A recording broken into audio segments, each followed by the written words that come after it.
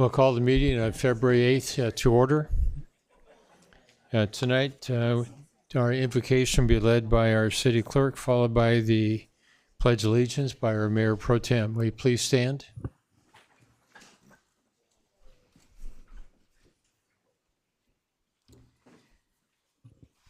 Let us pray. Heavenly Father, we ask for your wisdom and guidance over tonight's proceedings, and we ask that you bestow your blessings and grace on our elected and appointed officials, our city staff, and all members of our Cerritos community. Amen. Put your right hand over your heart. Ready? Begin. I pledge allegiance to the flag Of the United States of America, and to the republic for which it stands, one nation, under God, indivisible, with liberty and justice for all.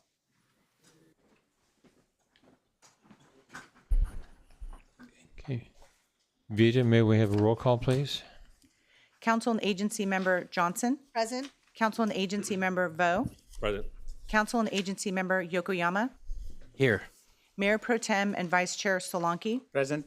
Mayor and Chair Barrows. Present.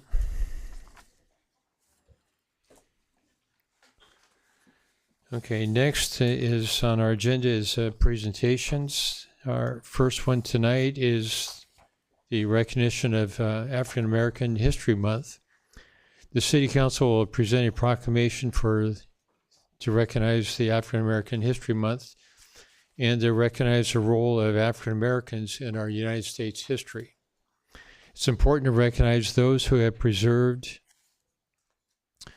their achievements, I should say, their accomplishments, and to recognize those is very easy to recognize the names that we normally see in here every year at this time, but I'd like to point out that there's, out of a long list of Black Americans or African Americans, individuals like Garrett Morgan, who invented the traffic signal in 1922, or Richard Spikes, who invented the automatic gear shift in 1932. And of course, as you know, most cars are automatics versus stick shifts. And it's a name that I was unaware of it until earlier this week. Dr. Daniel Hale, who performed the world's first successful heart surgery, are just three of the individuals who made our world a better place. But and the list, like I said, is very, very young. And since 1976, every American president has designated February as African American History Month, endorsed a specific theme. And this year's for 1924, African Americans and the Arts explores the key influence African Americans have had in the fields of visual and performing arts, literature, fashion, folklore, language, film, music, architecture, culinary, and other forms of cultural expression.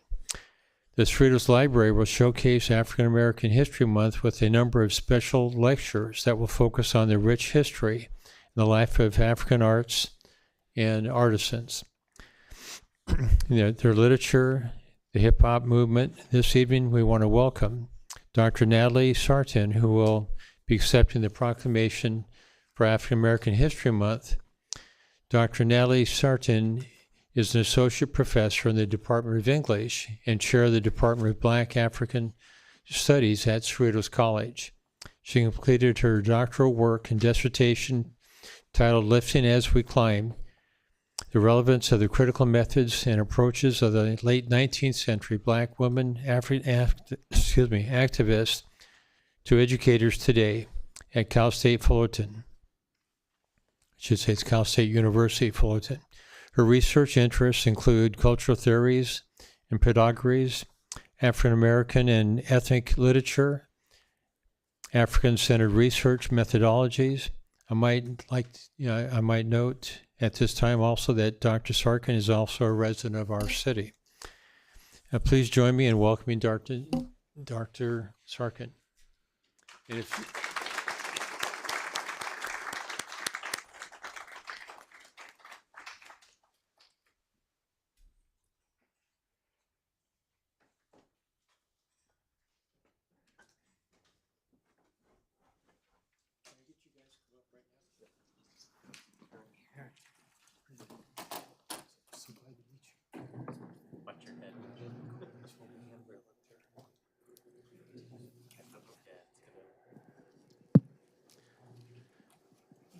Okay.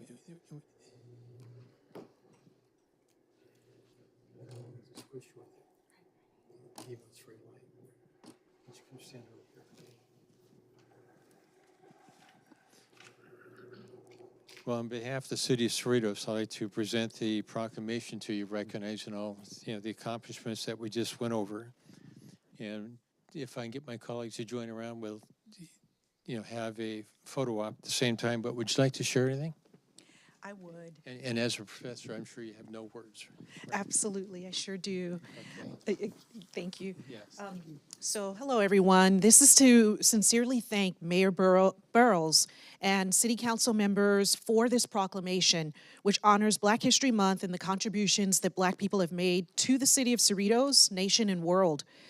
Dr. Carter G. Woodson and the Association for the Study of African American Life and History established Black History Month in 1926 to highlight the rich history and achievements of Black people.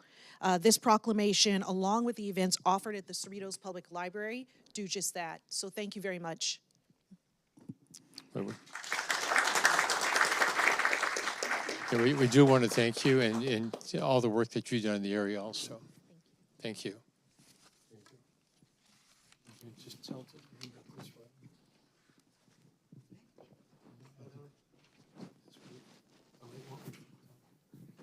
Three photos, ready? 1, 2, 3. 1, 2, 3. One more. 1, 2, 3.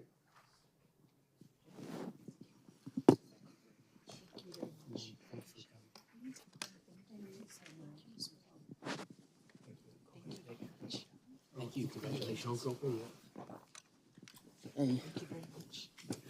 My name is Joe. I have a presentation to make to you. This is from the Assembly. What? This is from the Assembly. Hello, everybody. My name is Joe Peck. I'm a senior field rep for Assemblyman Sharon Cox Silva. If I were to read 44 whereas that was introduced by Assembly members Holden on ACR, Assembly Concurrent Resolution 136, it'll take about a couple hours. But I just put about 3 of them, and I think it's already mentioned by Honorable Mayor already. So I'm going to just take one picture so that my boss know that I was here.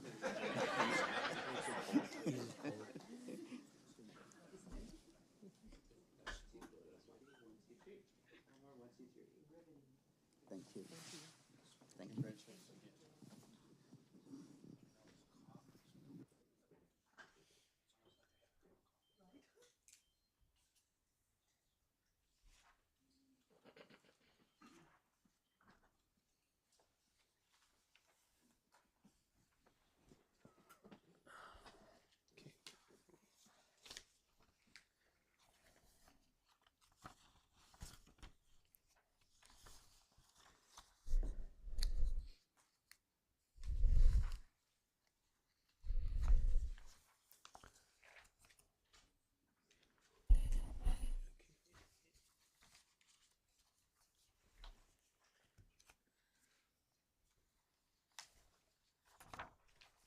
B. 5B. Thank you.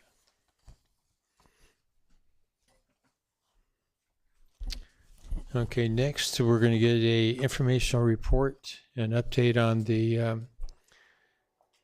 LA County Metropolitan Transportation Authority, the southbound, I should say the new update on the Metro Rail project. And with us tonight, we have board member and council member Fernando Dutra.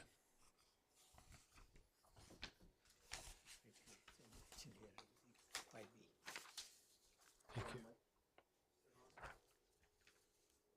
I think the rest probably turned it off on purpose. Okay, yeah, okay. No, we don't have control up here anymore. Wow, well, you guys are making me follow that great presentation, and that's tough to do. Tough to bring transportation and make it as nice as that was, but I'll try. Thank you very much, honorable council members and mayor. It's a pleasure to be here with you this evening, and I'll tell you, as a city council member myself, I was looking around the room and looking at your staff, and I mean this, you guys are lucky. You've got an incredible staff here, and I think that the future is bright for the city of Cerritos. And it goes to a testament to what you're doing, obviously. And attracting the right people and doing the hard work. And you look around here, you look at this facility, this building, you guys have done a great job. So you should be commended for that. I'm envious. But of course, tax dollars do a lot for that. I know they do. But nonetheless, Just as long as you keep shopping here, we're doing good. you know what, Bruce? My wife shops here a lot, just so you know. That's why I bring it up, so thank you. Yeah, she does. So does my son, as you know. And but thank you very much, and I'm happy to be here and do a kind of an update for you on the South Street off ramp. As we all know, and certainly you know more than I do, the South Street off ramp backs up all the way to the 91 freeway. If you've ever been on the South Street off ramp, getting off, going southerly, I should say, depending on the time of day, depending on the time of the year, if you will, it is a mess. And so to that, the hard work that you've done, making sure that Metro pulled this project off the shelf, because we know it's been on the shelf for a while, right? The hard work that you guys have done to compel, if you will, Metro to bring this project off the shelf and to bring it to life is happening now. And I can tell you that. We're going to go through a quick presentation. I'm lucky that I brought the real smart people here today. We have Olga, who's going to be presenting or helping me with the community outreach, because these projects are never successful unless we're able to get out to the community and let them know what we're doing, right? It's our job to do that. And of course, I've got my great technical team here as well. And they're the ones who will tell you about the inches and the feet and how much is going to be taken up. Although I like talking about that, I don't think they'll let me do that. But nonetheless, we're going to go ahead and start the presentation. And I think we can go to slide 1. We're there now. Let's go to slide 2 then. Slide 2.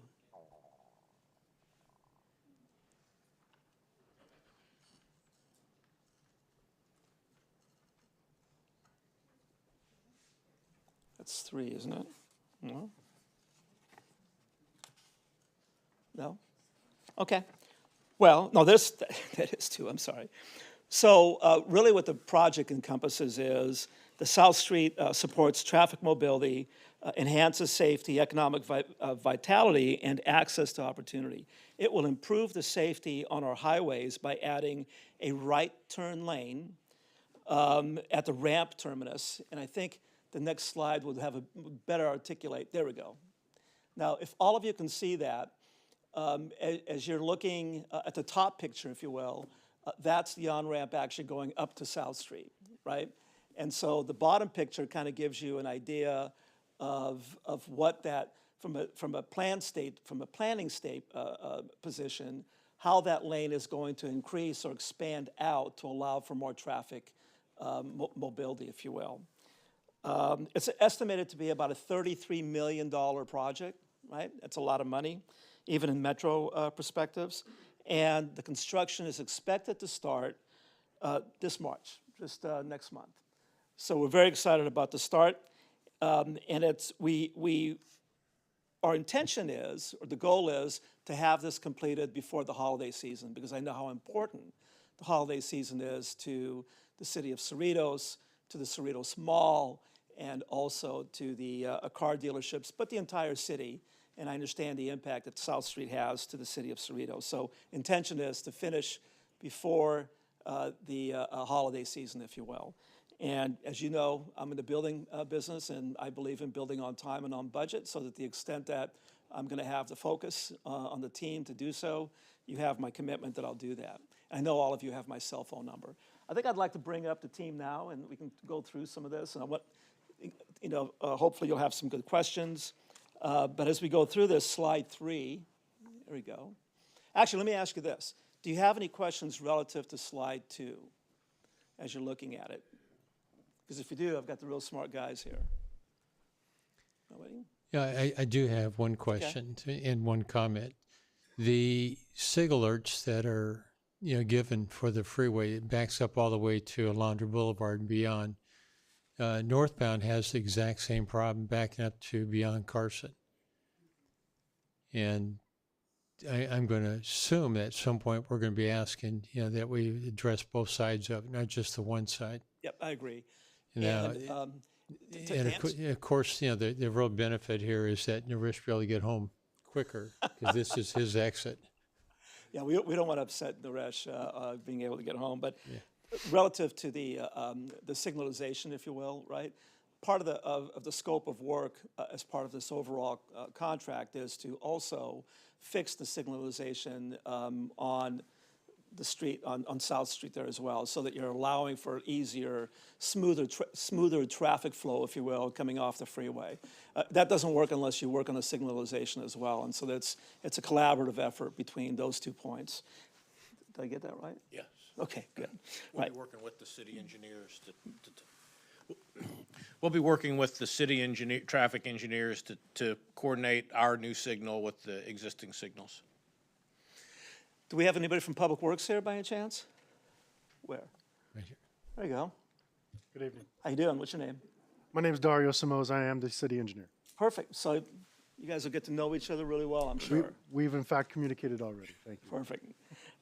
Communication is going to be key to this, right? All right, slide 3. Let me just stay up here just in case. Is that slide 3? Oh, here we go, slide 3. Slide 3 shows another iteration, if you will. And so slide 3 is let me just go ahead and read from my talking points here. The current off-ramp terminus has 1 dedicated right lane and 2 dedicated left turn lanes.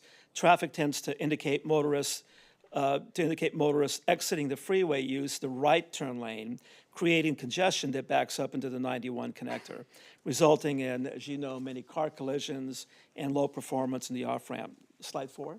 So this one is 4. Oh, this is 4, that's right. So slide 5. There we go. With the reconfiguration of the off-ramp, as you see there, the project also provides standard deceleration distances for motorists. And so maybe you want to explain a little bit about deceleration and what the process is here. Sure. This project will be straightening out the alignment of the off-ramp so that we can meet the standard deceleration lengths. The existing ramp, due to the curvature of it, is not up to current standards. So this will straighten it out and allow for standard stopping distance, basically. Perfect. And what I like about this project is all of the ancillary, projects that come with it. So as an example, we're going to have new ADA compliant curb ramp and ramp intersection, of course, at South Street. We're going to have high visibility crosswalks. Will be striped on the pavement with safety light for nighttime pedestrian movement across the ramp. Let's go to slide 6, if you don't mind. There we go. I thought that light with the yellow picture frame around it was really cool. I mean, the older I get, the more I appreciate color differentials and, and backdrops. And that picture frame there, I haven't seen any of those in my city, so now I'm envious that they get one and I don't get one, but we'll work on us getting one. Let's see, the signal timing will also be optimized to improve traffic circulation for both the off-ramp and South Street. And new signals will have yellow borders, like I said, around the backplates to improve visibility and enhance safety. That will be much easier for all of us to see. Slide 7. Great. Now we're going to go into the public outreach portion of this. If you have any questions relative to the engineering, we can certainly ask them as we're going. Olga, why don't you come on up and help us with the outreach? So we plan to do a robust outreach and engagement program while we're going through this process. Next slide, 8. I think, there we go. Presentations and briefings to the city and elected official offices will take place the first of the month, which is happening now, followed by an initial public notice to residents and businesses on the starting date. In the weeks to follow, and once the contractor comes on board, a community meeting and greet, a community meet and greet, if you will take place likely in March. I think it's important to have that collaboration. Quarterly community meetings will also take place. Hopefully we'll only have 2 quarters because we're going to build this very quickly. These efforts will continue through the life of the project until its completion. Olga, you want to add some color to the community outreach meetings we're going to have? Yes, thank you, Director Dutra. Good evening. My name is Olga Arroyo. I'm the Director of Community Relations and Mitigations Program for Metro. And I'm excited to start this project. I've done another highway project before, and this brings me back home. And so as part of that highway project, we learned that communication, as Director Dutra mentioned already, is key with stakeholders who not only commute using the highway system, but also local residents who use it to get to their destinations. And so, as mentioned, we are going to be doing community meetings. That is one of the forms of communication we'll be employing. We will also be using direct mail communication, pamphlets delivered to the neighboring stakeholders. And we will also be sharing information on social media. And so we learned that social media is the way people get their news now. And so we will be utilizing those formats as well. In addition to that, we have a project website that is dedicated to this project. We will update that regularly to ensure that any notices of work are included and accessible to the public. We also have a project email. They can email us anytime if there are questions or concerns. Equally, a phone number where we will be able to respond as soon as possible with any inquiries that come into that hotline. So we're making ourselves accessible and available to address any inquiries and concerns that may come up during the period of construction. And we have multiple methods of communicating. Director Dutra is pointing out to the samples of the collateral material that we will be using to communicate with the public. So we'll have project fact sheets describing what the benefits of these improvements are. The image on the right is a sample of the contact cards, which are actually in my car, and I will bring up before I leave. And so we want to make ourselves accessible to the public, and we'll be distributing those sets of communication. These are, the image on the left is an example of the notice of work that we publish. These will be available in English and Spanish when printed. On our website, you will be able to select the Google option to select multiple languages and have that information translated. And then the image on the right shows the area of distribution where we intend to do direct mail and canvassing of these notices.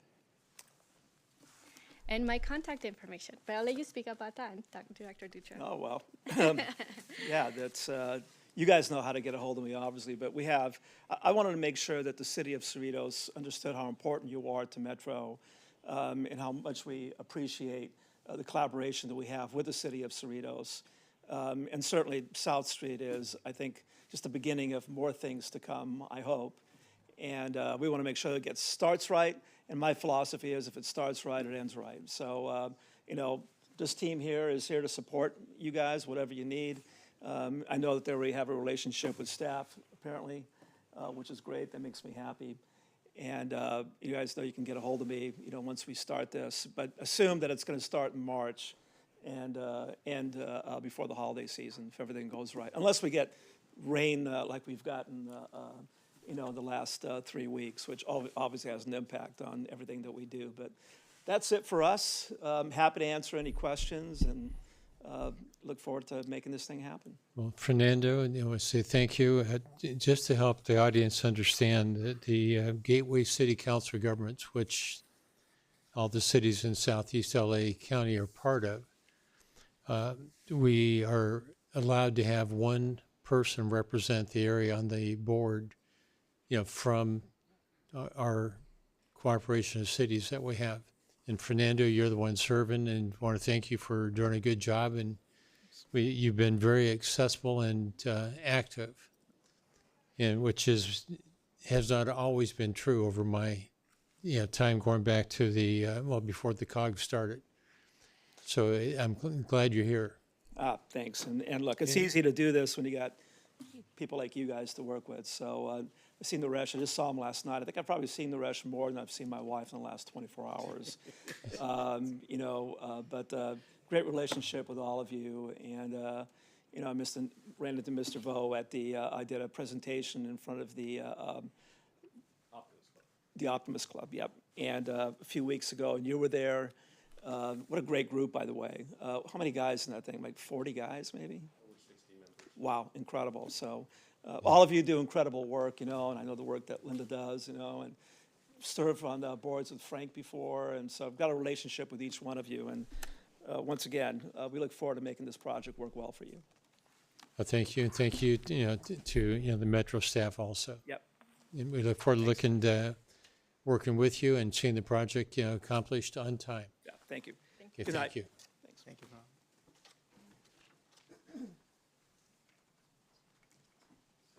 Okay, next on our agenda is public comments. I've been asked to read a report based on, I guess, some comments that have come in before the meeting.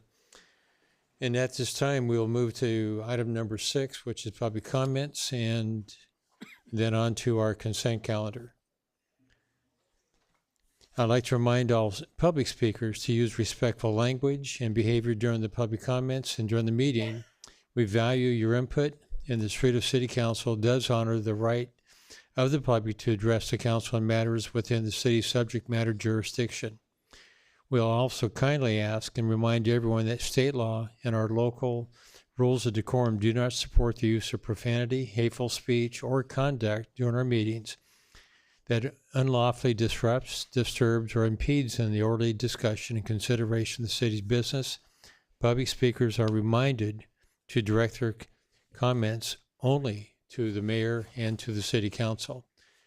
And the city clerk will provide additional information concerning written comments received, for this meeting. Madam City Clerk? Thank you, Honorable Mayor and members of the City Council. Written comments submitted by the deadline listed on the agenda are considered public record. Prior to the meeting, the council and agency members received full text, unredacted copies of all written comments submitted for items listed on the agenda, including general public comments. Public requests for copies of the written comments submitted for this meeting can be made during regular business hours to the Office of the City Clerk Treasurer. And at this time, I will read the name and summary comments of written comments received for item number 6. Andres Martinez Pais commented on behalf of the State of California Mortgage Relief Program. Gail and Marty Grossman requested that the city refrain from participating in global politics.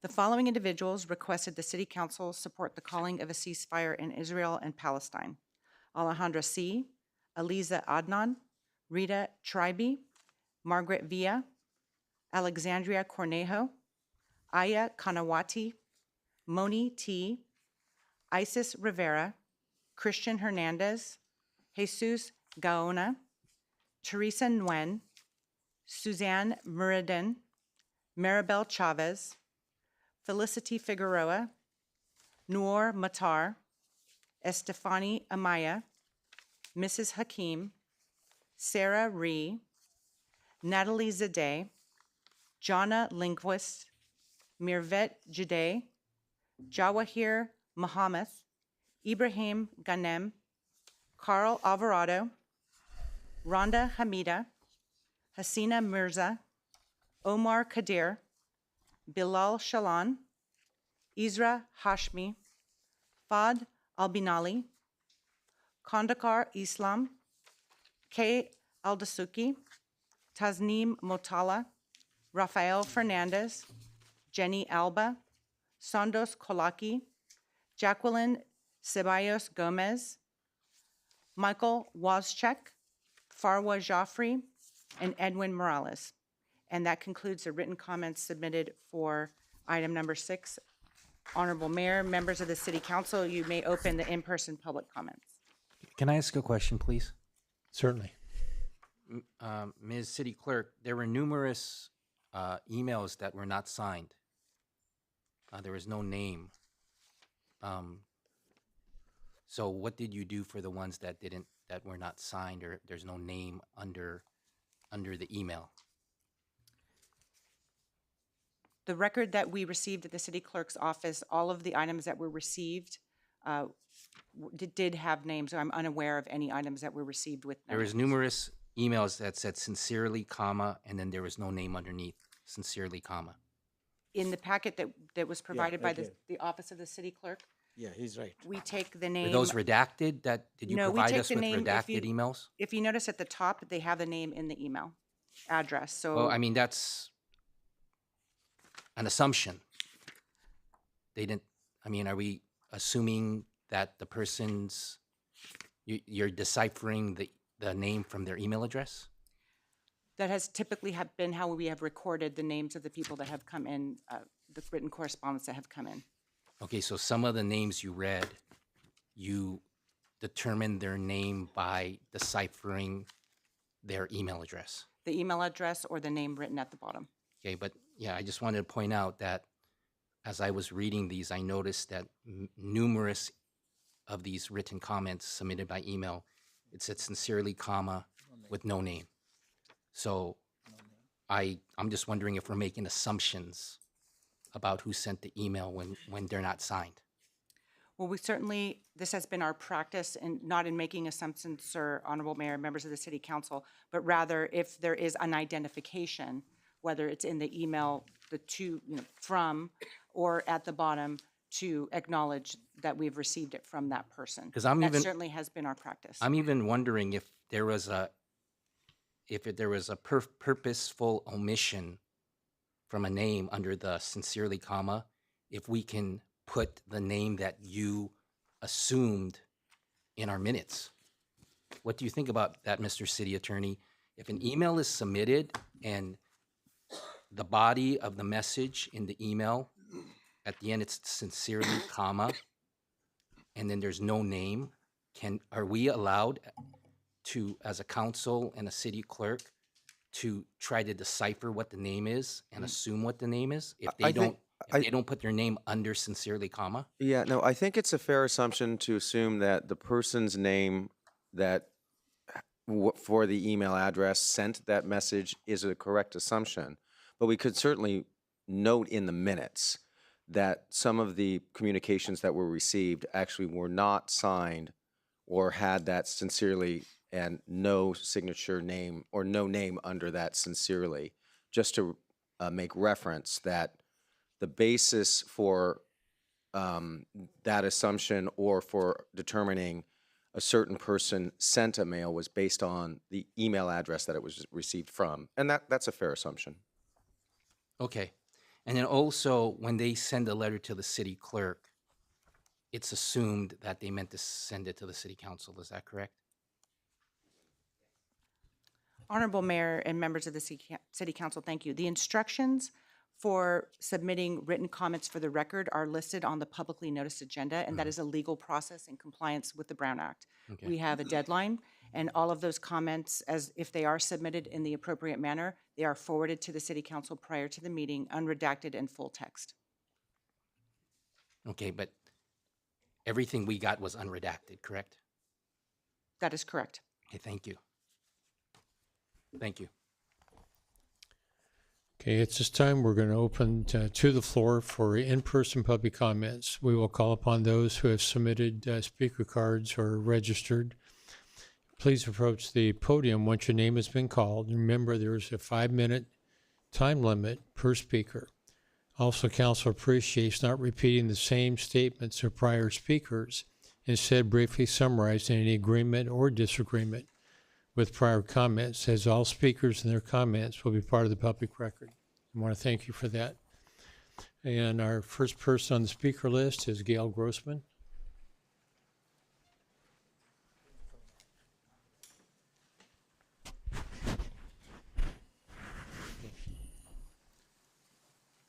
And I should also point out that public comments are restricted to items not on the agenda tonight.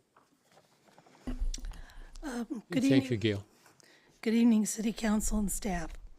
It's been a while since I've been to a council meeting, and I would like to congratulate you and staff for redoing the council chambers. It looks fantastic. We spent a lot of taxpayers' money to make your chambers accessible for those with hearing problems and some visual problems. But did you do anything to make getting into City Hall or council chambers accessible for those of us who are challenged physically, having to use some sort of device to allow us to go out or do some of the things that others do? Our City Hall and council chambers are not accessible.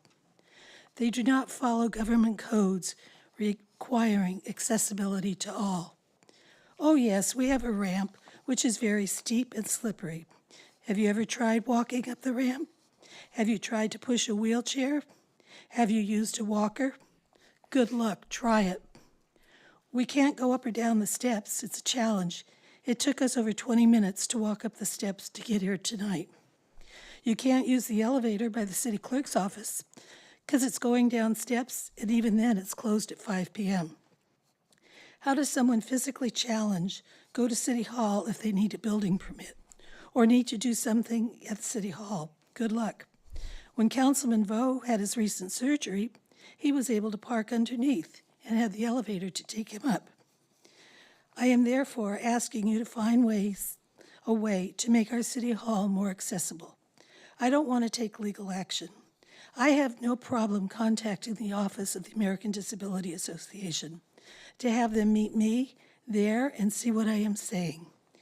There are a few ways that I can think of, that if you care to ask, such as a lift, such as a ramp coming up from the steps that it's a lower, and a bridge from the elevator at the library, or an elevator. The ADA, a law that protects people with disabilities from discrimination. Also want to mention that there are not enough handicap parking spaces as our community ages, and now especially with the underground parking closed. Thank you, and I hope you remember that there are many disabilities that are not always visible. Again, a great job on the council chambers.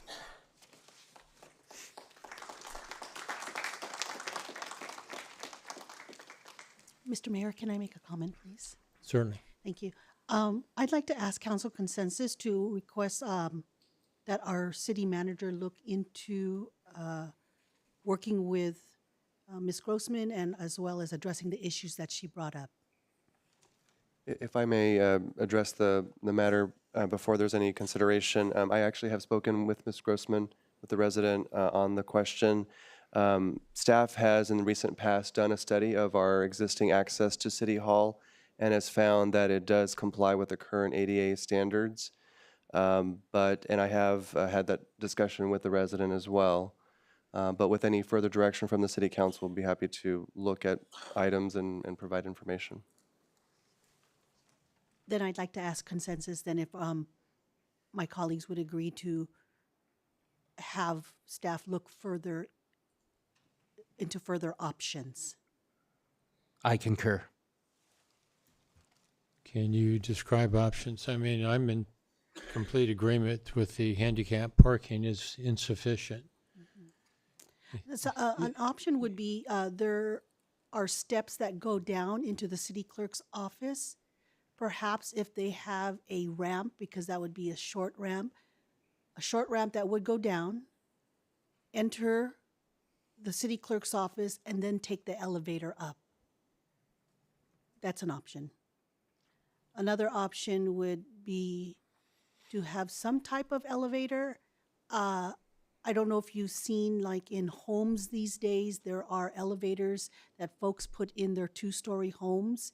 It's not a big construction project. It's almost like some lift.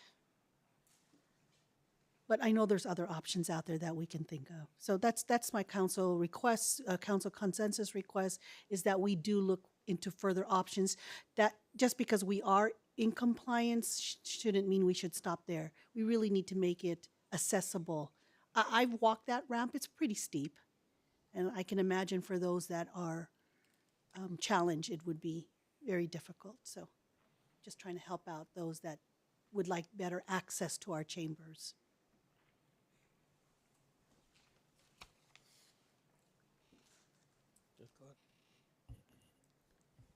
Thank you. I'd spoken to the city manager about this because we've gotten emails from the resident as well. And you gave me the same response that you did tonight, that we are in compliance.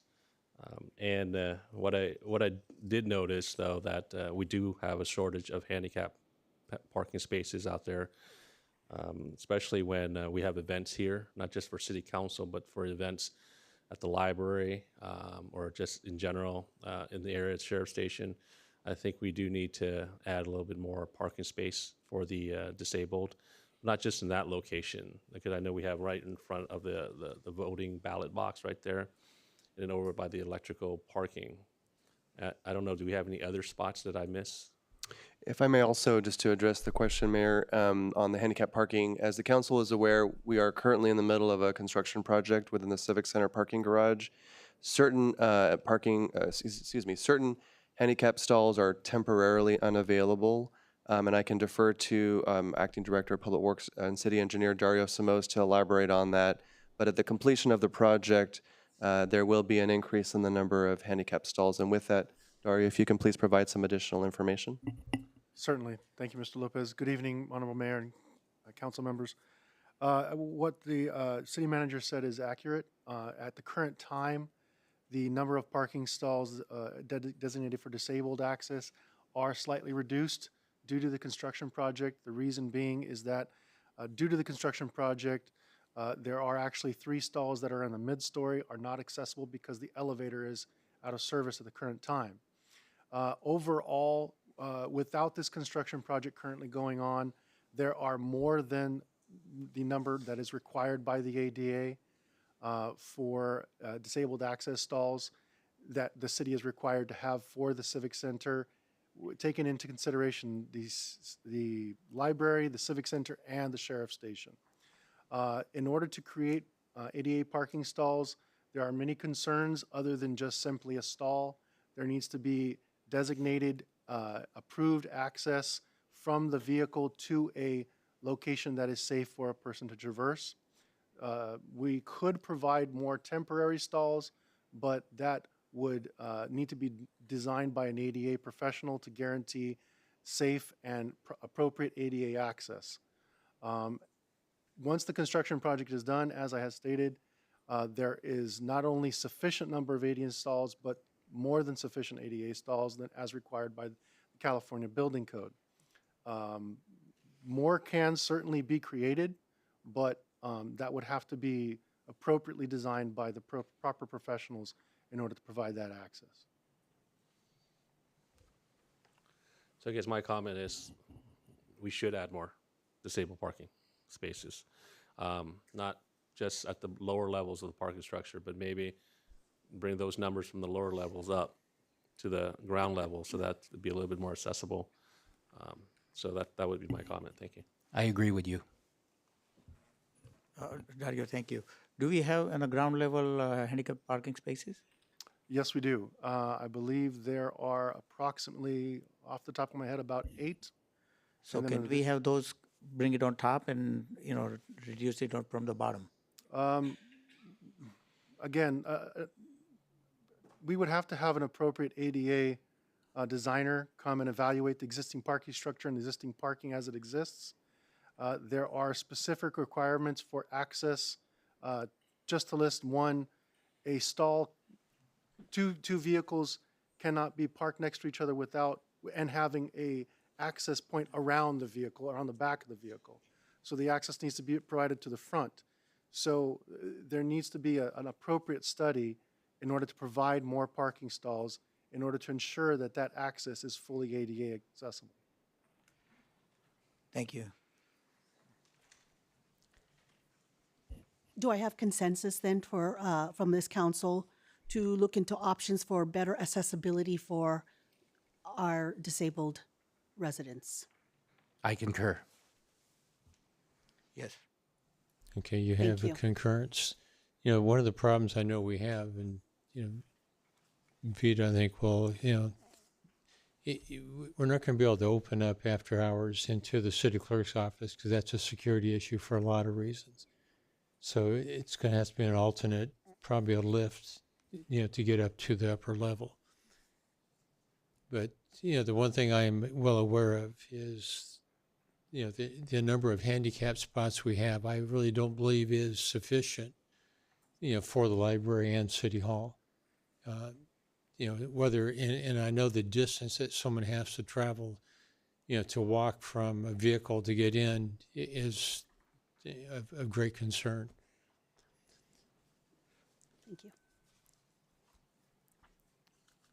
And Gail, just a little explanation. Chung did not park in the underground parking when he had his operation. He did park out in the parking structure. It was easier for him to get up that way than to go the long distance and the ramp that we have to go up from the lower level to get up to, our level. But your comments, I've read all yours that you sent in, and I agree with them.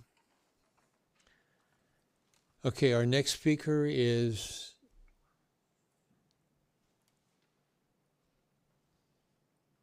Ms. Shea. Is it Ms. Shea?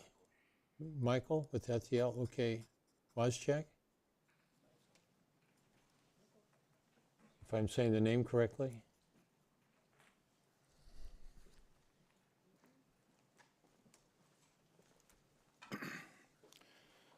Hello, Counselor.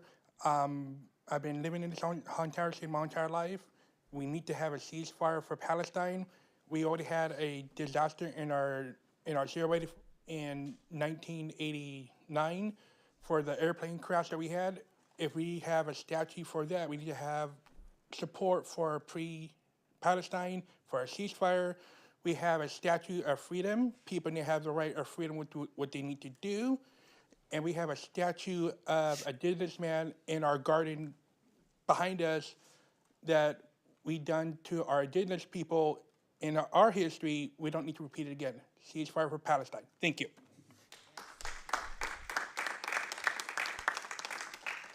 Okay, our next speaker is Colleen Aldridge.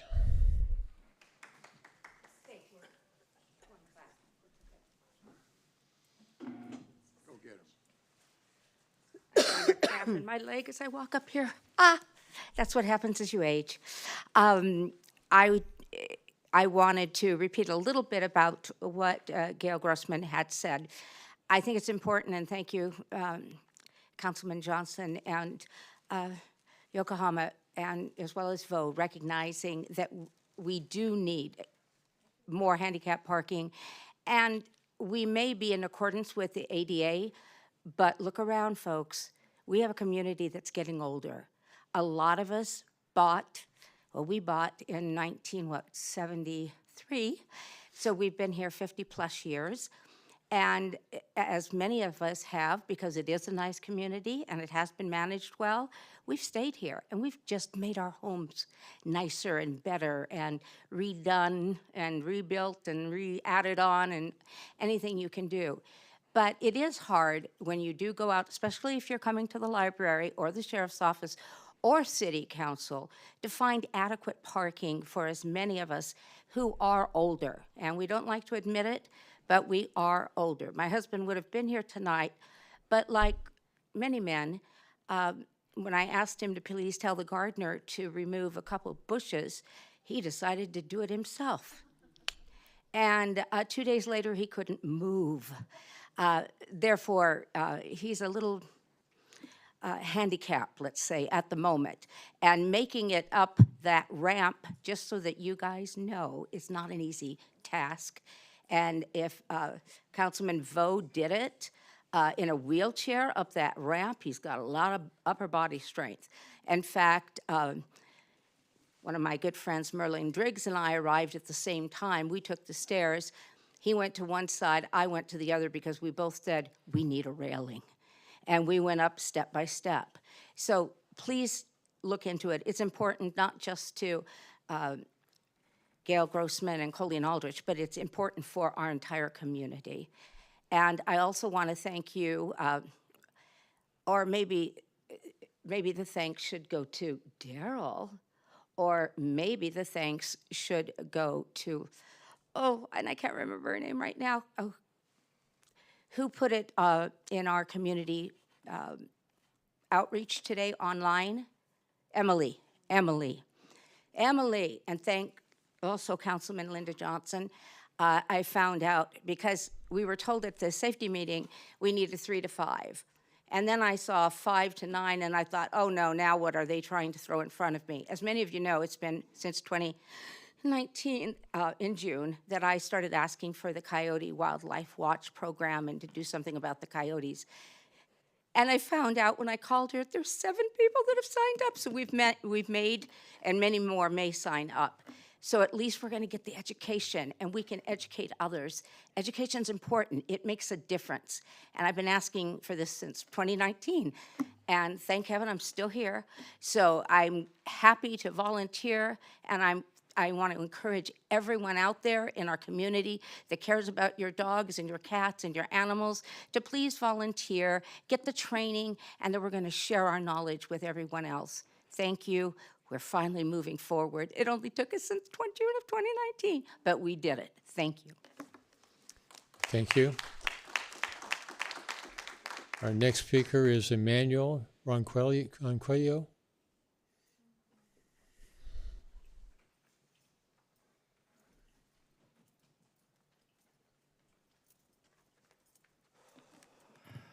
Good evening, council members. My name is Emmanuel Ronquillo. I've lived in Cerritos since 2009. This is going to be my 15th year living here. I went to Juarez, I went to Nemis, and then I went to Whitney, our pride and joy. And I come here with some comments as a resident and a request. But before I make that request, I'd like to share some words.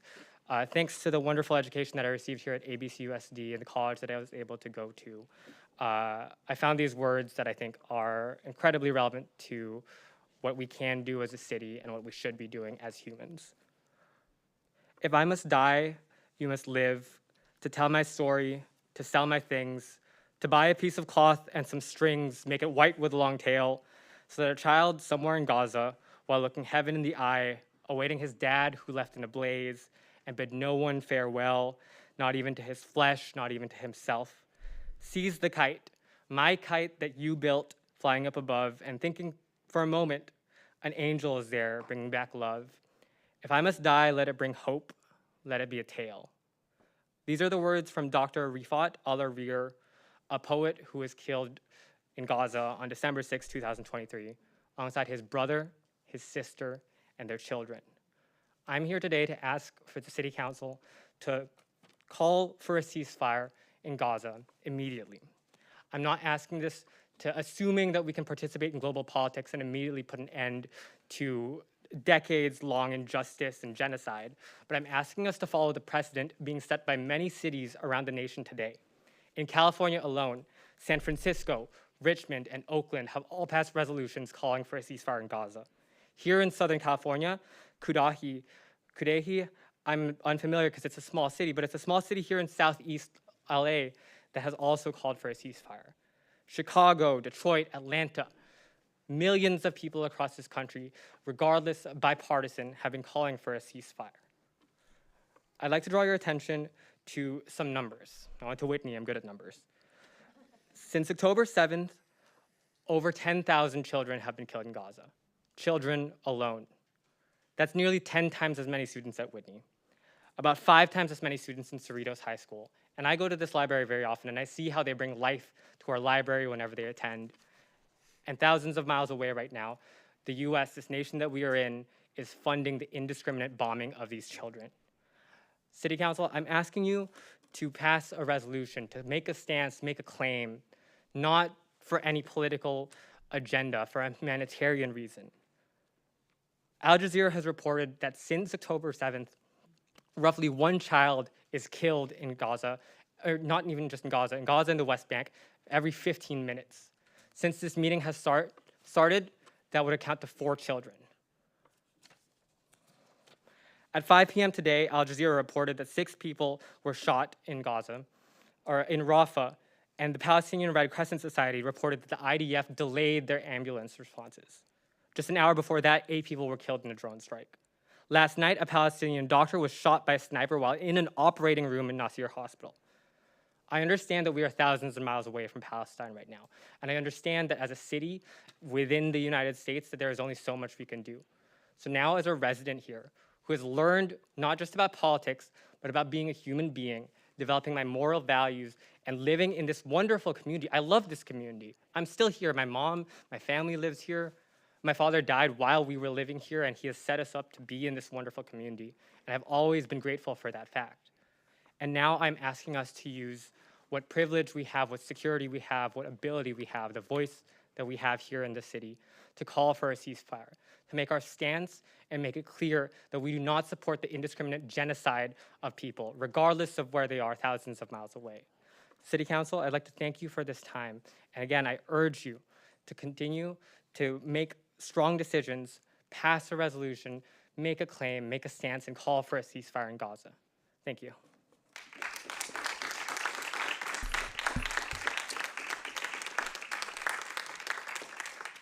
Our next speaker is Christy Montaver.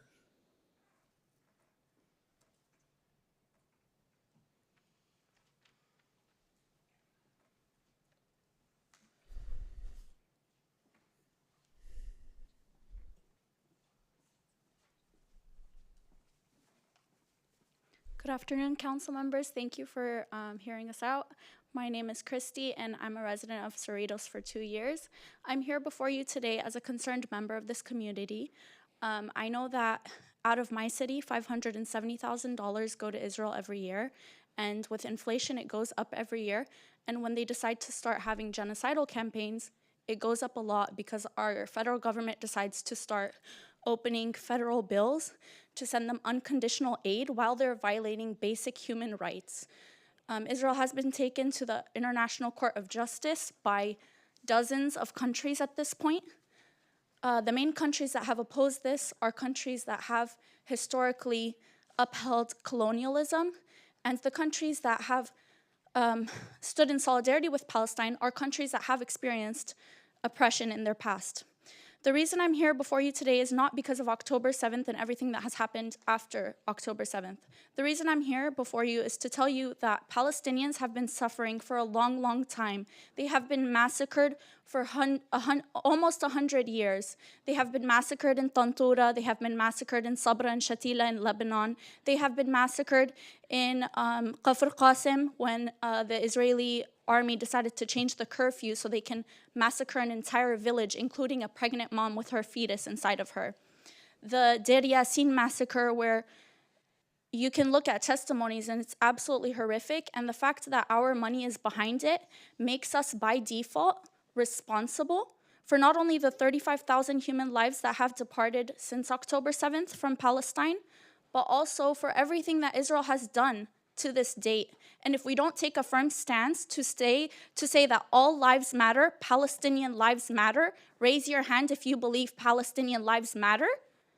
If we can't say that, then we should not deserve to dictate how other people live, what democracy is. If we can't say that Palestinian lives matter, we can't speak on democracy. Thank you.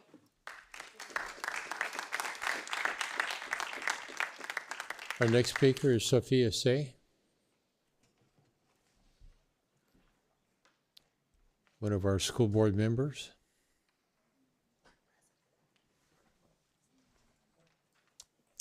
I just been corrected, board president. Oh, thank you. Well, good evening, Mr. Mayor and honorable council members, staff, officer, and our committee members who also watching our tonight's meeting. My name is Sophia Tse, president of ABC Unified School District Board of Education, and I'm here tonight to give you a brief update on declining enrollment in our district. Over the past 5 years, ABC has lost about 4,000 students, and we are projected to lose about 3,000 more by year 2029.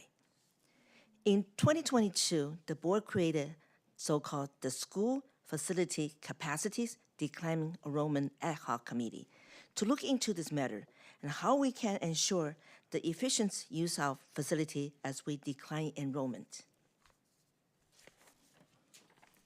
This committee began meeting last May with the goal of providing a report to the board this spring, giving us recommendation on how to deal with the impact of declining enrollment. Late last year, the committee named 6 schools for possible consolidation. The schools are Aloha Elementary, Ferguson Elementary, Hawaiian Elementary, Warris Elementary, Kennedy Elementary, and Willow Elementary. This committee cannot consolidate or close a school. Only the Board of Education can do so. Although we don't know what the committee will recommend, and we do know that they are looking at current data and future trends.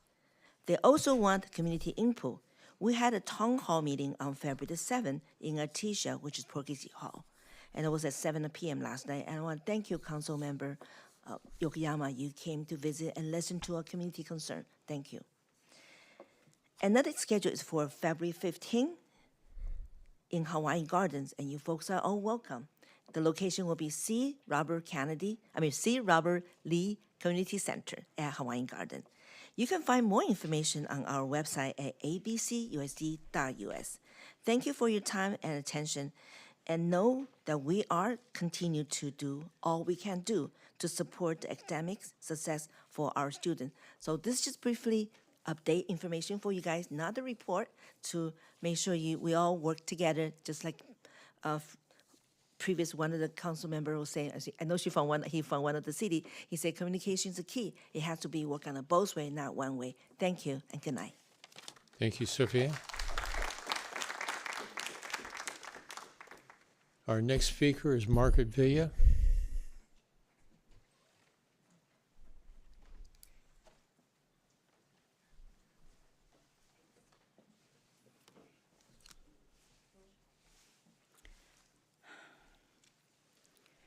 Good evening once again, City Council, Mayor. Again, my name is Margaret Villa. I am a 21-year resident of Cerritos and a 25-year food justice advocate, and I'm back again tonight. I'm the one that comes here about the invasive trees lifting our sidewalks. I'm the one that comes here expressing concern about our unpainted crosswalks at our schools. I'm the one that came here to speak on victims' rights. I'm the one who comes here about the wasteful spending to remove plumeria trees from a homeowner's property that only added beauty and value.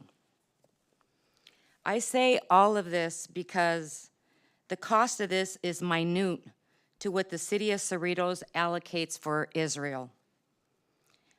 How many of our residents tonight, watching or listening, know that Cerritos allocates over $550,000 of our hard-earned tax dollars to fund Israel? I don't know, but I do know this. This could be better well spent on our residents. For example, we could take care of our seniors, perhaps their prescriptions or transportation to and from appointments. We can alleviate student loan debt. We could provide solar to hundreds of homes. We could use the unoccupied land to house the unhoused with tiny homes that these people are only seeking shelter for. We could take better care of our veterans. If I were up there, I'd do better. I would tell my representatives that our so-called elected leaders, no more, no more. The people have spoken. We, as Cerritos, could be a model for other cities. Margaret, do you mind if I interrupt you? We'll stop at the clock, so we're not going to cut your time off at all.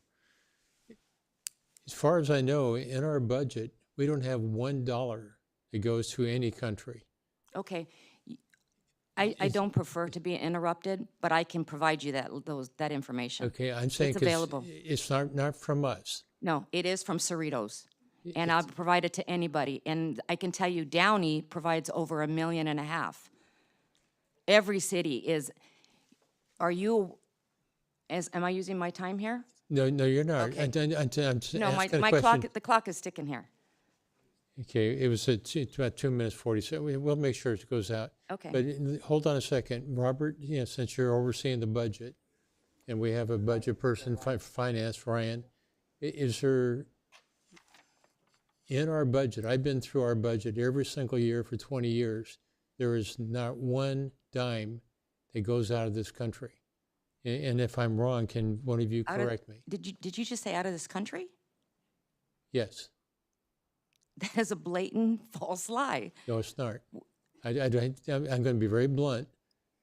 There is nothing in there that goes Do you from know- this council that there's no vote that we've done. Do you know to do about the that. pledge? Do you know about the the 10-year pledge The what? that has been put forward by President Obama and Trump? Do you not know that? You're talking about something's going on the national scale. Well, where do you think it comes from, where it comes from? There's no money that we budget for that. Okay, we can go tick for tack if you like, but I can also provide that to anybody that wants it, and then they can form their own opinion. You can call me a liar if you like. No, I'm not calling you a liar. I'm just saying you go ahead and post what you want anywhere you want. I'm just saying, in our budget, the money that we control, nothing goes outside out of this country. Everything's identified. It's all there online. You can look at it, right down to the dollar. Okay. But I said the second time it's come up tonight that there's over 500,000. I'm just pointing out to you, actually there's nothing. 570. There's no vote from this council that there's money being spent there. So you can go ahead and continue with about 2 minutes and 40 seconds. Did you hear? You can't talk. We have a speaker right here. No, you can't. I'm just letting you know. Thank you. Margaret, go ahead. I also read Middle East Eye. I read something very profound. This week, a U.S. federal judge in California concluded it is plausible that Israel's military campaign against Palestinians in the Gaza Strip amounts to genocide and implored President Joe Biden and his officials to consider the impacts of their unflagging support for Israel. The tide is turning. For too long, the U.S. unconditionally sent taxpayer-funded weapons, warplanes, and other military assistance to Israel. Americans have had enough, and so has the rest of the world. Palestinian families in Gaza cannot afford for the U.S.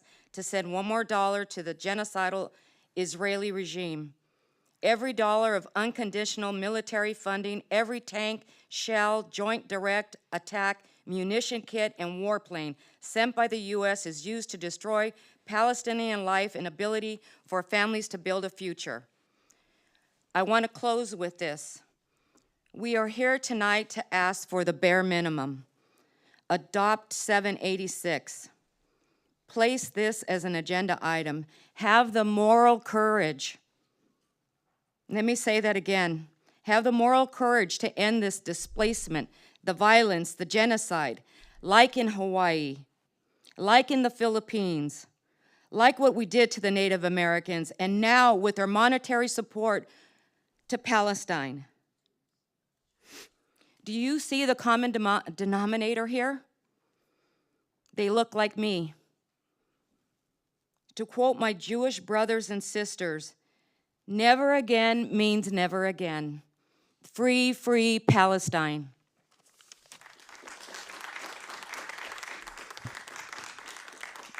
Mayor, may I ask a question? I'm sorry, before the. Certainly. Robert and Ryan, can you please explain if we have any money going out of this city to other countries?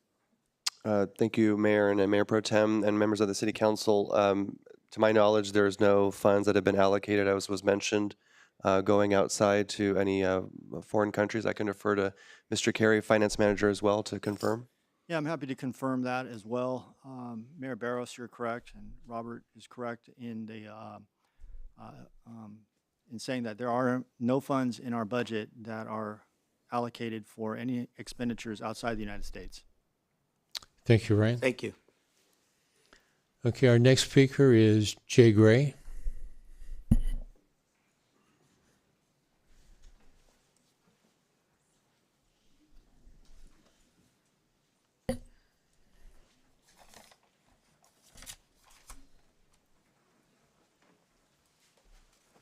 Good evening, Council. Jay Gray. First, I'd like to say, with what's being said earlier, right now, I do support Israel. I do support their right to defend themselves. That whatever they need to do it, and get it done. They're taking too long. They have hostages that are still being held, and if this was the U.S., did that happen after 9/11, we'd expect them to go in, blazing with bombs, whatever it took. So I support Israel, and I do applaud them to some extent to come up here and speak, because in America, you have that free speech. You look up at Amnesty .org, you'll see that in Palestine, they don't have that right to speak up. You know, they'll be tortured, killed, and so on. Okay, if you're going to continue trying to interrupt the speaker, we're going to ask you to leave the room. This is my only warning to you. Go ahead, Jay. Thank you. So what I'd like to talk about is the renaming of the park. I was looking at the agenda item, 9A, and I want to read a little bit about that. Jay, Yeah. you cannot speak on agenda items here. You can I speak. can't or no one can? No, you cannot. No one can. Oh. You can speak on 9A when it comes up. Okay, that's a rule? Yes, it is. Okay, I appreciate that. Thank you for clarifying, because we do have policies and we do have rules that we should follow. And I think you know where I'm going with this. No, go right ahead. So, policy is set by council, and council has a policy on renaming, and I'm not talking specifically about Okay, item 9A. Jay, if you're going to talk about 9A, please wait No, until 9A I'm just talking comes. about policy in general. No, you brought up very specifically 9A. Okay, just. So okay. hold it for 9A, Okay, please. so thank you again for clarifying. So policy in general, whatever policy happens to be, the city has rules that they should follow. And I just want to make it clear that you're expecting me to follow the rules, you're expecting everybody else here to follow the rules, so there's rules for us, but there's no rules for you. And that's the point I want to make. You know, 9A should be taken off, and I don't want to speak about 9A specifically, but 9A should be taken off of the agenda because 9A is illegitimately placed on there. And if you look at policy, policy says that it's basically supposed to be brought before council, and there's supposed to be some sort of statement that's Jay, given. No, I'm asking you to take it off. I'm not getting into the details. No, But again, thank you for clarifying there are rules, because I'd like to see how you vote. Thank you. Please move on to another topic. So thank then. you. And the reason I get to this, because part of this reason is because you have no respect for the rules. You've tossed out the Constitution we used to have the Constitution sit up here. You've tossed that out. Your city manager refers to it as wall decor. Your city clerk, on my comments last week about the Constitution, refused and omitted them from the minutes. You call her the treasurer, but yet she was never elected by the council as treasurer or appointed as council as treasurer. There's no record of it anywhere. It was never placed on an agenda or anything. So you don't follow the rules. And that's what my point here. Art in public places. You know, there's art that's not in public places to be viewed as the art in public places rules say. And then you come up with this cockamamie thing with Councilman Vo and the city attorney saying, well, you know, it's the spirit of the law. So again, I just want to, you guys need to start following the rules instead of having rules for us and no rules for you. Thank you. Okay, the last speaker I have listed is Mel Cortez.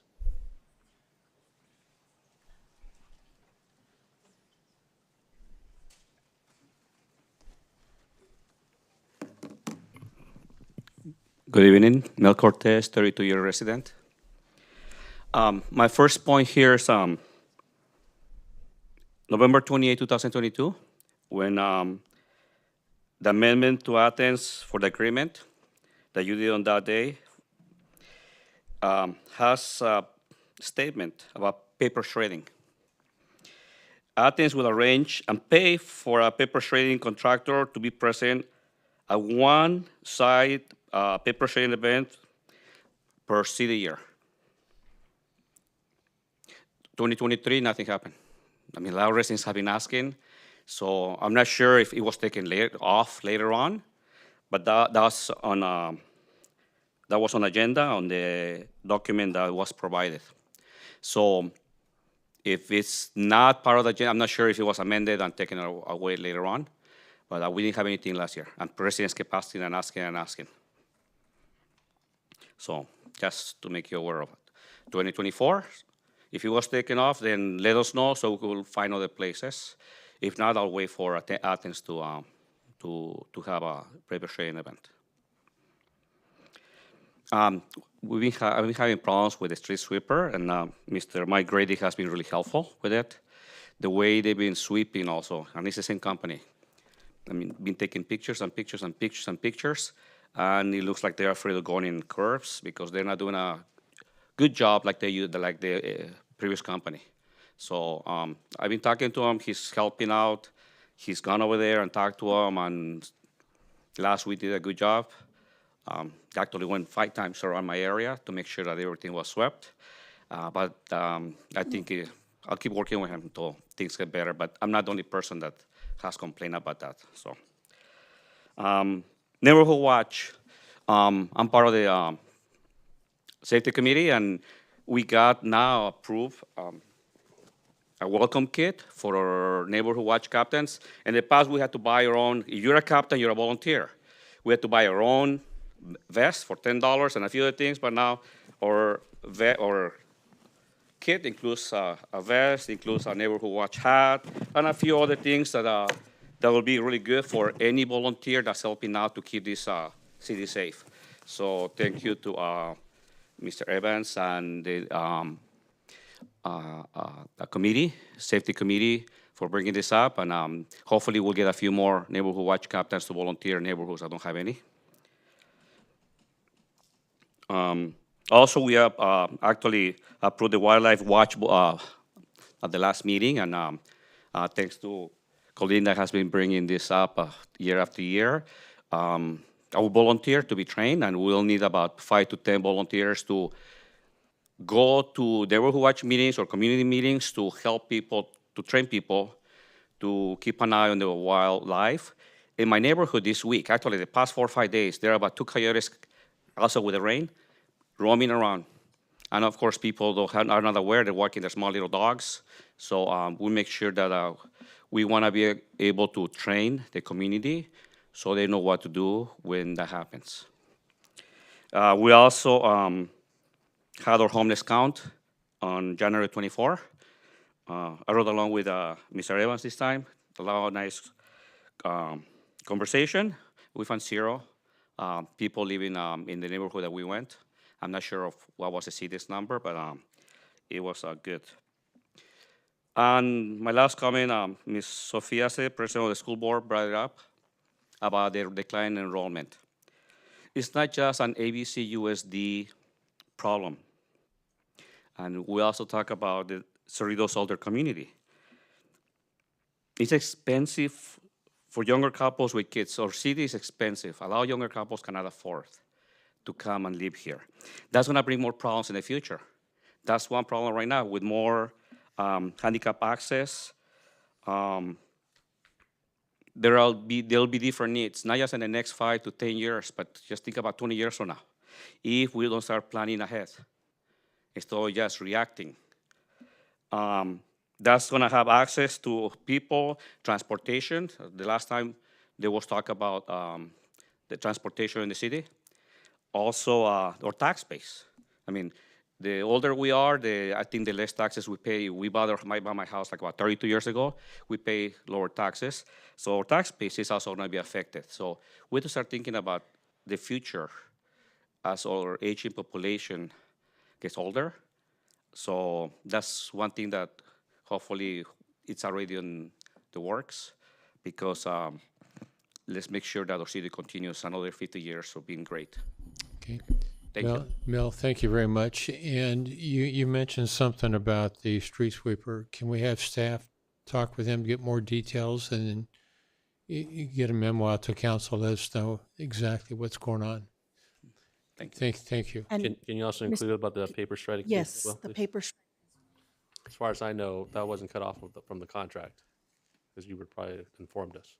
If I may, Mayor, I can address the question about the shredding event. It is correct that our agreement with the current solid waste provider, hauler, does call for one shredding event per year. Due to a scheduling issue, what would have been an autumn shredding event has been postponed to a makeup session that will occur, I believe, in March, and we will provide information to the council and to the community. And as currently planned, there will be a shredding event that'll take place in March, and then another one, the usual time, in the fall.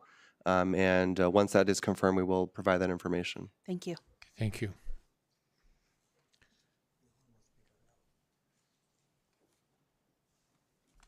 Okay, and we have another speaker, Al. And for the record, it's Al Barlevy.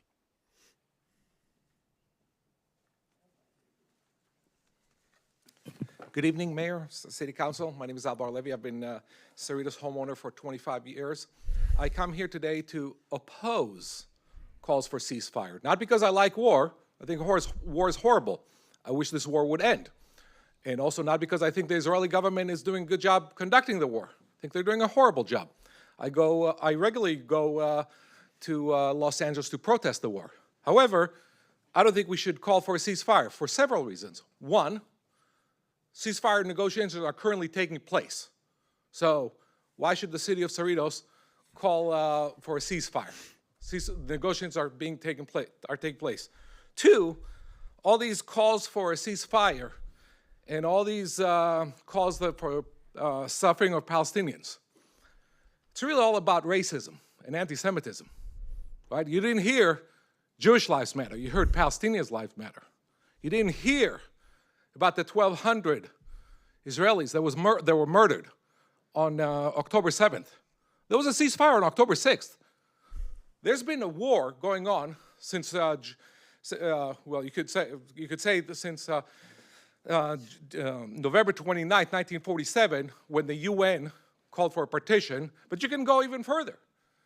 1920, when Palestinians were murdering Jews, because Palestinians hate the Jews. They want to murder the Jews. Amin al-Husseini he was a Palestinian leader. He was the Mufti of Jerusalem. He met in 1941 with Hitler to see how they can combine forces to solve this Jewish problem. Okay, I mean, it's all on record. There are photos of Amin al-Husseini talking to Adolf Hitler. Okay, so exact same anti-Semitism from 1940, 1941, you saw today. Hamas, they're not apologizing for what they did on October 7th. They're promising to do more and better. So, yes, the Palestinians are suffering, but not because of Israel. It's because they don't want to, because they hate the Jews. They want to murder the Jews, kidnap the Jews, rape the Jews, right?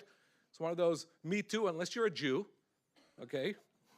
And they rejected the compromise from 1947 that the UN set to partition the land between Jewish and Arab. At the time, it wasn't called Palestinian, it was called Arab. And then again, in 2000, when Israeli Prime Minister Barak offered Yasser Arafat a Palestinian state, he said no. Keep chanting, from the river to the sea, Palestine will be free. Free of what? Free of Jews. Okay, so I urge you not to take up this matter, but if you do feel the need to take up this matter, I urge you to call for the release of the kidnapped hostages. Now, in all fairness, these posters, you have a 2-year-old, 80-year-old. And these are not even the extremes. The youngest was 9 months, now a year, because it's been 4 months. And the oldest one is like 85. This is 80. So now the 2-year-old, she was released. That's nice. But we still have 136 hostages being held. Israel has provided humanitarian aid in exchange for providing medicine to the sick and old hostages. Hamas was required to provide proof that the hostages received the medication. No proof, nothing. So I therefore call on you to not take up the matter at all, because it's being dealt at different levels. But if you do, make sure it's balanced. Make sure it's not about racism and anti-Semitism like we've seen here. Thank you. Thank you, Al. Is there anyone else that wishes to address the council at this point? Okay, let's start here on my left.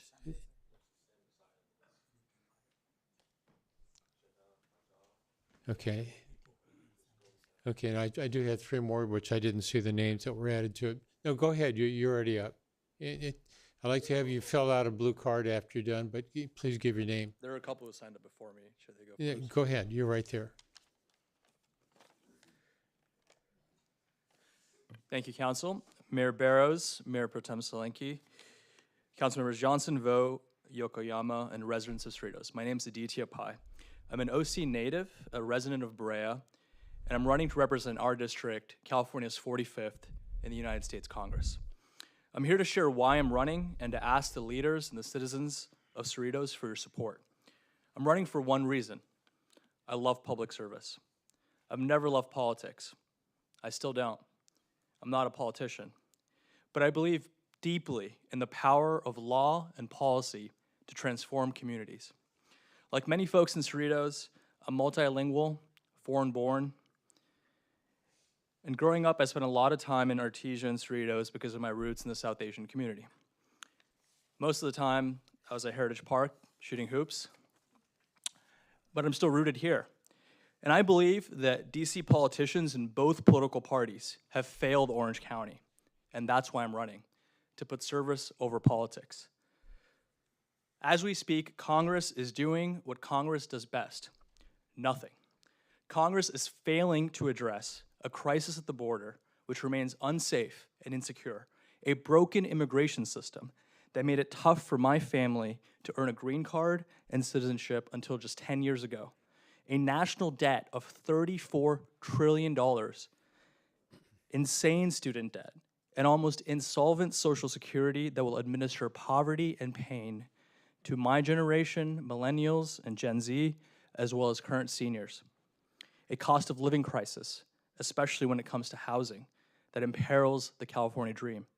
And worst of all, a scourge of corruption, insider stock trading, corporate money, and a Supreme Court that takes bribes and kickbacks from the very litigants who come before it. The root of the problem is clear. Too much politics, not enough public service. I'm an Orange County native.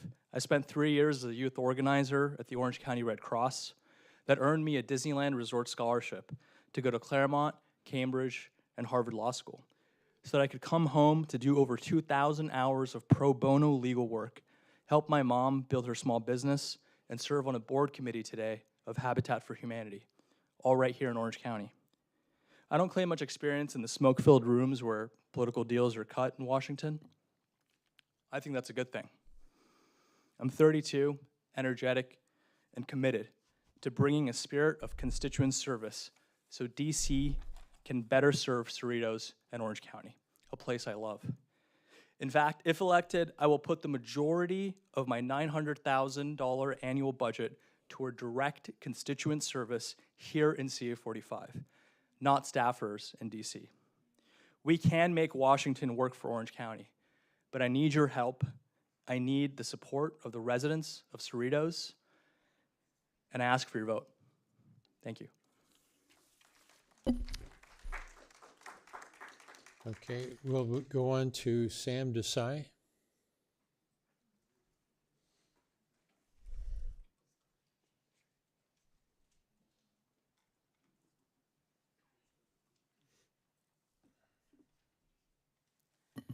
Thank you, Mayor, City Manager, staff. My name is Sam Desai. I have 4 minutes, 50 seconds of public speaking. I'll be back.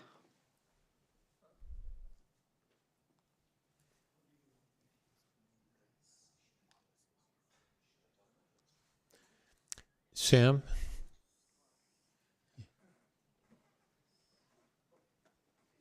Okay, I asked at the very start that you're here to address us and the I city have 5 council. minutes, Mayor. Let us public speak our way without No, pontification. you have 5 minutes Please, to speak Mayor, to us. we have 5 minutes. Let me deal and do public speaking. Yeah, like I said, So please do you're here not to- interfere. Don't interrupt I have me just either. 5 minutes, so you took my 50 seconds away. Can I get them back? No, All right, fair enough. you're the one that walked away. You keep on talking. I'm public speaking. Do you understand that? I'm speaking to your constituents. Someone next to you calls mom, parents. Give me my 50 seconds back.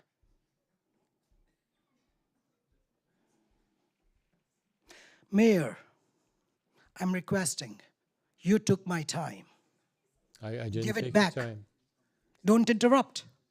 Bill, can you, Yes, sir. Mayor, members of the council, for the benefit of the public, the mayor is the presiding officer and has the authority under state and local law under our rules to manage the public comment and speaker times, as well as deciding whether or whether not to provide additional time.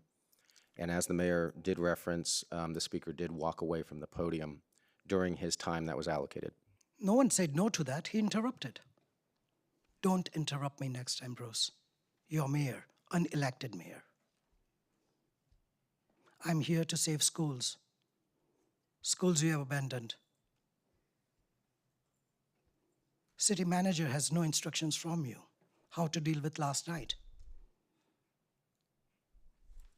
I will speak about your insatiable lust to name your friends to get benefits. Sam, you're out Sir, of order. Sir, You- I yeah, am you- just speaking right now. Allow me to finish. No, you're here to listen It's to a me at public this point. speaking. I'm not here to listen to you. You are here to listen to us. Sam, you My are not name here. is Sam. You know that. I understand that. Can I please have my 5 minutes? Your time is just about up. Oh, it's not. You are I still you are have not- 1 minute, 53 seconds. You are not here to speak You keep on about- interrupting me, sir. I'm telling you. You to keep stay on interrupting me and not having a solution to help me or anyone else speak about saving the schools or the Okay, issues Bill. we have. Just Let's let call a recess me at this speak point. so I can speak. Thank you. The mayor has There asked. are different issues and we are given 5 minutes to speak. No, When we're I speak calling for a 5 recess at minutes, this point. I don't want to argue, Mayor. I just want 5 minutes. You've done to a good speak. job of arguing, but we're Not calling right a recess. now, not with you. I'm not even arguing. I'm instructing you not to speak. Mr. Mayor, members of the council, and for the benefit of the audience may provide public comment, but the presiding officer is the mayor and has the authority under state and local law to govern how public comments are to be handled. Let him arrest me. You want to go that far? Or let me finish? You want your authority over me? Let me finish, please, sir. I have 3 minutes and 10 seconds left. My name is Sam Desai. I'm a resident of Cerritos. I come and speak here. And today I want to speak about closing of our schools as well as other issues. One of them being Chamber of Commerce. Accountability. How is it going?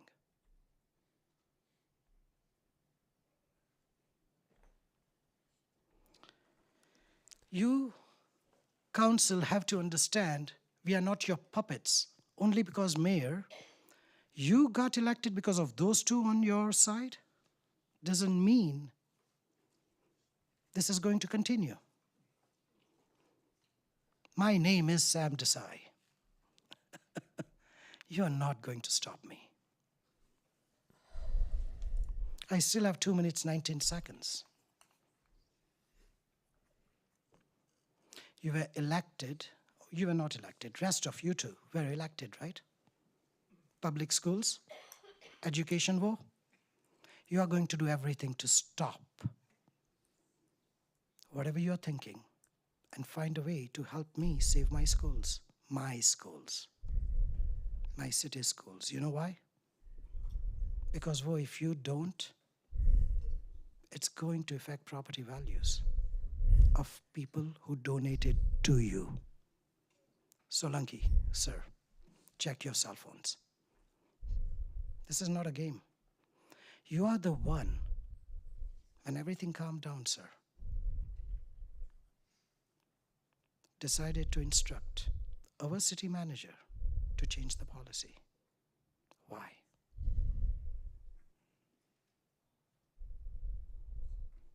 This is not good. Not for our people, not for my tribe. I come from India. You know what we do in India, sir? No, I don't We do not bow. Not to Angrez. Not to anyone who you think has power. You become the power. Solanki, sir, We want you to represent all of us, not just Bruce Barrows and his people. I still have 45 seconds, Mayor. Look at me. Mr. Barrows, you have to look at me. Mr. Barrows. Remember, agenda item 9A is next. I can speak. My name is Sam.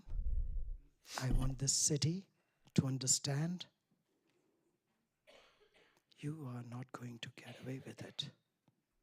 You are going to honor and respect not only art, but rest of us. Thank you.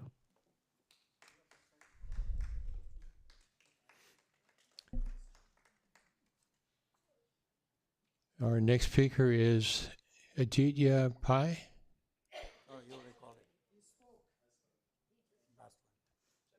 Okay, then the next one down below that is Jenna Ajar, if I'm saying it correctly, and if I'm not, please correct me.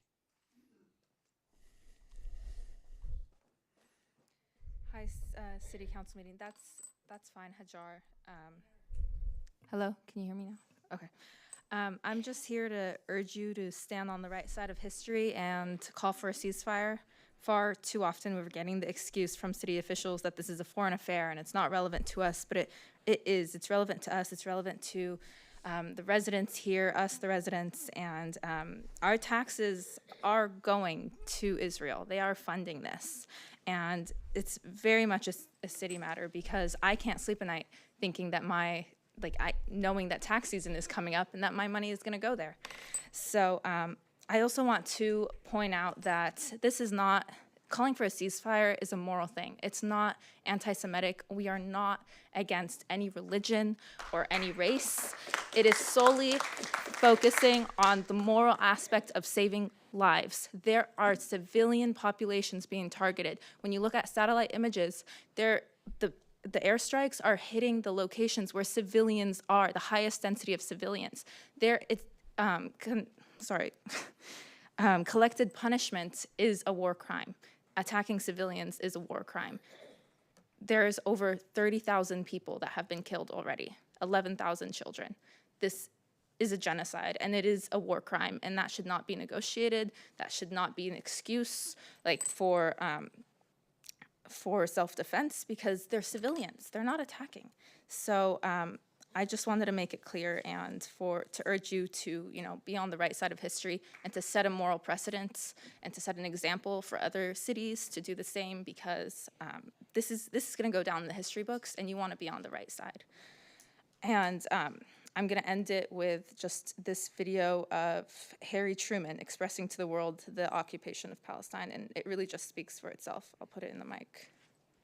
Several other people in the country, even among the Jews, the Zionists particularly, who were against anything that is to be done if they couldn't have the whole of Palestine and everything handed to them on a silver plate so they wouldn't have to do anything. It couldn't be done. We had to take it in small doses.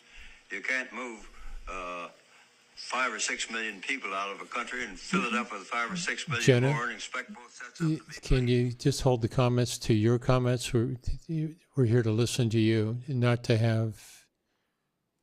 Well, I'm vouching for what he said, or I'm just explaining that has been said by our country, and the fact that that's what's happening. Palestine is being taken in small increments, and this is the last of it.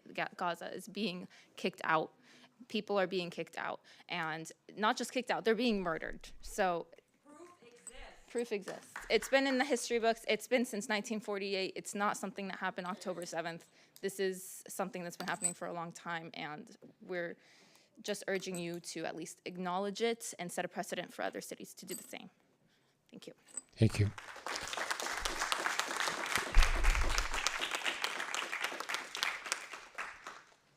I think I saw 2 other people had their hands up that wanted to speak. Yes.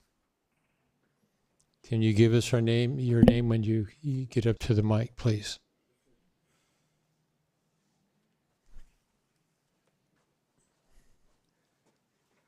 Good evening, Honorable Mayor, council members, City of Cerritos.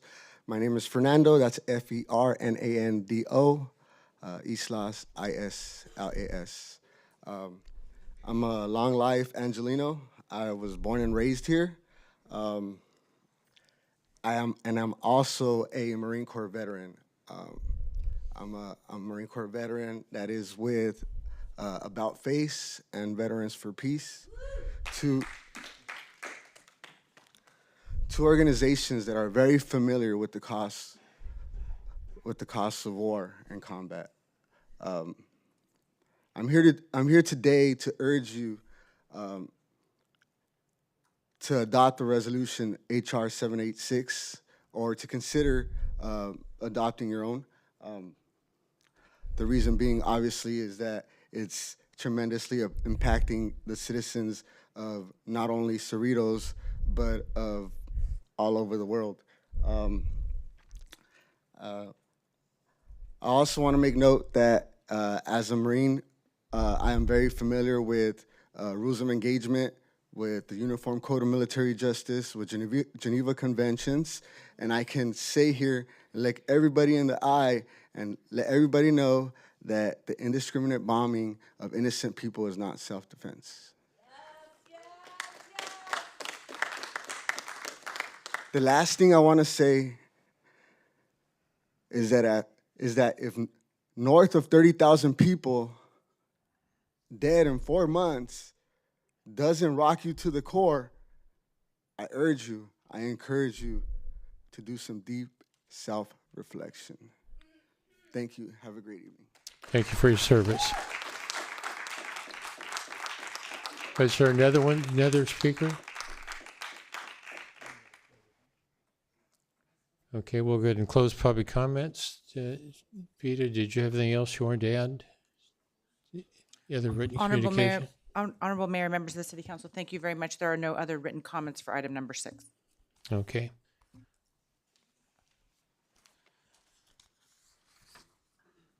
I'd like to move to the consent calendar at this point. Move to approve. Second. It's been moved and seconded. May we have a vote on this now? The motion has been made by Mayor Pro Tem Solanki and seconded by Councilmember Johnson to approve the consent calendar as presented. At this time, a roll call vote will be conducted. Council Agency Member Johnson? Aye. Council Agency Member Vo? Aye. Council Agency Member Yokoyama? Yes. Mayor Pro Tem and Vice Chair Solanki? Aye. Mayor and Chair Barros? Aye. The motion passes 5-0. Okay, next up is our public hearing item 8A. Thank you, Mayor, members of the City City Manager. Thank you, Mayor, members of the City Council. Item 8A is the public hearing that follows up on a moratorium that was adopted by the City Council to allow staff sufficient time to prepare appropriate regulations for body art businesses. This item comes at the recommendation of the Planning Commission to approve and to waive further reading and introduce an ordinance that would add regulations to the municipal code regulating these types of businesses.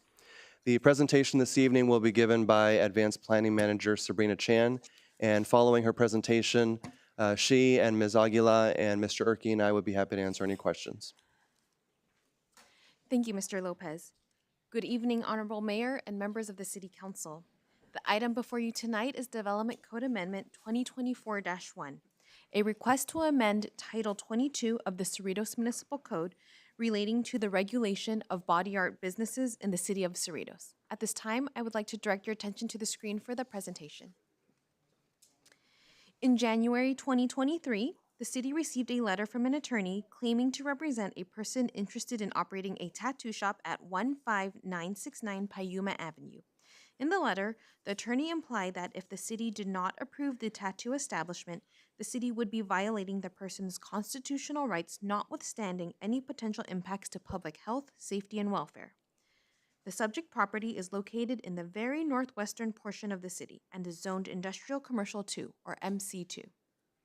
Currently, body art businesses, including tattoo establishments, are not listed as a permitted use, permitted accessory use, nor conditionally permitted in any zone within the city. Therefore, the municipal code does not expressly regulate body art businesses. Although this use is not listed as permitted in the city, case law has set legal precedent on tattoo and body art uses that are important to understand.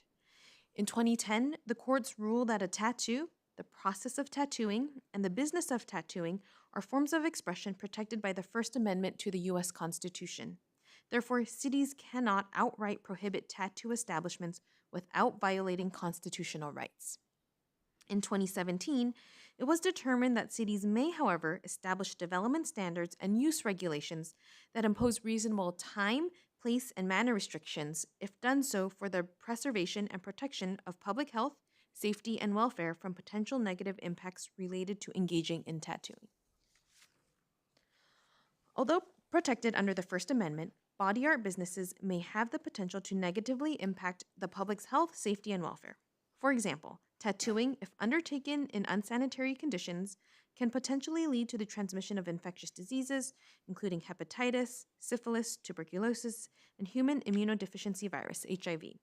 In addition, secondary impacts associated with tattoo establishments include the potential for increased crime, negative visual and aesthetic impacts, and decline in property values surrounding tattoo establishments.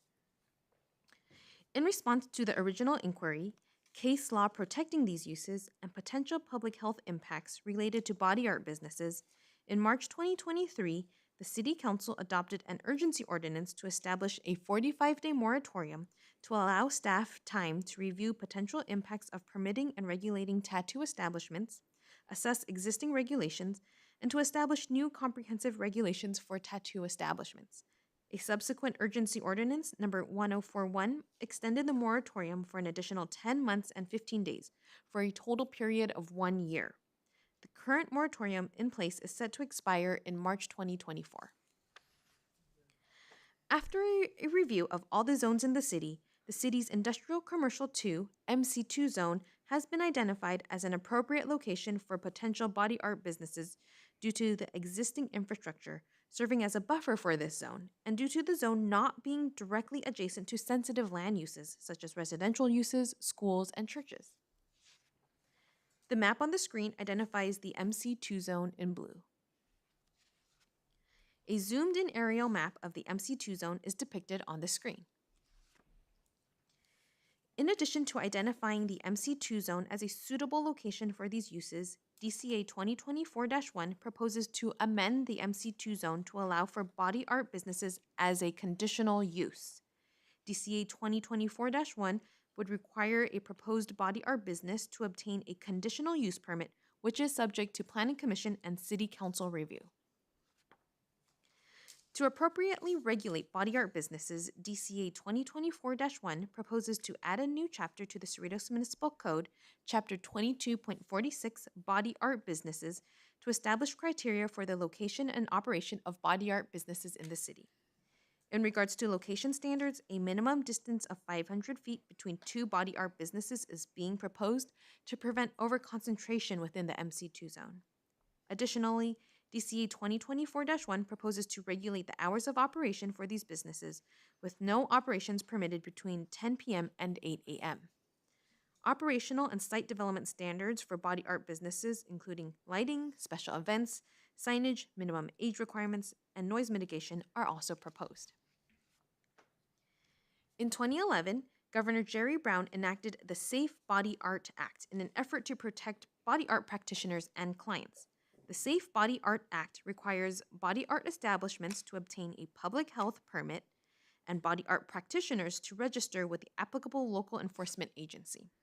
In response to this state-enacted legislation, the County of Los Angeles Department of Public Health established a comprehensive body art program for body art businesses, which require all body art businesses to obtain a public health permit, maintain a current infection and prevention control plan, and comply with all public health guidelines for procedure areas and decontamination areas.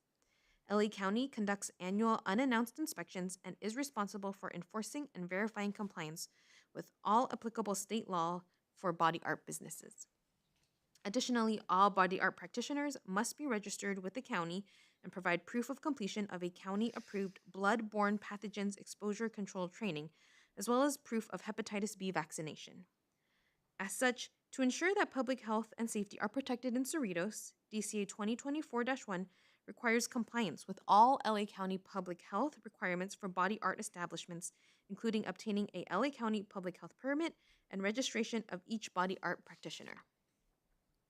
On January 10th, 2024, the Planning Commission reviewed DCA 2024-1 and recommended approval by the City Council by a vote of 5-0.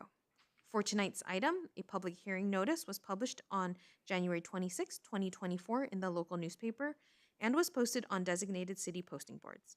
If approved by the City Council tonight, DCA 2024-1 will be brought back for a second reading and adoption on February 22nd, 2024, and implementation on March 23rd, 2024. While the city cannot prohibit these uses for risk of First Amendment violations, the code amendment before you this evening serves to permit these uses in the MC2 zone only, with stringent location and operational criteria. Therefore, at this time, it is recommended that the City Council review and discuss the proposed ordinance and conduct a public hearing, and approve DCA 2024-1 and make the findings set forth in Planning Commission Resolution number 2024-1, and waive full reading of and introduce an ordinance to amend Title 22 of the Cerritos Municipal Code relating to the regulation of body art businesses in the city of Cerritos. This concludes my presentation. At this time, staff is available to answer any questions the council may have. Thank you. Sabrina, thank you very much for your report. Are there any questions from staff? Okay, I do have one.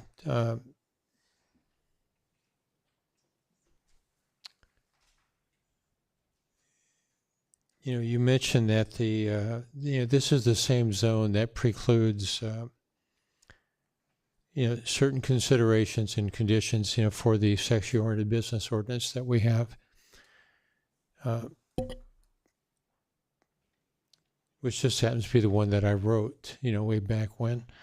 Has there been any consideration concerning the business signs? There's restrictions on the sexually oriented business ordinances to where the signs cannot be visible from where children are, passing in cars on the freeway, from the homes on the other side of the riverbed or the golf course. I didn't see any mention, maybe I overlooked it, but was there any consideration for that? Thank you, Mayor. And by the way, I bring it up because the state has so many different, and the county and the health department for restrictions. Yes, thank you, Mayor Barros. Good evening, Mayor and members of the City Council. I can go ahead and address that. You are correct that the sexually oriented business ordinance does have specific language regulating signs and visibility and content on those signs. As proposed before you this evening and for tattoo establishments, body art establishments, there are similar sign regulations prohibiting visibility or installation of signs that have crude or graphic representation that is lewd or offensive to the general public. And so they are subject to all requirements of the existing sign ordinance, which is also in Title 22. And under Title 22, it does include the prohibition of such signs that are lewd, offensive, etc. And so under the existing ordinance, the only sign that would be permitted would, other than hours of operation and public health department, a sign would be the business sign. Okay, thank you. Are there any other questions? Yes, Frank? Yes, please. Thank you. Okay, so Sabrina, thank you for the report. And I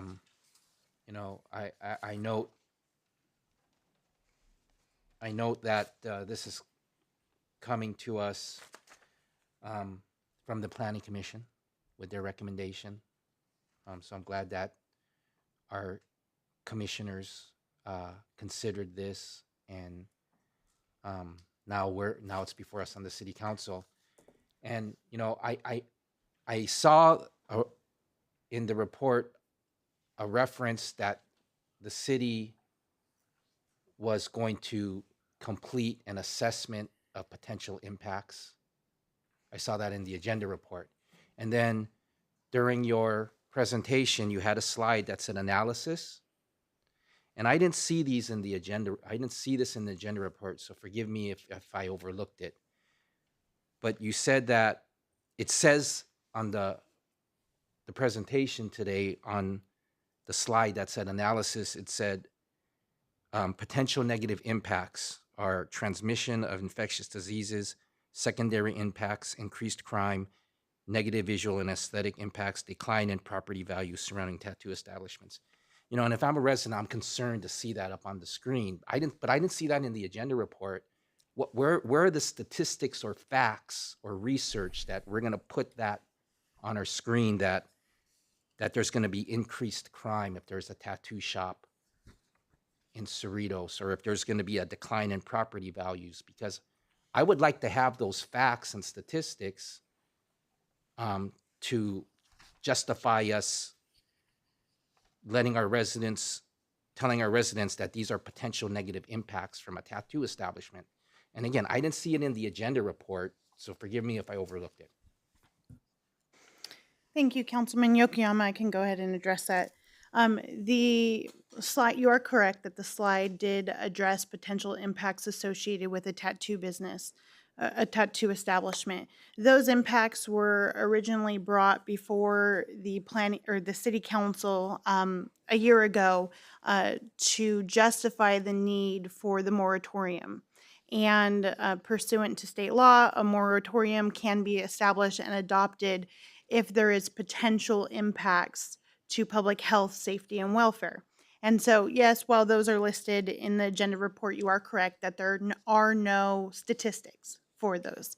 In our due diligence to originally establish that moratorium over a year ago, in working with the city attorney's office, we obtained several articles as well as a case law that pointed to potential impacts and their potential implications on public health, safety, and welfare. And so the development code before you today has been a result of a year worth working with the city attorney's office, and also I should note the original Inquirer about a year ago to develop a code that allows tattoo establishments, as we're required to under the First Amendment, in an area of the city where we could, without those statistics, specific statistics, limit or reduce those potential impacts. By establishing the regulations before you today to conditionally permit tattoo establishments in the MC2 zone, and as Ms. Chan mentioned, the MC2 zone is significantly buffered by natural infrastructure. You have the 605 freeway, you have a major arterial street, you have the riverbed, et cetera. And so by nature of the proposed zone before you today, our hope is that we have identified an area where there are no sensitive land uses, no residential uses to impact residential property values, no schools, no churches, et cetera. And so what's before you this evening is a proposal prepared by staff in consultation with the city manager and city attorney to do our best to reduce or do away with any potential impacts associated with tattoo uses. Okay, so thank you for clarifying that there are no statistics behind these potential impacts that were mentioned on a slide that we saw today, because I believe that, on the city council, here on the city council, when we see that there's a suggestion that something's going to increase crime or something's going to cause a decline in property values, that concerns us, and we want to make sure it's mitigated and eliminated and addressed. And so thank you for letting the city council know that this development code amendment addresses these potential negative impacts, even though you're letting us know there's no statistics. And I'm also glad to see that the whole time we've been talking about this is our captain, Captain Strong, is sitting there because he will not let increased crime happen in our city. Darrell Evans will not let increased crime happen in the city. We're talking about approving a body art businesses. So now that there was a slide that said increased crime, I'm sure the two of them are going to make sure that never happens. Thank you. Any more questions? We'll go ahead and open to the public for comments.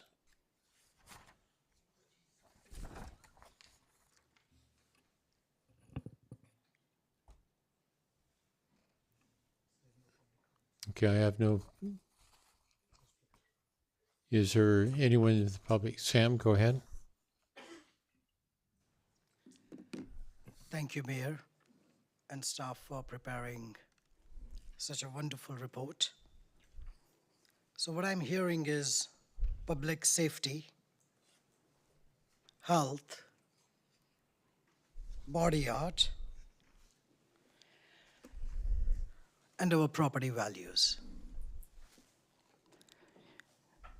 Before we colonized this country, or some of our ancestors did, many tribes used body modifications to convey status, accomplishments, and identity.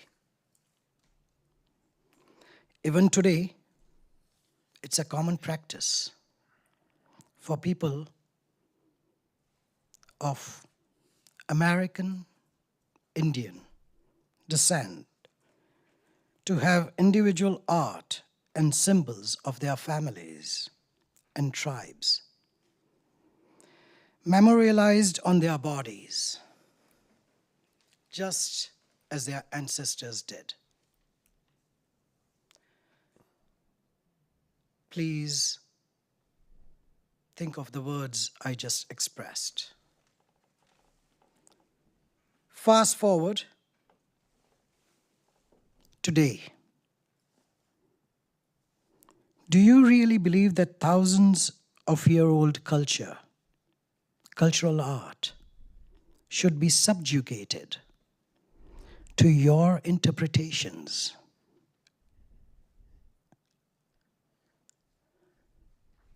A child sees a sign of tattoo shop. Does it really bother you that much? Are you that judgmental that we have to spend so much time about that topic? And we have to worry about economic impact. Are we that judgmental that we are having so much city time spent on this issue? There is a planning commission.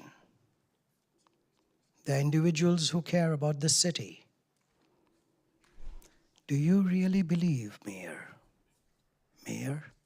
as a public speaking spot, I hope you're listening.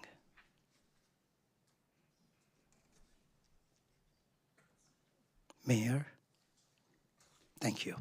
So do you really believe, Mayor Barrows? Sir, I expect you to put racial genetic makeup and cultural education that you may have received, acknowledging that we are a multiracial city, where your dictates and your prejudices should be contained. Mayor, I'm speaking to you. Public speaking, public safety, and health. These are important concerns. But to mix it with property value, Mayor, while our schools are closing, Mayor, is it really that important?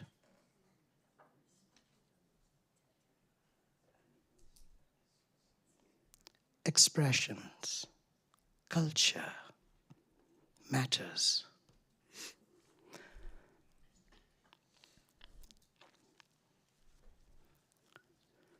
When city makes a report, presents to you, gives you suggestions, and you worry about children driving by looking at a tattoo company's sign.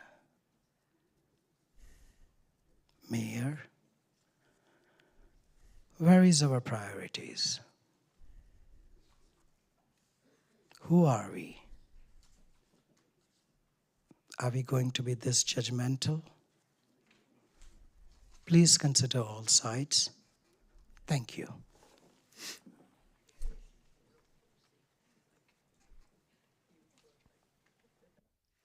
Is there anyone else that wants to address the council on this item? Yes, Vito? Honorable Mayor and members of the City Council, we have one piece of written correspondence that was submitted for this item. Gail Grossman expressed support for body art businesses if they remain in compliance with applicable health and safety provisions. That was the only piece of written correspondence that we received on this item. Okay, thank you. We'll go ahead and close public comments and look to council for action. Mayor, just make a quick comment real quick before I make a motion. Certainly. I just want to say that that the concerns that we may oppose because we're having this possible body art business come into our city are concerns that are, anyone can have. But you also have to understand that there's certain, like it was mentioned, certain cultures, certain beliefs, certain understanding that, and those beliefs have to be recognized as well. So I am actually glad that we are considering this. Not that I am for any tattoos or body art, because I have none, but just because I don't have any doesn't mean that folks in this city or members in the surrounding community wouldn't like to come here and get a professionally body art done on them.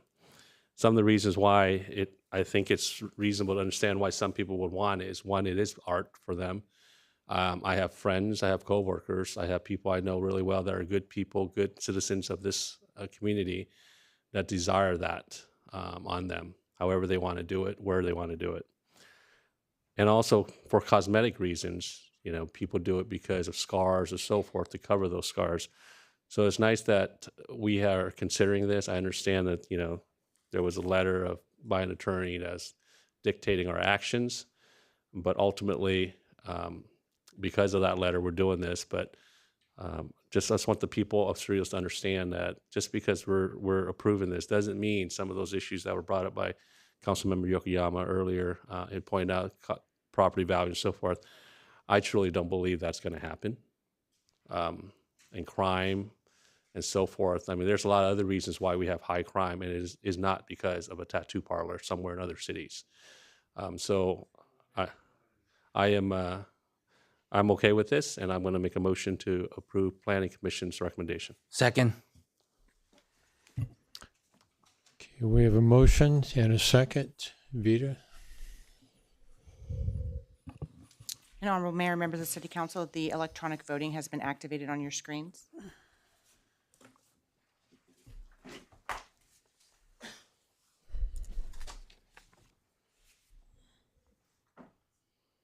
The motion passes by a vote of 5-0.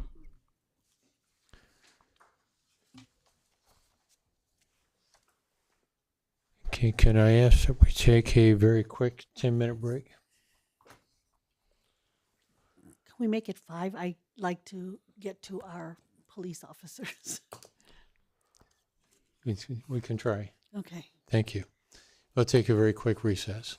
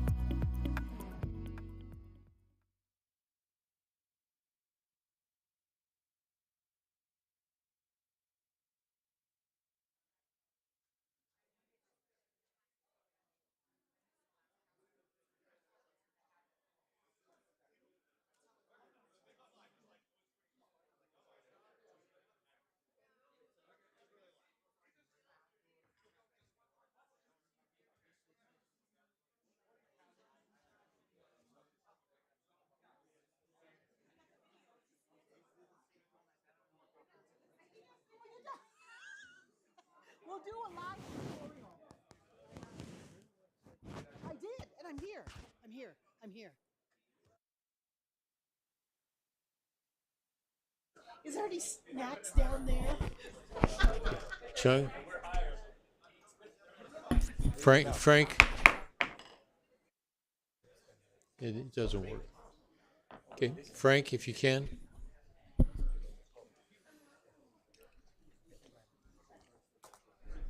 Thank you. Thank you. Yeah, I saw that.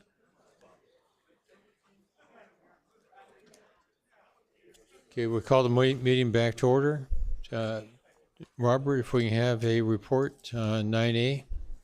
Yes, thank you, Mayor, members of this council. Item 9A is a follow-up on a consensus action by the City Council as it relates to a potential renaming of a city facility.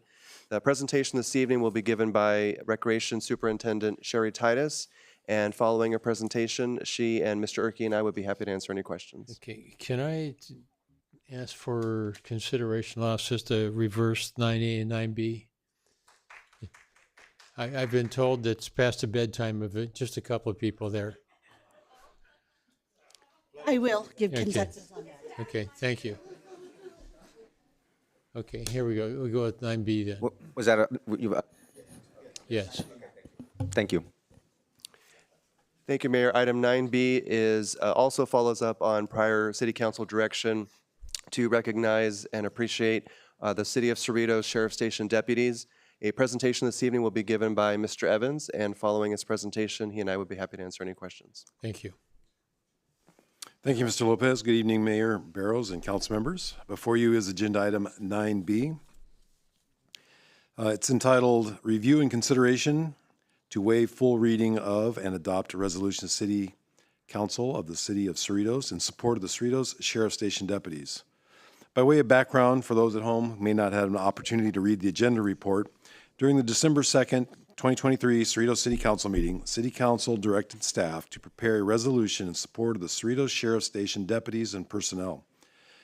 The City Council also directed staff to prepare a letter of appreciation to be sent to each Cerritos Sheriff's deputy assigned to the station. Council members recognize that during the period where recruiting dedicated law enforcement officers is difficult, hazards confronting police personnel are escalating, and staffing shortages within the Los Angeles County Sheriff's Department mandate greater degree of personal sacrifice, council members would like to acknowledge and express their deep appreciation and for the dedicated and hardworking deputies assigned to Cerritos Sheriff Station. As most people would agree, ensuring public safety is a basic tenet of government and an essential component of a prosperous community. That mission cannot be achieved without the dedicated public servants comprising Cerritos Sheriff Station. Cerritos City Council recognized that law enforcement profession is a demanding career and that the work of law enforcement officer is not easy. Deputies are often called upon to make split-second decisions and can have life-threatening consequences or place themselves in harm's way for the benefits of others. Even as law enforcement officers face increasing challenges, Cerritos Sheriff's Station deputies continue to perform their duties diligently, fairly, empathetically, while ensuring the welfare of all involved. Cerritos Council has and will continue to support in every way possible the efforts of Cerritos Station deputies and personnel as they carry out their duties. In recognition of the foregoing, attached for review and consideration is a resolution and letter of appreciation expressing support of Cerritos Station deputies. There's no cost associated with this matter. It is recommended that City Council, 1, review the resolution in support of Cerritos Sheriff's deputies, 2, waive further reading and adopt the attached resolution entitled A Resolution of the City Council of the City of Cerritos in support of Cerritos Sheriff's deputies, and 3, direct staff to distribute a signed letter of appreciation to each Cerritos Sheriff Station deputy. I would also like to point out that we have members of the Cerritos Sheriff Station Volunteers on Patrol with us here tonight. They also work diligently to help keep the city safe. VOPs, who most are city residents, are here to show their support for the deputies as well. That concludes my report. I'd be happy to answer any questions that you may have. Thank you, Darrell. Are there any questions? Comments or after? Any questions? Okay, we'll go ahead and open to public comments. Is there? I have no speakers listed. Do we have any things from the city clerk? Thank you, Honorable Mayor and members of the City Council. We have received one piece of written correspondence on this item. Marty and Gail Grossman expressed gratitude for the Cerritos Sheriff Station deputies for ensuring the safety of the community. And there were no other pieces of written correspondence submitted for this item. Okay, thank you. We'll go ahead and close public comments. Look to council for comments and I followed have a by comment. Thank you, Mr. Mayor. I'm pleased that we have this resolution before us. Thank you to my council colleagues for giving consensus on this when I brought this up at the December meeting. I sure miss my desk over at the Cerritos Station. I've had the privilege to work with the finest law enforcement department in the country, the Los Angeles County Sheriff's Department. I've seen the personal sacrifices our deputies, as well as our VOPs, have made while still giving their full dedication to our community and residents. Thank you to the men and women who proudly wear the bear, the tan and green, as well as the black and the white. You will always have the support of this council and of our Cerritos residents. You are appreciated every day. And as for our residents, if you've had a positive experience with our station deputies and our VOPs and would like to commend them on the service you've received, please inform Captain Strong so that they can inform the watch commander. A letter of commendation is then placed in their file and is very helpful for them as they apply for promotions. I've done it many times and I know they appreciate it. So thank you again for your service to our residents and to the city of Cerritos.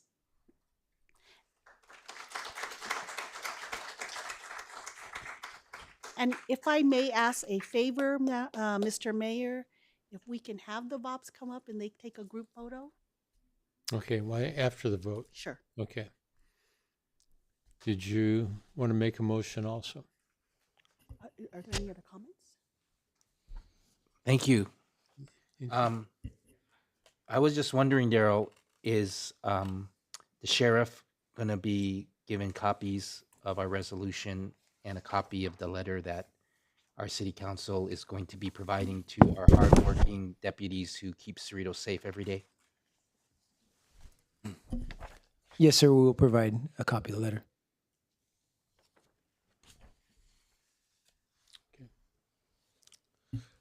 Thank you, Captain. Thank you. I have a comment as well. First off, I just want the folks to know that this council does appreciate the good police work that our sheriff's department has done here in the city of Cerritos. I say good police work because that's something that's important to hear, because sometimes, you know, in the world we have today and in the nation we have today, sometimes law enforcement and police fall short. And that's very obvious in certain situations that we've dealt with in the past years. And because of that, morale and public perception of law enforcement has changed. But here in Cerritos, we still have really good police work. And that's important because our residents expect that, our resident deserves that, and our sheriff's deputies that represents the sheriff's department that is assigned to our station recognizes that day in and day out and does the good work that we expect them to under the leadership of our captain. So I want to say thank you to the captain and thank you to the sheriff's deputies, our volunteers on patrol. They're here tonight way past their bedtime, and guess what? They're not getting paid either. So thank you so much for doing that. Now, this all came about is because at the council meeting we had where we're setting our goals and expectations, staff was asking, hey, what can we do? And we were given information in regards to how hard the deputies work here. Because at the county level, all throughout the county of Los Angeles, sheriff's deputies at every single station are asked to do more today than they ever had to. We're short-staffed, the county's short-staffed, hiring and recruitment is a problem.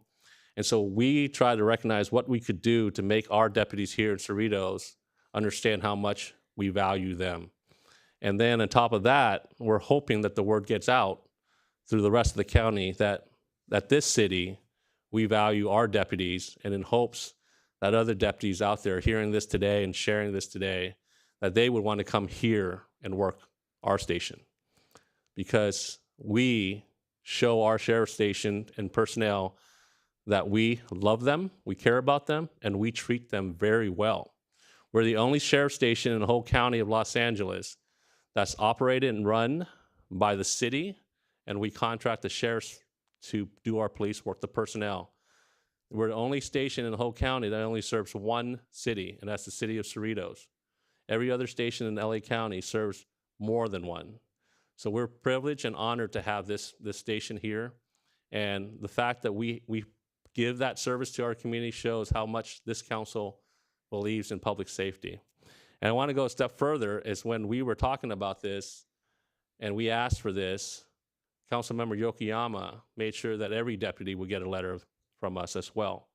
That went beyond, and I appreciate that. And I thank you for bringing that up. And that just, it's another level at an individual level to let them know that we care. So that's my comment, and I just want everyone in Cerritos to know that we have the best sheriff station in the county. Thank you.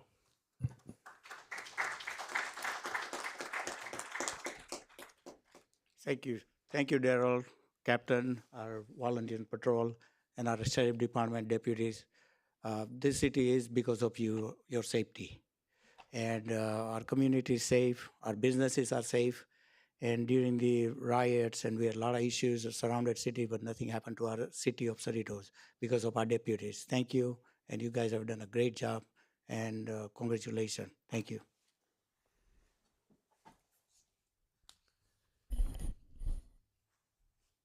Chung said a lot of what I was going to say, so I don't want to keep you guys up later by saying the exact same thing. But, you know, our station, I was on the planning commission when the planning started for it. You know, my name was on the board with the sheriff at the time, you know, for the project itself. Yeah, this has been a source of pride. I've had a lot of different council members from other cities come through here, mayors from across the country.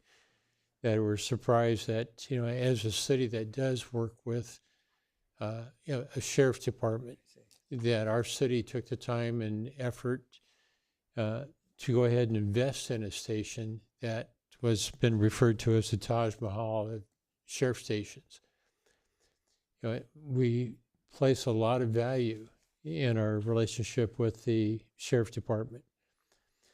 You know, it was also originally done to go ahead and help keep costs down. You know, from the budget process with the county. But I think the great pride that we have is the service that we get from the men and women that serve, you know, from the sheriff's department. You know, they place a lot of extra effort. Our volunteers on patrol, which has been here for a lot of years now, has done a phenomenal job. And I just think, you know, this is the letter, and Linda, thank you for bringing it up, is, I think, a good thing to do exactly as Chung pointed out, that we can help, you know, recruit and, you know, set a model for, you know, for other stations. Because, you know, without our sheriffs, without the law enforcement, you know, the actual thing with the DA is something totally different. But, you know, this was work that is God's work. It needs to be done. And I want to thank you. And if you can pass along, I think, the thanks of all of our councils, not just the letter, but we generally appreciate, you know, the time and effort and the extra work that goes into, you know, serving our community. I also like to request if this can be sent to the actual sheriff as well. Let him, or is that the Please. plan? Yes, sir. We will ensure that gets sent to the sheriff. Okay. If there's no other comments, we'll go ahead and ask for a vote. Move to I'd approve. like to, Okay. I'd like You go to make a ahead. motion to adopt staff recommendation. Go ahead. Oh. Okay, I'll make the second then. We're looking back and forth. Yeah, I thought we'd get 5 seconds or 4. I'm ready to vote, Mayor. Okay.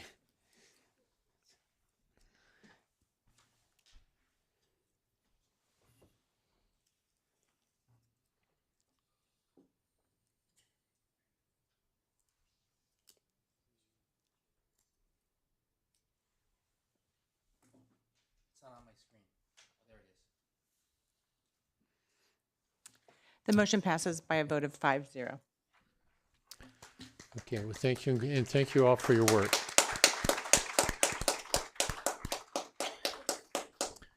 Can we do We're the gonna get photo? all of them and get a picture, right? Yes, Photo? we're going to do that. Thank you. Would you all come up? Our photographer is gone. Do what? Photographer is gone. Captain? Sherry will take it. Sherry got the camera. Sherry's got to do that. Captain? Are there any deputies out? No. They're gone. Okay.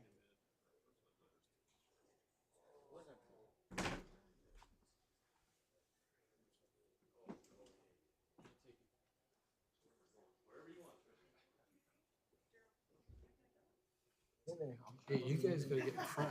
Oh, you gotta get in front of it. Yeah. Oh, except for him. I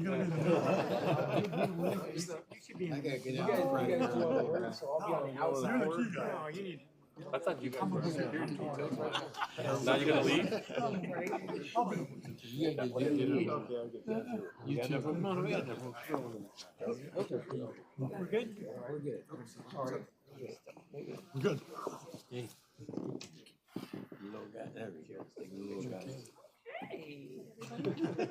It's a good picture. On the count of 3, count of 3, 1, 2, and one more. Thank you. Thank you. Thank you. Of course, thank you for your service. Thank you for your free service. Thank you. Thank you for staying up late. Thank you so much.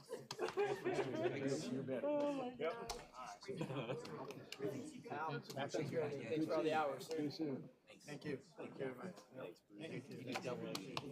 Let me know if you need anything, all right? All right. Thanks, Frank. Thank you. Oh, good.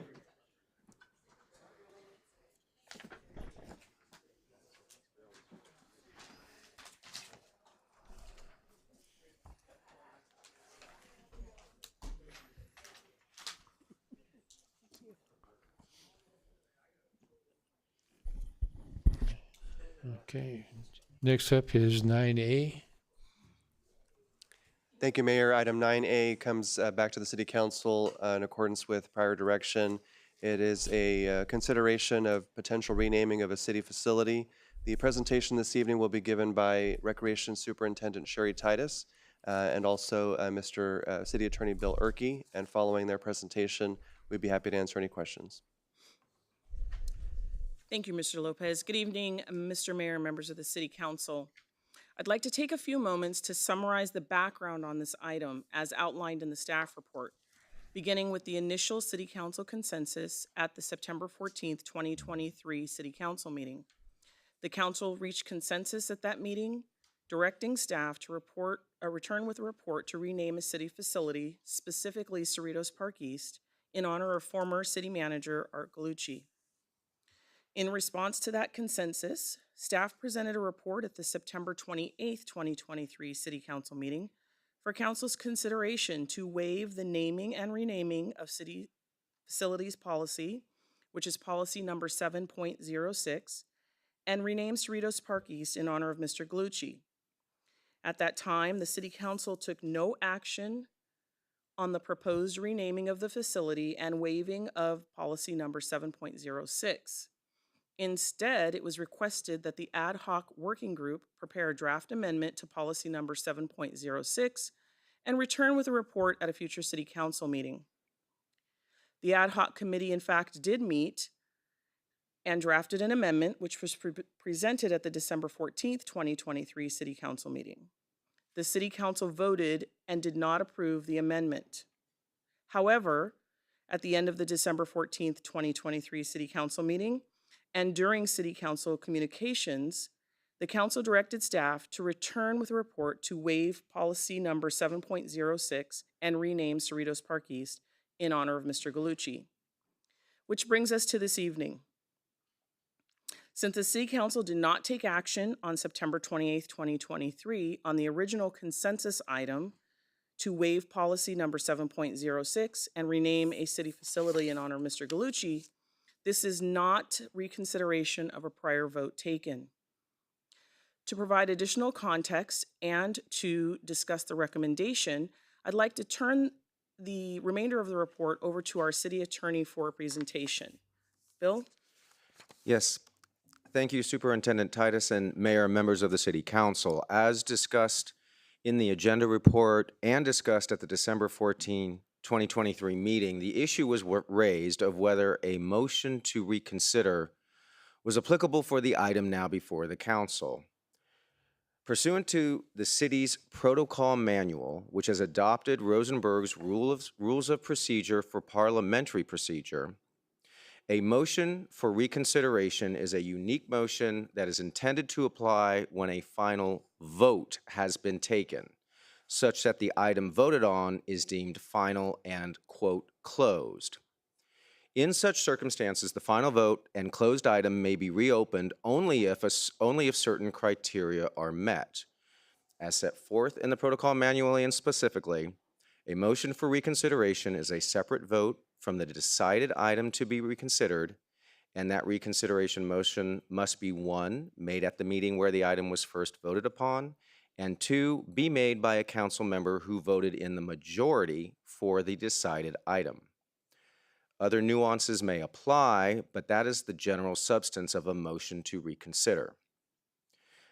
As explained by Ms. Titus and in the agenda report, there has never been a vote on the matter now before the council.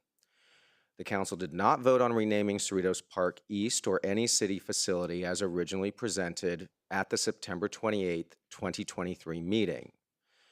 Also, as presented at the December 14, 2023 meeting, the item that was voted upon and not approved was the proposed amendment to policy number 7.6, not the naming, renaming, or dedicating of any city facility after Mr. Galucci or any other person. I hope this explanation is helpful, and as a reminder, if the council chooses to name, rename, or dedicate any city facility, such a motion would need to include a waiver of policy number 7.06. This concludes the staff report, and we now ask the council to consider and discuss the information in the agenda report and direct staff accordingly. Thank you.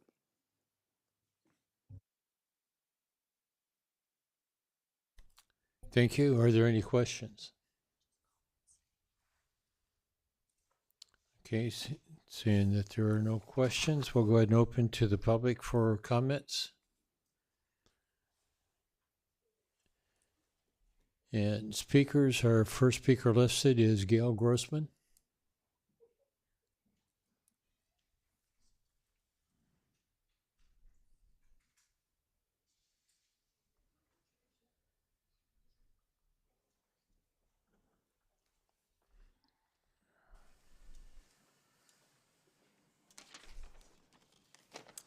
Good evening. I hadn't planned on getting up and speaking. Figured you have seen enough of my letters, but I do have one last statement to make, especially to those who have been mayors in our city. Let me ask you, how many Eagle Scout presentations have you made at CPE? Signing certificates to honor these young men that say location, CPE. How would they explain to their children if the location they received these at doesn't exist anymore, since 3 council people believed it was more important to violate ordinances? Mayor Barrows in particular, you always tout receiving the mayor's award for your many dedicated years as a coach. Your plaques probably say the location was held at CPE. Again, when your grandchildren see these plaques and ask, Papa, where is CPE? I know for a fact that there were many wedding receptions held there. Our son was one of them. And if he and his kids look back at the pictures and invitations, they will wonder the same. These are just a few memories. Of course, the most memorable was of 4th of July we spent there. The night before was part of our celebration, going down to the park, seeing a lot of friends, helping decorate the booths, and then up early the next morning to have pancake breakfast at CPE. Just remember these things when you make your decision. No way on 9A. CPE is here to stay.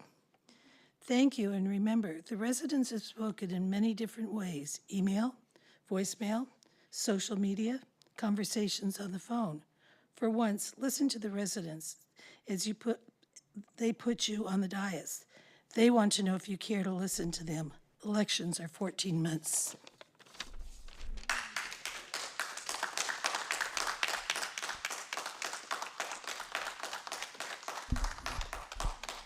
Thank you, Gail. Next is Karen Wilson.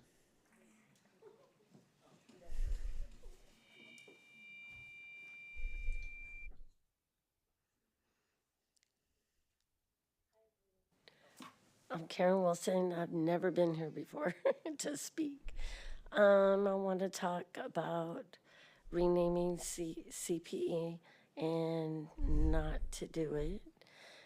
And I had an alternative idea. I think I read in the agenda that there was an open for suggestions or ideas. I was thinking just today, why not do a really nice plaque saying everything that Art Galucci had done, put a nice picture. We have this wonderful, all these city council members here. Why not make it a wall for our city manager? Because we have city managers before him. We could still put them up there. We have his. Robert will follow him. He could be up here. And this is, to me, where it belongs. And I agree with CPE and those memories. And who's going to remember CPE after it's gone and renamed? But this will stand here forever for time, and why can't we put our city manager right here, where everybody comes here and sees it? Every city council meeting, it'll be in the background, and he'll always be remembered there in the proper place. Thank you. Thank you, Karen. Next is me, Catherine Pasquale.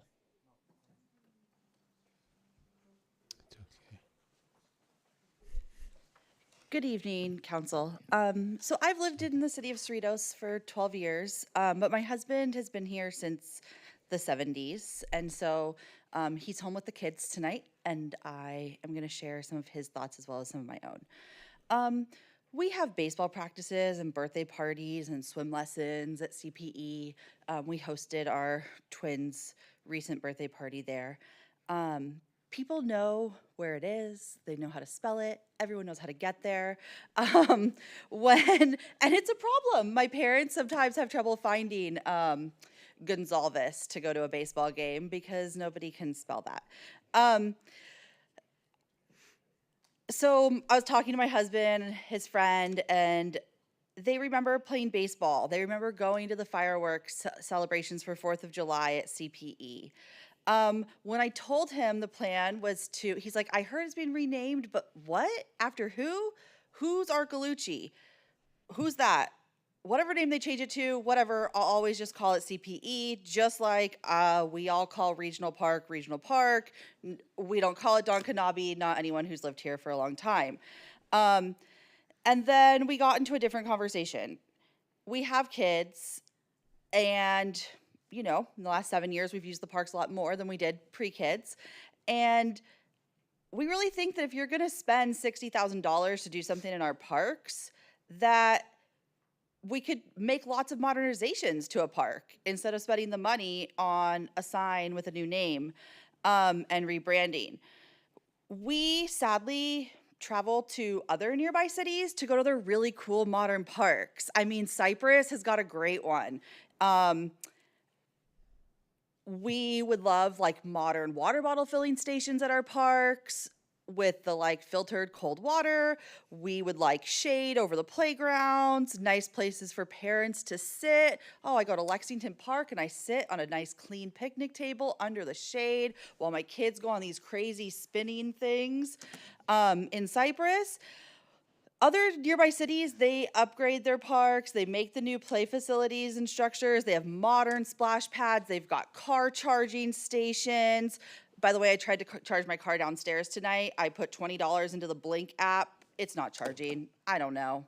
The touchscreen doesn't work. But anyway, so other cities are upgrading their facilities, and my husband has such fond memories of growing up here with such family-friendly things. I remember looking in the city catalog of the day camps that were offered in the city when my kids were too young to attend them. And a lot of those things have gone away with the pandemic and didn't come back. Anyway, the park is known as CPE to longtime residents. It's known as CPE to anyone with kids in the area. It's CPE. My husband asked me, he texted me tonight, he goes, can you ask the people there if anyone knows who Art Galucci is? And I said, I guarantee everyone in this room knows who Art Galucci is, but I don't think most of the people who live in the city know who Art Galucci is. So this would not be a very meaningful name for people around the city, unfortunately. And so I think like Karen said, there are lots of other ways to honor him. I mean, give him a bench with his name on it, a plaque in here, a something. But if you're gonna spend your money on a park, let's do something cool for the kids in the parks. So anyway, thank you. Thank you, Catherine. Colleen Eldridge.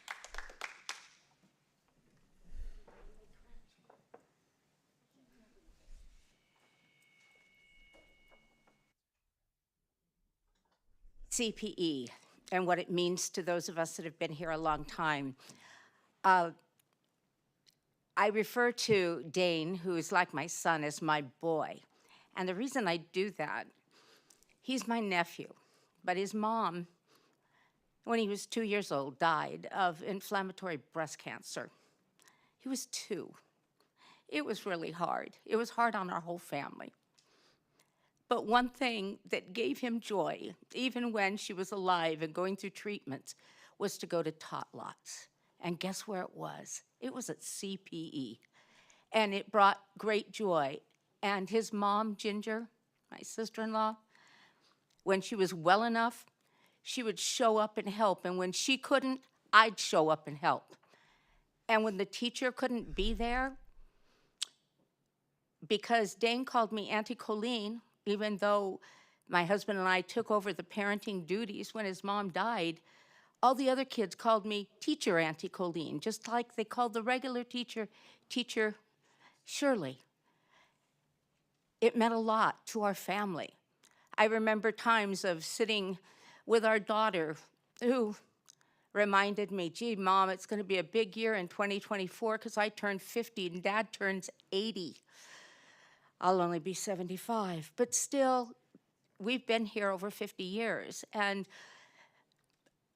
going to see the fireworks and putting our blanket out and being part of all the activities that were there for so many years. Such great memories at CPE.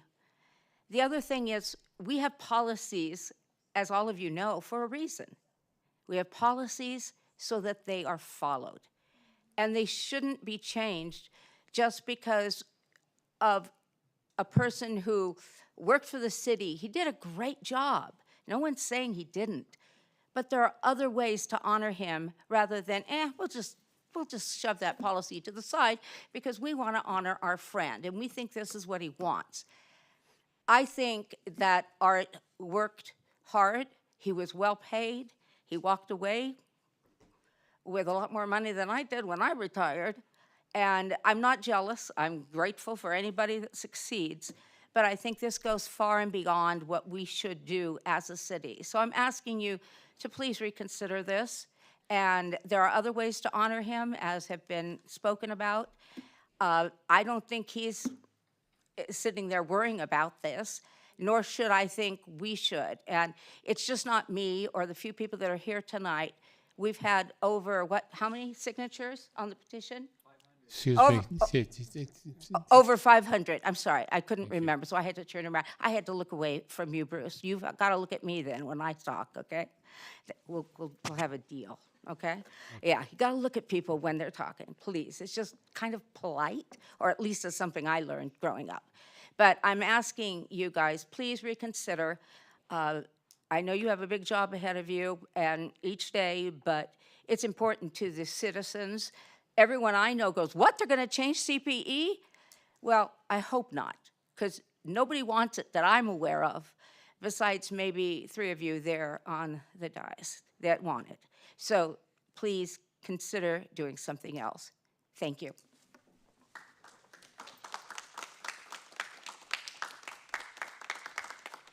Okay, our next speaker is Jay Gray.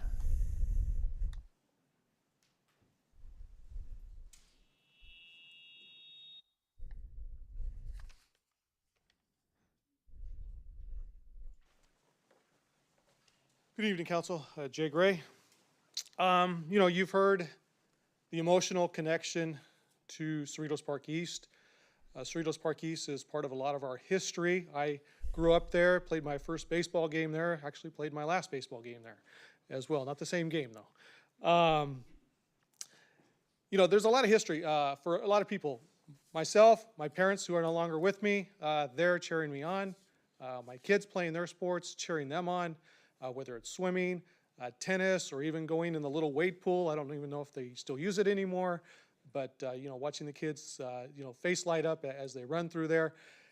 And when we talk about that, other families talk about it. It's at Cerritos Park East. It's at CPE. CPE is, pretty much what it's called locally. And the conversation later down the road is going to be, at CPE, that park that council decided to name after the city manager, who? That's what the conversation is going to turn to.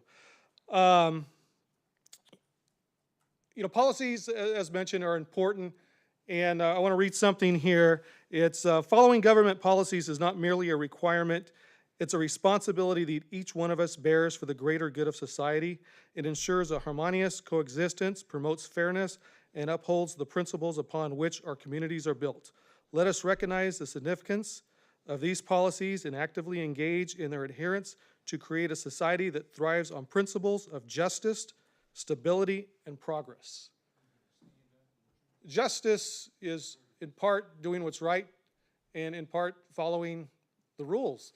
And as I mentioned earlier in my public comments, we're being held in, one speaker was just asked, basically to address the council and not turn around. And again, we're held to a higher standard than you, and it actually should be the other way around. You should be held to a higher standard than us.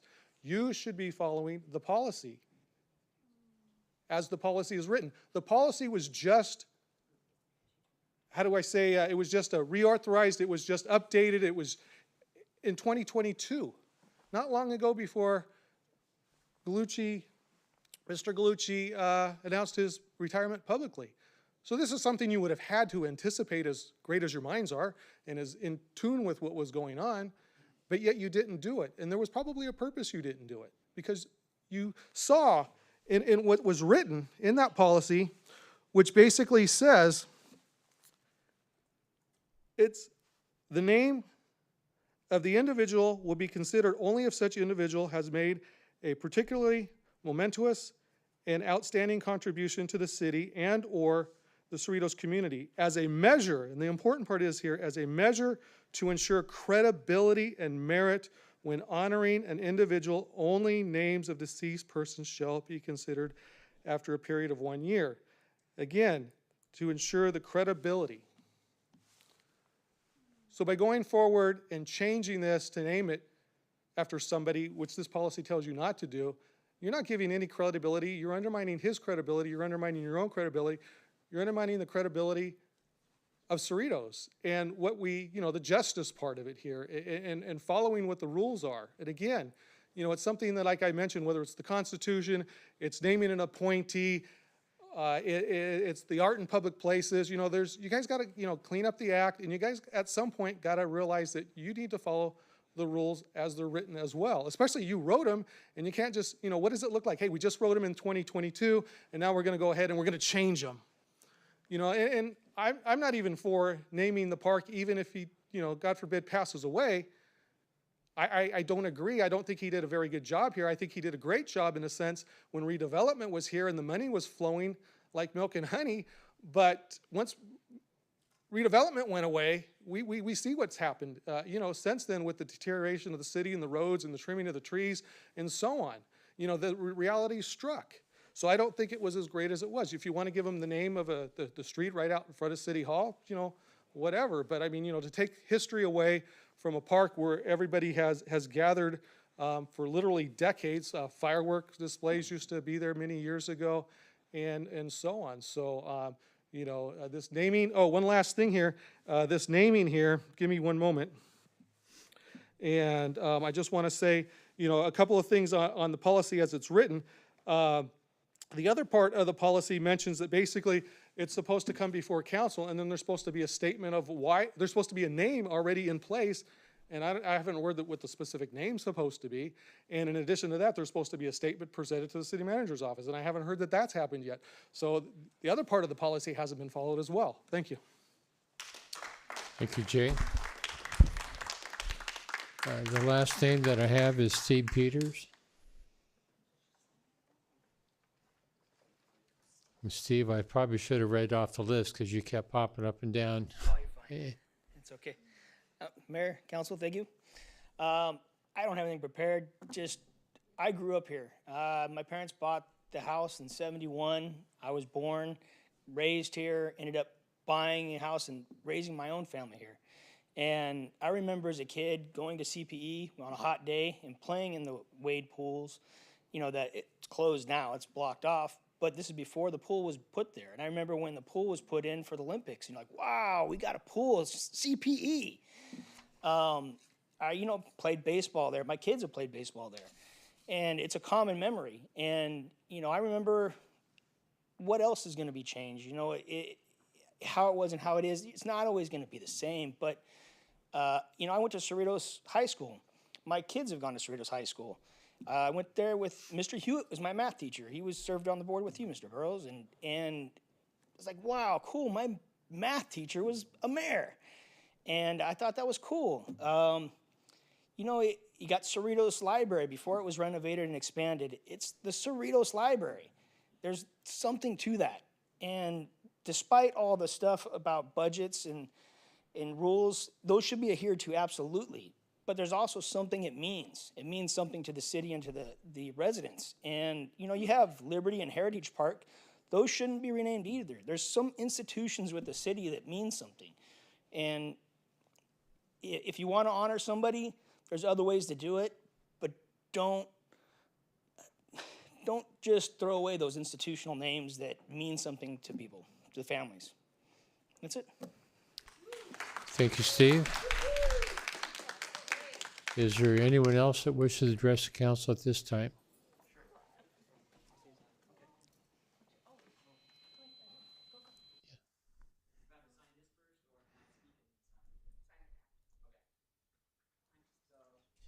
Hello, council. Hello, everybody. You know, I'm a kid. I'm younger, so like I don't have like, oh, you know, I've been here for like 50 plus years. But I do want to say that as like, you know, a person who was in high school and middle school, and I was like, you know, hanging out with kids, and we'd be like, hey, let's go to CPE and do some fun activities. You know, it's part of our like it's a well-known like culture that we share. It's a place that we all know we can go to spend time together. So I feel like by changing the name, you know, to someone's name, like if I said, hey, let's go to Art Gallucci Park, people are gonna be like, what? Where is that? Like, you know, it's gonna confuse people, and I feel like it puts an emphasis on the person's name and not on the community of Cerritos. So that's why I believe we need to keep, you know, it's CPE. It's about us. It's about our community and Cerritos. It's not about a specific person. So, you know, those are my views. I think we should honor him. I think, you know, he probably did a good job, and I have no disagreement with that. But I feel like by changing the name, you know, of our own park that we go to and we can share, it kind of takes away from the community that we have here. So thank you for your time. Okay, thank you too.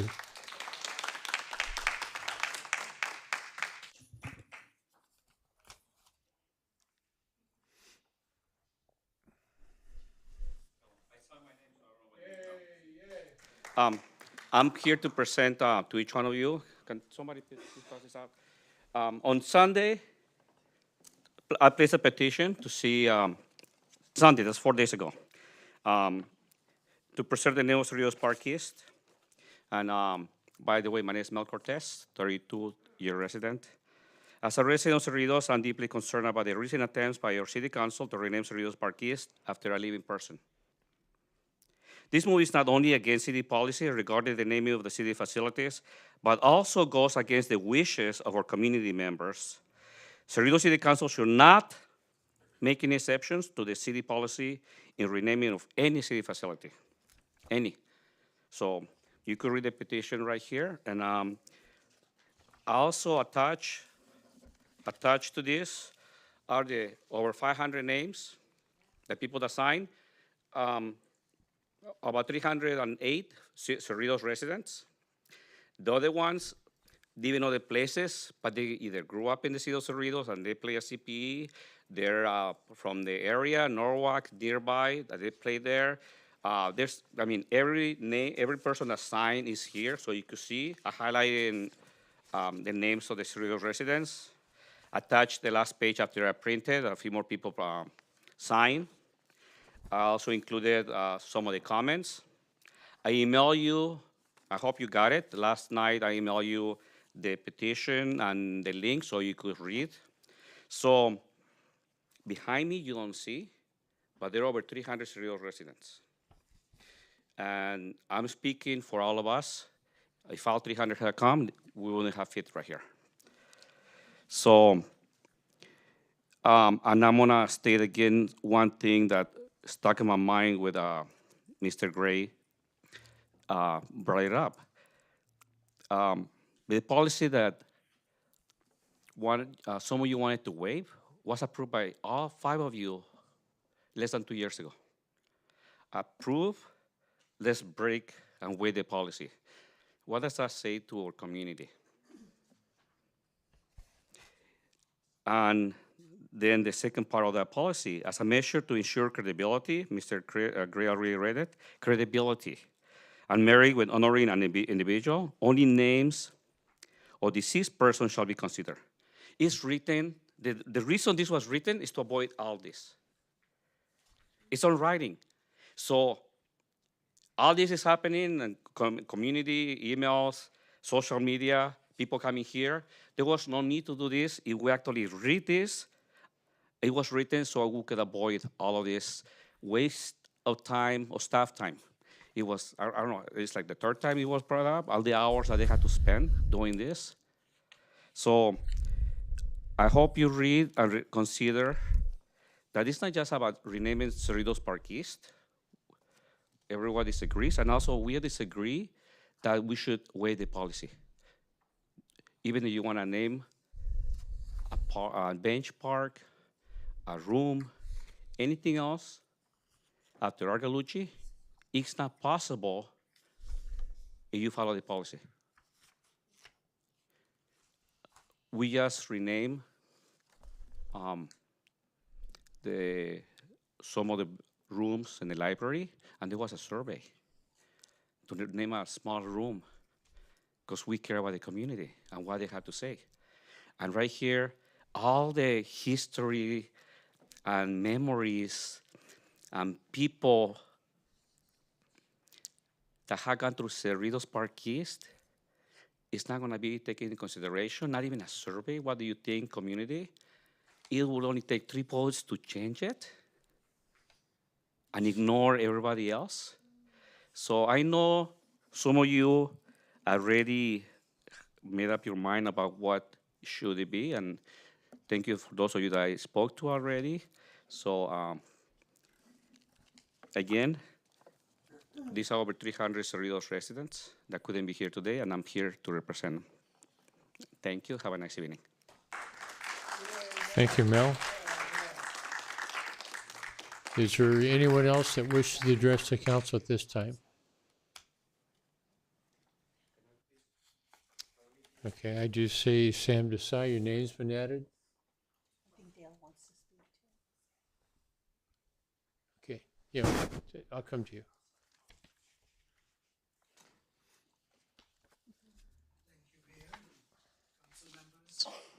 Friends, city manager, and the staff. My name is Sam Desai. I'm a resident of Cerritos, and I want to apologize to you, Mr. Barrows. Sometimes in passion we forget the services you have given to our city. Thank you. There are hundreds and hundreds of people who have shared their opinions. And I would like Mr. Solanki and Mr. Vo to please ask all your supporters to know that they are few. We are the majority. They are confused, sir. They are your supporters. They did everything to quiet them down. Mr. Solanki, you are an elder for me, and I'm sorry that I have said things. But sir, I came in this country because I loved the opportunities.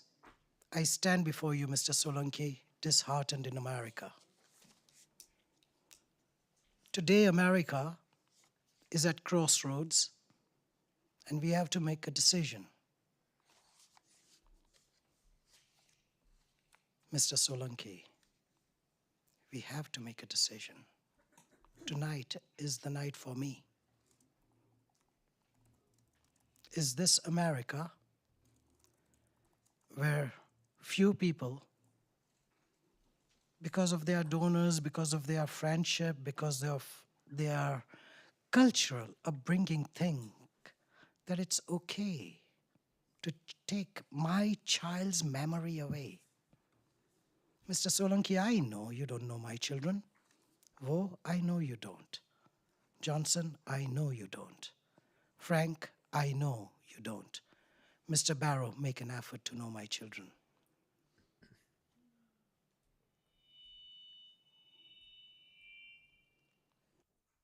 America, where they believe that you, leaders, will listen to them and not be a bully or not just shove decisions down their throat. Robert is our new manager. Robert, would you like a statue?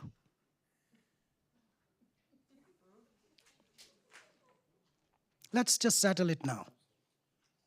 The staff wants to know, Mayor, will Robert have a statue?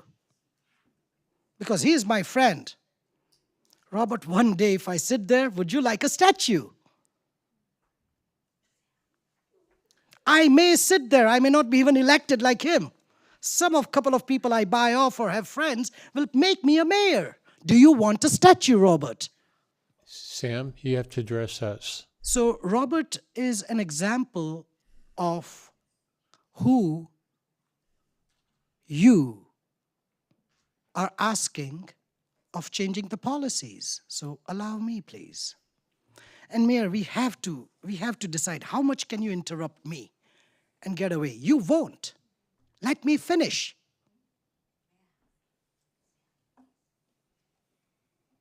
You are taking away memories. You're changing policies. You're telling your people that you guys have majority. We have proof. And I still don't understand why, Mr. Solanki, you had to change all this at the last minute.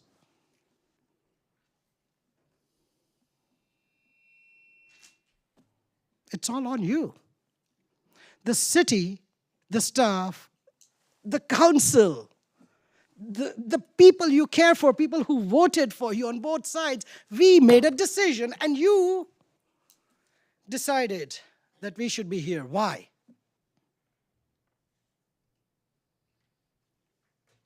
And woe. I don't need to be Mr. Mayor to give him a statue. You don't have to change the policy to pay off the debts of gratitude of having a great friend who made this great city. There are other ways to honor art. It's your responsibility to find it. So let's not change the policy, please. Thank you.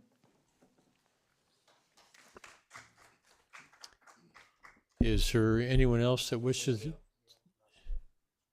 I didn't see it. Okay, any other names added? Dale Myers?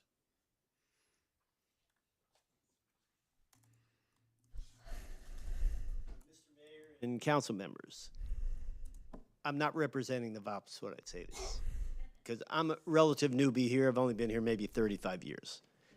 But Cerritos Park East, and I'm not calling it CPE, defines this city. It's not emotional. It's not because I played baseball there. It's not because my kids went there. It defines the city. I check that park every week when I go out to do my volunteer work. It is Cerritos. It is not Artesia. It's not Hawaiian Gardens. We're an oasis surrounded by a bunch of slum, basically. That's my definition. We have to keep the name of that facility, Cerritos Park East, for that reason. It is a piece of land. I'm going to say something else. Art Galucci, great guy. Nice guy, did a great job. Doesn't live in Cerritos. He lives in Sunset Beach. He's not, he lives in Seaside, or Surfside rather. Anyway, he's not a Cerritos resident. He may have part of Cerritos in him, but Art Galucci is a real subtle, quiet guy. He never asked for any special recognition in that respect. When he retired, I'm sure you gave him a nice, you gave him a nice go-away dinner and all that stuff, but that's not what Art Galucci's all about. This park is what Cerritos is all about. We already got Regional Park, which probably the county owns anyway, but it's now Kanabe.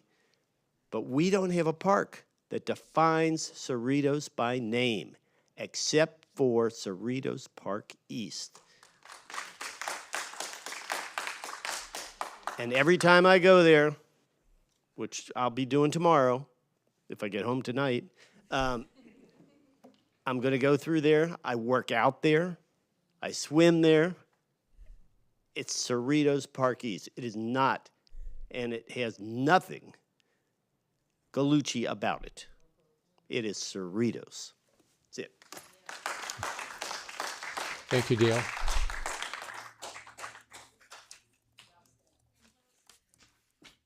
Okay, I don't see any other names added. Is there anyone else that wants to address the council? Okay, seeing none, we'll close public comments to the comments from the city clerk first. Thank you. Honorable Mayor and members of the City Council, we did receive written correspondence on this item. The following individuals submitted written comments expressing opposition to the renaming of Cerritos Park East: Sue Carter, Rosa Peters, Murali Vasudevan, Deborah O'Neill, Jamie Ball, Galen Marty Grossman, and Norma and Alan Williamson. This concludes the written correspondence that was submitted for this item. Okay, thank you. I'd like to council for comments. I'd like to remind everyone, just if we can keep it under 10 minutes. It's in the protocol manual. Just I'll go start. ahead. Okay. Thank you for everybody for coming out tonight. On April 28, 2022, this council adopted Resolution 2022-20, a resolution of the City of Cerritos adopting a Cerritos policy and procedure manual relative to city officials and city employees and an employee handbook. The vote was 5-0, with all 5 of us voting yes to adopt that resolution. In our agenda packet tonight is a copy of Policy 7.06. This policy relates to the naming and renaming of city facilities. This was signed by then Mayor Chung Vo and City Manager Art Galucci. In that policy, under 7.06020C, the last sentence states, as a measure to ensure credibility and merit when honoring an individual, only names of deceased persons shall be considered after a 1-year period. Did we as a council do that? No, we did not. 7.06.020F states that requests for city-owned facilities will be remitted to the city manager's office and subsequently presented to the city council for preliminary consideration and referral to either the Parks and Recreations Commission or the Fine Arts and Historical Commission. Did we, as a council, refer this to either commission? No, we did not. 7.06.020G states that the responsible commission's recommendation will be submitted to the city council for final consideration. Did any commission recommendation come before this council? No, it did not. 7.06.020H states that the responsible commission has the ability to recommend other alternatives, such as the dedication of a tree, bench, water fountain, and plaque of honor of an individual. Did any such recommendation come from a commission and before this council? No, it did not. Now, I don't sit on the policy committee, but it's pretty clear to me that there is policy on the naming and renaming of city facilities, and I'm not sure why this council is going against criteria that is clearly laid out in policy 7.06, and that we continue to entertain the idea of renaming of a park without going through proper protocol. At the September 28 meeting, it was stated by one of my colleagues that he follows the rules and that we needed to follow policy. So in a majority vote, this matter was referred back to the policy committee. Also in that meeting, Art Galucci said he never asked for this. In fact, he said it twice. At the December 14 meeting, there was a motion before this council to amend the policy. That motion failed. No action was taken. That should have been the end of this discussion of renaming CPE. However, at the end of the meeting, it was brought forth by Councilmember Solanki to ask for consensus to bring the item back for the renaming of the park. I asked the city attorney at that meeting if by doing so, we then would not be following policy. The city's attorney said that's correct. So here we are for the 4th time, September 14, September 28, December 14, and again today, February the 8th. 4 times that this topic of discussion has come before this council. It's very concerning that a majority of this council is wanting to go against policy. And what's really troubling me is that there's already a vote at the December 14 meeting that we not amend the policy. The request to change the name of the park was not asked by a resident. It was not asked by Art Galucci. It'll cost $60,000, which by the way could add more pickleball courts. And more importantly, Over 500 residents have signed a petition to oppose the changing of the name of Cerritos Park East. Now, some may question the validity of the petition, such as some of the signers are non-Cerritos residents. That may be true, or maybe they grew up in Cerritos and no longer live here. I believe those signers have some connection to CPE, whether it's a child playing at the park, or having a birthday, a wedding, or a special occasion celebrated at one of the community rooms. Those signers have fond memories of CPE. So whether it's 100 or 500 signatures on this petition, the fact that there was a petition started is enough for me to take this matter seriously and to listen to the voices of the residents. I don't know when the last time we had such an outcry from our residents. This park means so much to so many. As a council, we need to listen to them. This council is made up of 5 members: a police officer, a business owner, 5-time mayor, attorney, and myself, a county employee, who all took an oath, either for our day job or for sure we took an oath when we came into office as a council member. That oath was to perform the duties of this office with the utmost integrity, which includes following policy. It states in this agenda report that any action taken at this meeting to approve the naming or renaming of a city-owned facility or of an alternate space within the city-owned facility necessitates action to waive existing policy. That means if this council were to vote tonight to approve the naming of a facility in Mr. Gallucci's name, that we will convene another meeting, the 5th meeting on this subject, to waive policy which was already voted no on back in December. So bringing it back again just does not make sense. We are going around in circles. Frankly, it's quite embarrassing as a city and as a council to keep bringing this back. We have policies in place to help guide us in our decision-making. I am clear on that policy, and I am clear on how to move forward. I am not conflicted, and I have conviction. I support our current policies. I voted for it back in April 28, 22, and see no need to change or amend it. So when it's appropriate, I'd like to make a motion for this council to follow and adhere to our policy manual that was approved by this council on a 5-0 vote on April 28, 2022. Those are the end of my comments. Thank you. Thank you, Linda. Frank, go ahead. Thank you.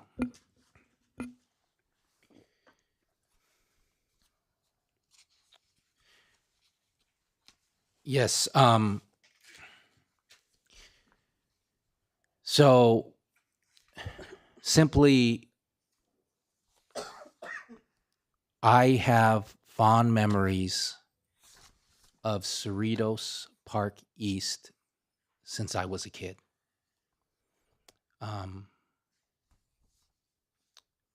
That's why I wanted to be a council member. I wanted to give back to the city that gave so much to me growing up as a kid here since elementary school when my parents, Tom and Chit Yokoyama, moved us here to Cerritos, my sisters and me to Cerritos in 1976. And I just have good memories, fond memories of Cerritos Park East. Others shared similar things, playing basketball, swimming, going to the 4th of July celebration at Cerritos Park East. But what I have realized since this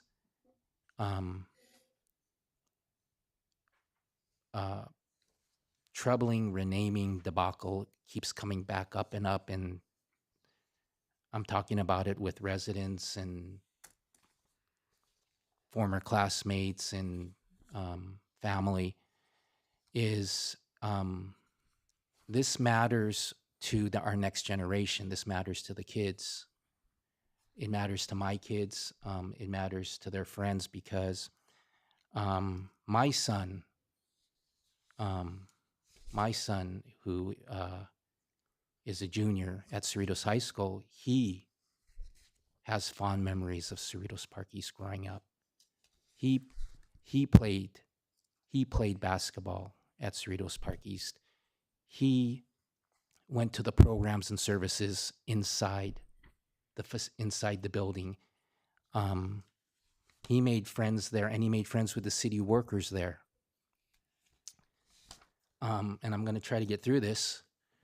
The significance of Cerritos Park East to my generation and to my son's generation was made crystal clear to me, and shows the there's just the importance of family and what Cerritos means to our community and our families, and within our individual families with parents and kids and grandparents and siblings, is what was told to me about Ethan Soriano, the Cerritos High School senior who passed away this school year.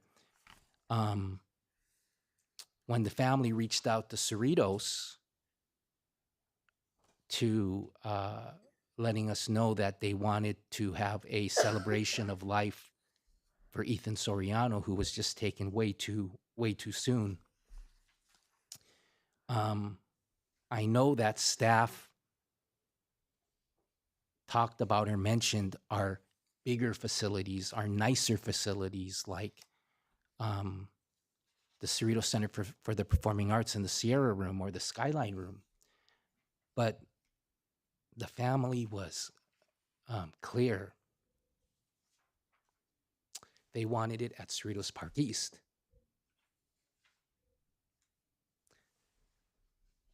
Because that was Ethan's park. That's where him and his brothers and his dad and his friends played. And that's why they had their celebration of life at Cerritos Park East. And just like when I was there with city staff and Sherry Titus, she told me this was the most people she ever saw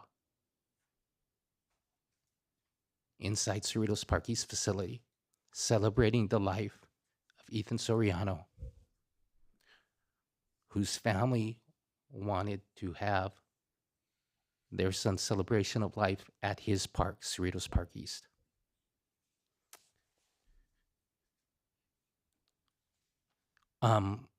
Within the last month,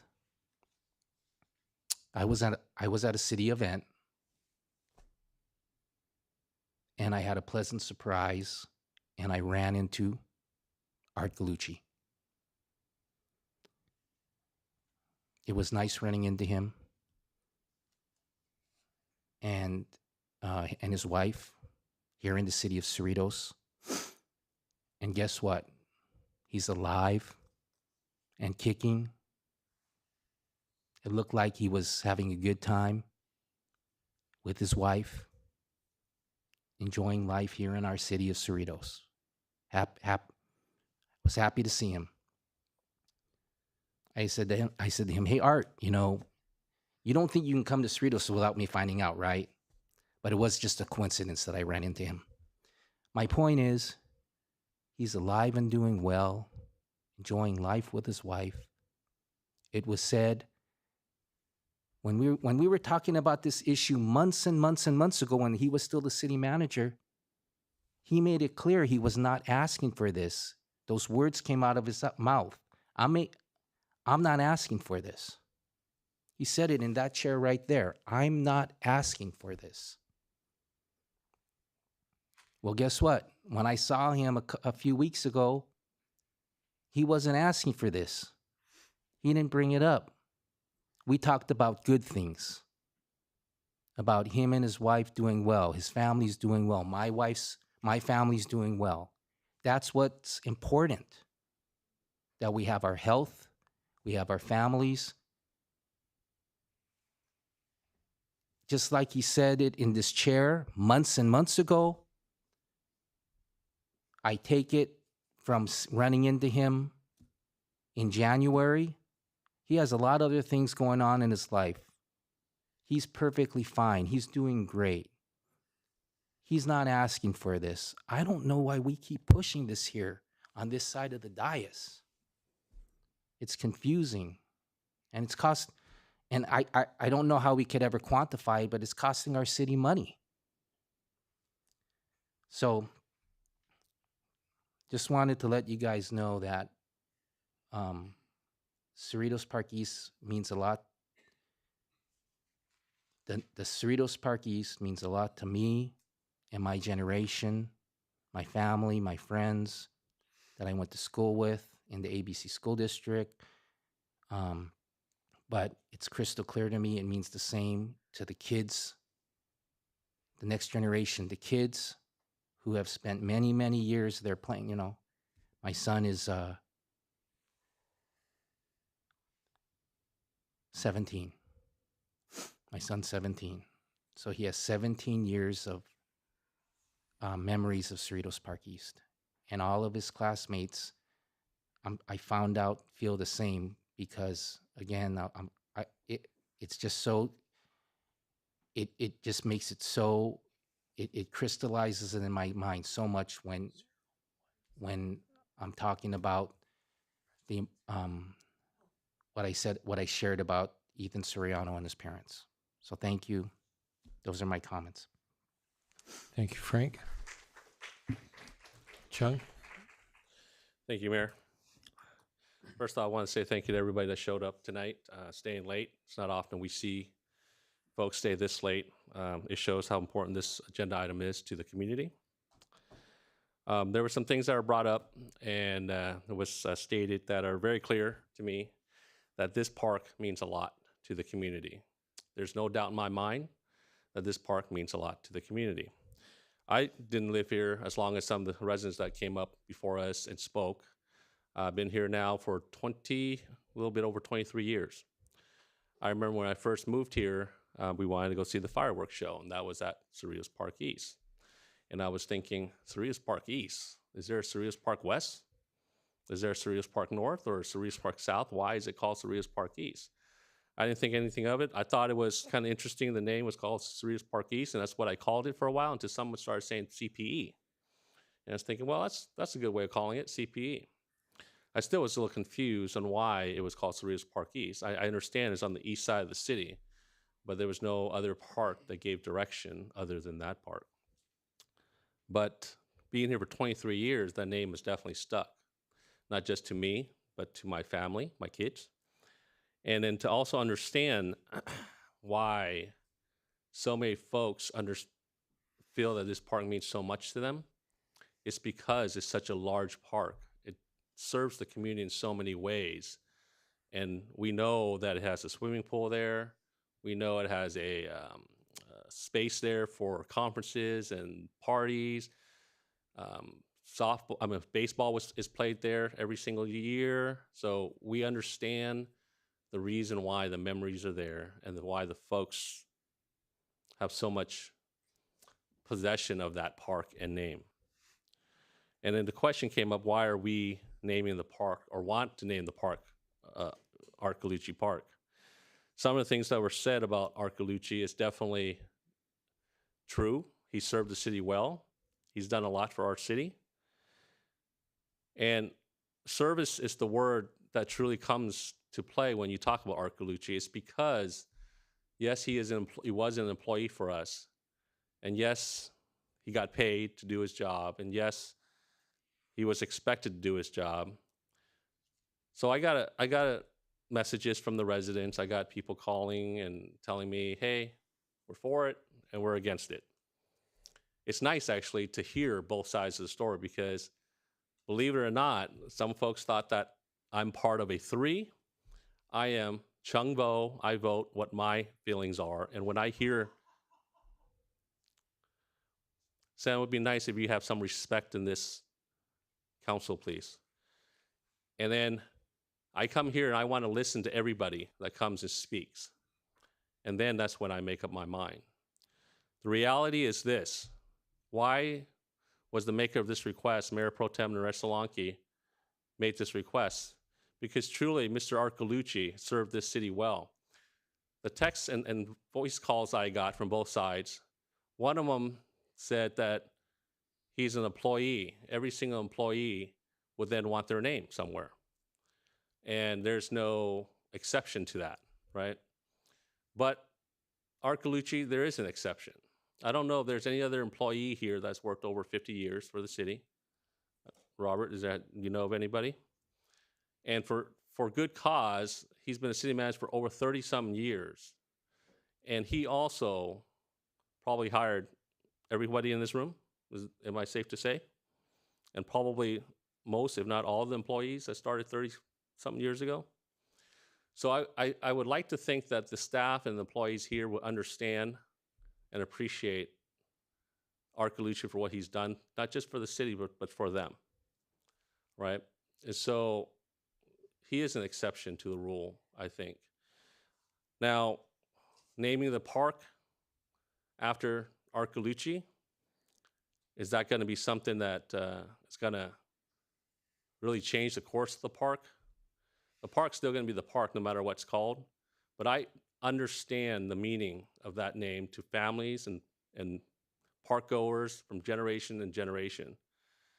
And the maker of this request made it because he doesn't owe Art Carlucci anything. I don't think you do, right? You know, when we talk about Art, we don't just think of him as a city manager. A lot of us think of him as the father figure for all of us, but also for this city. The reason why we have great parks, the reason why we have great services for the last 30-something years, and the reason why the city is where it's at today is because the actions that were taken and the direction that was given to Art to do what's needed to keep this city the way it is today. We had a council member from Whittier that said that he's envious of our city. It's not because, you know, it just happened. It's because we had a manager that did well. And so that's why I think the maker of this request did what he did. It's because he wanted to honor, not owe Art Carlucci, but to honor the man who did so much, not just for this council and previous councils, but the residents of this community over and over again. And I don't know if you realize this, but when he worked, he could have retired 15 to 20 years ago and received a full pension. But instead, he continued to work and actually would have gotten more in retirement if he retired 15, 20 years ago. But he continued to work, and because of that, he actually got a pay cut. So these are the service that he provided to the city. It saved the city a lot of money. And I heard, I wasn't on council, but I also heard that he also gave up numerous attempts to give him pay raises. I wasn't on council at the time, but he did that because he wanted to give back to the employees and to make sure the city would not spend money on him. Now, going back to the park issue, when it was brought up, I honestly was very uncomfortable changing the name. I didn't like the fact that we would change the name. But listening to the meetings and going forward and talking back and forth, I felt like I had to do something because Art Carlucci is definitely a man of service for the city. We called him Mr. Cerritos at his retirement party, and we gave him all these accolades, right? And we truly wouldn't be here without him. So last week, I actually called him up and had lunch with him. And because I don't think anyone really asked him what he wanted, what he really wanted for this city. And he too, and I agree with my council colleagues, that he never asked for anything. And Dell, you brought it up, he's a humble man, subtle man, he would never ask anything. When a person asks for something in their name, those folks do not deserve it. When they ask for something to memorialize them, those folks generally do not deserve it. It's the folks that witness their acts and believe in their sacrifices that are the ones that request for that. And so I had lunch with Art. I asked him, I said, Art, did you want the park named after you? Did you ask for that? Because I didn't have conversations with Mayor Pro Tem. I didn't have conversations with my colleagues after the whole request was made. So I kind of just thought maybe he asked for it, but he didn't. He said, no, I never asked for it. And I said, did anyone ever ask you what you wanted? And he said, no. So talking to him, he still didn't want anything in a sense, but I could sense while I was talking to him, he missed this city a lot. And he also missed the theater. He talked about the theater over and over and over and over and over again, maybe trying to hint to me without asking that it'd be nice to have something in the theater. Now, I think I can read between the lines when I spoke to him. I think truly that's where his heart lies, is the theater. And so I liked to make a request. So instead of naming the Cerritos Park East after Art, his heart truly is in the theater.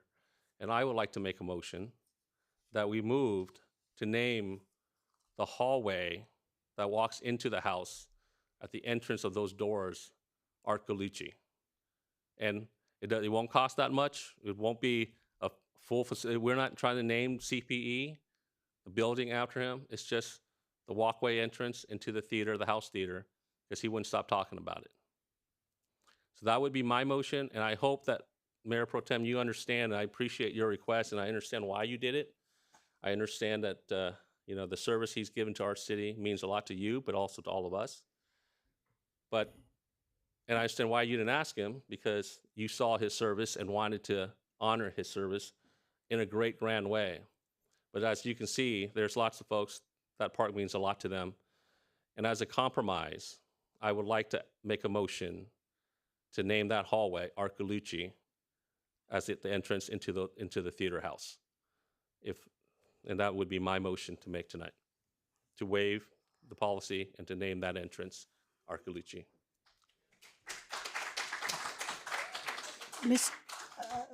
I have a question for the city attorney. Can you hold it? Okay. Thank you. Thank you, Mr. Wu. Thank you all the residents who came out today and spoke. Most of them were all against.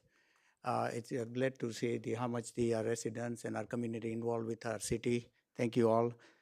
I too had a lunch with Art on Tuesday, and he did not ask for it. He specifically told me, I do not want this Nares, and it's too much controversy, and he's not happy about it. I said, okay, what would you like to have? He, just like Wo says, he said, I do not want anything from the city. Thank you all. I enjoyed working. He said, if Robert wants to leave, I can come back. So I said, no, I don't think Robert's going to go anywhere. You enjoy your life. And he's really enjoying it. Today he's in Hawaii with his son. And his wife is in New Zealand with the other friends. So Art Gallucci never asked for it. What happened when Jim Edward passed away, Jim Edward was my almost father in council. When Jim and I were serving, it was difficult to serve in this council chamber.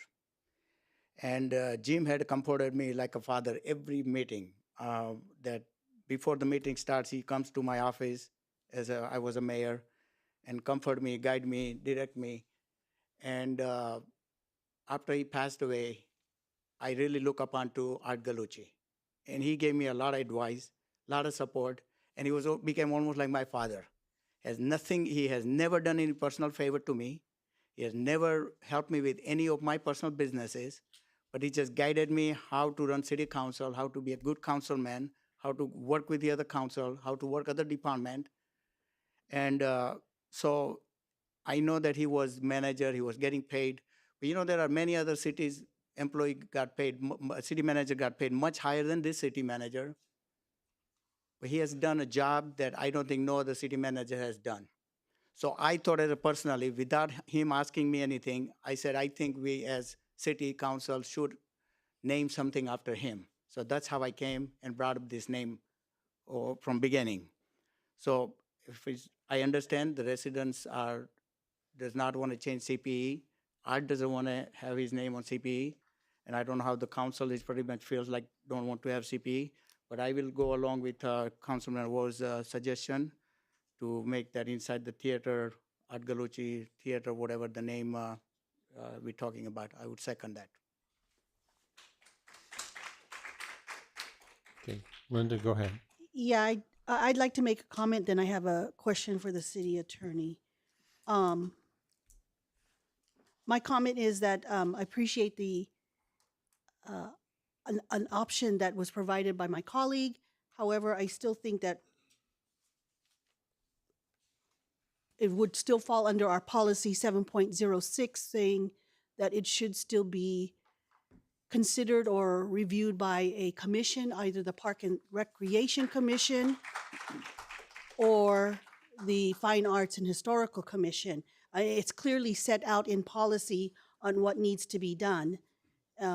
I don't think this council should be making decisions of what we're going to name without at least input from a commission. And I think in the policy, it even says public input from the community. So that's my comment. And then my question to the city attorney is, and in my comments this evening, I did say at the appropriate time I had a motion. So where does that motion lie then? Well, as of right now, there actually is a motion and second before the council. You did voice that you would like to bring a motion, but a motion was not made, but it is known by the council that you would like to. So then I'll make a substitute motion then.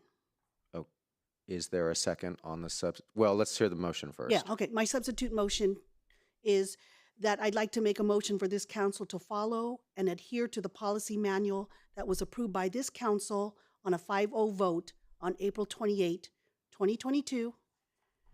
That's my motion, because in the policy, it does clearly state out procedure on how we go about naming facilities or rooms or whatever we're naming in the city. Okay. That's my motion. There's a motion, there's a substitute motion, just a quick comment, and then I will leave it to the council if there will be a second on the substitute motion. As mentioned before, and as was made by Councilmember Vo, the maker of the motion, there was a request to waive the policy for that reason. So your substitute motion is valid and can be seconded and can be voted upon. But again, to reference for the council's benefit, Councilmember Vo's motion did specifically say, or did ask to waive policy 7.06, which as I mentioned in the report and in the agenda report, if there were to be some facility named, renamed, or dedicated tonight, it would require a waiver of the policy. So I hope that, but there is right now a substitute motion in front of the council. Yeah. Yes, because I don't think we should be waiving policy. We need to follow the policy manual, and it's been said by Councilmember Vo in a past meeting that he likes to follow the policy manual. So that's my motion. There is a substitute motion. Can I ask a question? Because I'm trying to understand the motion and the substitute motion. Sure. So since Frank, is your mic on? Oh, thank you. So I wanted to ask a question because I'm trying to understand the motion and the second, and then now my council member colleague has made a second substitute motion. So you said the motion contains, the motion and the second includes waiving one of our city council policies. Policy 7.06, correct. Yes, so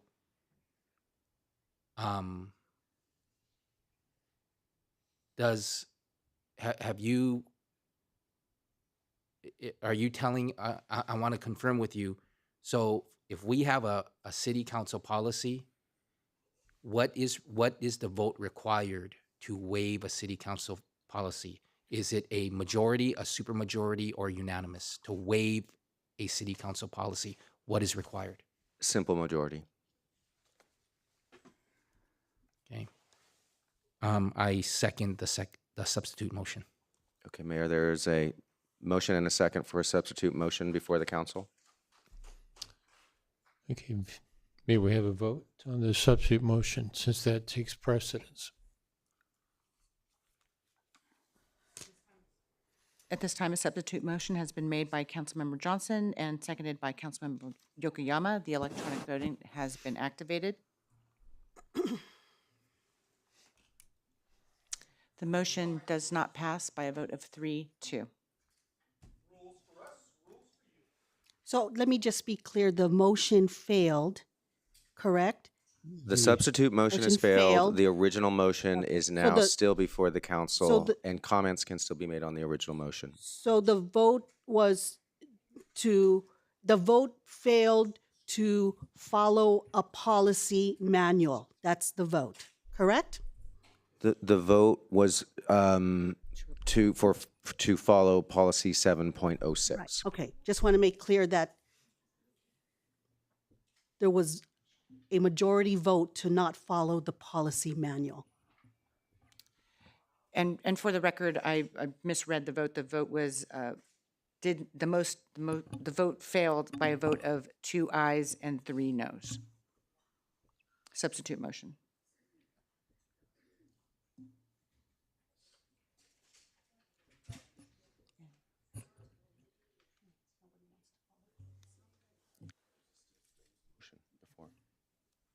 And at this time, if I may, there is a motion on the floor, the original main motion made by Councilmember Vo and seconded by Mayor Pro Tem Solanki, and this is to approve a waiver of policy 7.06 and name the hallway at the entrance of the main theater in honor of former city manager Art Galucci. And the electronic voting has been activated. Before we vote, can I ask one question? When you talk about the hallway, would that small meeting room be more appropriate? Small meeting room? Yeah, it's the one next, if you walk into the north side of the building, that from the west side, be the northwest side. How about the donor room? That's correct.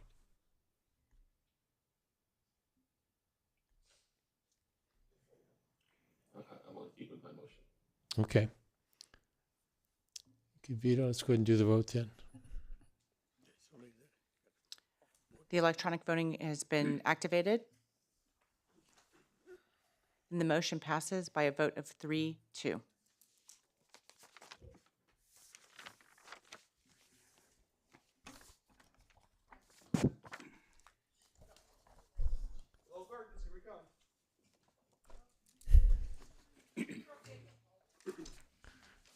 Okay, next on the agenda is item 10A. May we have a staff report? Thank you, Mayor. At this time, staff does not have any items to present under 10A Okay, how about 10B? or 10B. Okay, then under 11A, could you also include, give me 1 second here. Jeffrey Prang has brought out an opt-in program to keep track of potential changes to property. So could you include that in your report? Yes, thank you. Under item 11A, we have, as noted on the agenda, we have an informational report that follows up on discussion held by the City Council at the last City Council meeting as it relates to transportation programs. For that item, I'm going to defer to Director of Community Development, Kristen Aguila. And with the mayor's request, we can also provide an informational update as it relates to LA County's program related to property sales. So with that, I'm going to defer to Ms. Aguila on the transportation item and see if there's any questions. And then following that, we can provide an update regarding the second item. Thank you, Mr. Lopez. Good evening, Honorable Mayor and members of the City Council. I'd like to take this time to provide the City Council with an informational update on the city's transportation services. The information I will provide was previously provided to the City Council earlier this week via memorandum. Before I begin, I'd like to note that at this time, no changes to either the Cerritos on Wheels fixed route service nor the Cerritos Dial-A-Ride have yet been implemented, and existing services remain unchanged as of today. As the council is aware, during the January 25th council meeting, staff was directed to establish parameters for amending the existing CAL fixed route service in pursuit of a microtransit demand response CAL service available to the general public, and also maintain a separate demand response Dial-A-Ride service for transportation of Cerritos seniors and persons with disabilities. In addition, staff was directed to work with Metro to determine an alternative use of a $4.4 million FTA grant that was previously awarded to the city for the purchase of electric buses in support of existing CAL operations. Pursuant to this direction, on January 30th, staff met with Metro, who facilitates FTA grant funds, to discuss eligible uses of the city-awarded grant funds. During this meeting, staff asked several questions. First, in an effort to promote greater regional connectivity, can the city use the grant funds to support an amended service to include connections between the city and Metro Green Sea Line and Metro stations in the city of Norwalk, Metro Link stations in the city of Norwalk, in lieu of a bidirectional city loop route? Secondly, staff asked whether or not the grant funds could be used to purchase electric buses to serve as charter transportation for special city events. Staff also asked that because the cost of zero-emission buses has significantly increased over 60% since the city's application submitted to the FTA, can the city use the funds to only purchase 2 electric buses and supporting infrastructure instead of 6 buses and infrastructure as originally applied for? Next, staff asked if the city's grant funds can be used for a demand response microtransit model in lieu of the existing fixed route service. And lastly, staff asked if there are any other opportunities that the city could pursue to utilize the awarded grant. As a response to staff's questions, Metro indicated that the grant funds can only be used in support of the existing fixed route configuration and was not eligible to be used to support a proposed change in service scope or quantity of buses purchased. Lastly, Metro indicated that although the grant no longer aligns with the amended scope of transportation services, the FTA and Metro frequently have other grant opportunities to which the city may pursue. At this point, staff has exhausted all options for other potential uses of these funds. While the city will be required to forfeit these grant funds, staff will be proactive in monitoring and exploring all available other grant opportunities for a modified CAL service. In addition, staff intends to proceed with working with the city's transit consultant to establish parameters based on council's direction for amending the existing CAL fixed route service in pursuit of a demand response CAL service available to the general public citywide, and as I mentioned, with access to the Metro Green Sea Line and Metro Link stations in the city of Norwalk, as well as a separate demand response Dial-A-Ride service for transportation of seniors and persons with disabilities. Through an RFP process, the city will solicit proposals for the provision of these services with an award of contract subject to future city council consideration. Again, during this time, there will be no immediate changes to the city's existing services, the CAL and Dial-A-Ride. In addition, any such future change will involve significant public education and outreach efforts. Staff will continue to keep the city council and the general public informed of progress towards direction to amend the existing scope of services. This concludes my verbal update. City Manager Lopez and I are available to answer any questions the council may have. Thank you. Okay, Kristen, I'd like to ask, I guess, the first question, but Metro is overseeing the contract, right? If I understood what you said correctly. So Metro facilitates FTA grant funds as the direct recipient of FTA grant funds on the city's behalf. And then Metro distributes those funds to the city pursuant to the award of grant. Okay, but if we're going to go ahead and get any kind of cooperation to go ahead and amend it. It's going to happen from, technically the supervisors and the FTA. It's a political move, versus just, staff talking to staff. I would like to suggest to council that we do meet with, first of all, Janice Hahn to start, and then to look to our congressional, contacts to see if we can amend, from both sides, to get that to happen. So I'd hate for the 4.4 million to go away, and I also would hate for us to put 4.4 million, to handle 3 riders an hour, off non-peak. So, obviously it's not working. And to me, to throw more money at it is not going to go ahead and make a change, to that. If council would concur, that is something we would probably need to do immediately, because the money has to be committed by what, March or April, whatever it is. Correct, end of March. Okay. This year, March. We don't have much time. So did we already submitted the application? So the grant was applied for several years ago, and at that time, we weren't having these discussions about the potential amendments to the scope of services. Based on those conversations with Metro, the answers to all of staff's questions were directed pursuant to FTA guidelines.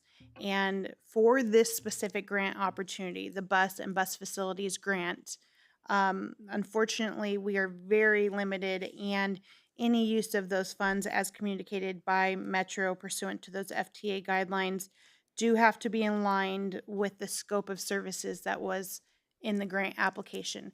If the council would like or direct staff to, speak to the supervisors or any appropriate FTA contacts, we certainly can do so.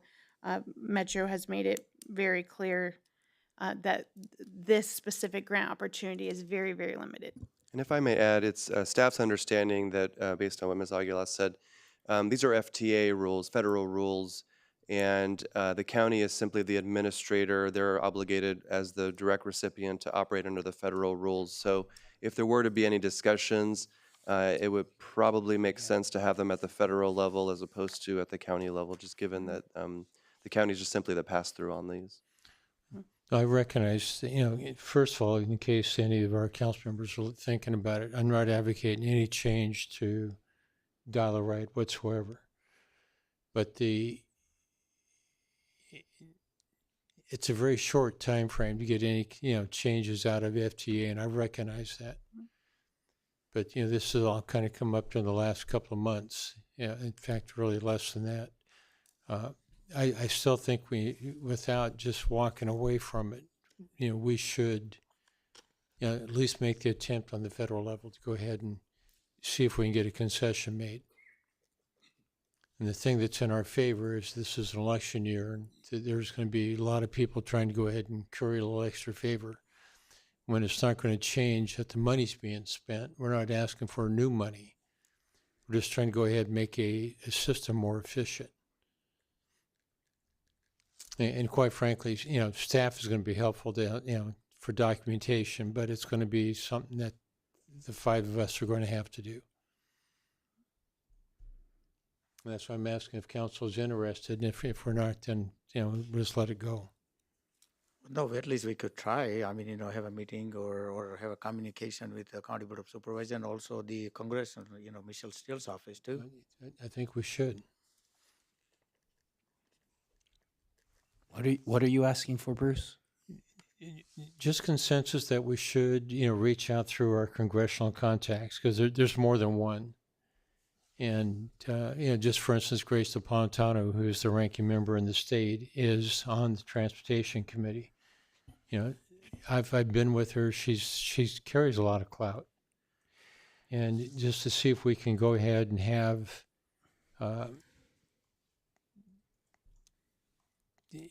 just an action by the FTA to go ahead and allow us to go ahead and, one, we're going to have to get an extension, and two, to change the parameters, but still the main goal is to service the a fixed route within Cerritos. Yeah. So I concur with the comment. And by the way, we need to work with SCAG too. You read my mind. Thank you. So I concur, and my comment is, I understand, so I read the memo that you provided to us with this same information a couple of days ago, and I understand, just like Bruce was explaining, we don't need 6 electric buses. So we would just be throwing away, we would not be wisely spending general funds alongside the grant to get 6 electric buses. However, I think it was fiscally irresponsible that our city of Cerritos is potentially wasting a $4.4 million grant. We asked for this money in 2021. We should not be talking about in 2024, how do we save, 3 years later, how do we save this $4.4 million grant? Our residents deserve that we're more vigilant. So if we could please make sure we're not in this, the council is not in this situation again with all of you, with the hardworking staff, that let's make sure, if you guys can look at other grants that we have pending right now, that we don't put ourselves in a situation where we're looking at a deadline that's a month away. And costs went up a lot. And, we don't need 6 electric buses or 6 something else, 6 something that applies to whatever grant we have out there, because it really, and I could hear, I heard it in your voice, it bothers us that we can't use a 4.4 million grant, because today we want to be fiscally responsible and not waste general funds. Okay? But still, we're talking about a $4.4 million grant. So that's my comment, and that's why I concur with you, because you want to make the best out of the situation we're in today. But maybe we should have been looking at this in 2022 or 2023, not in 2024.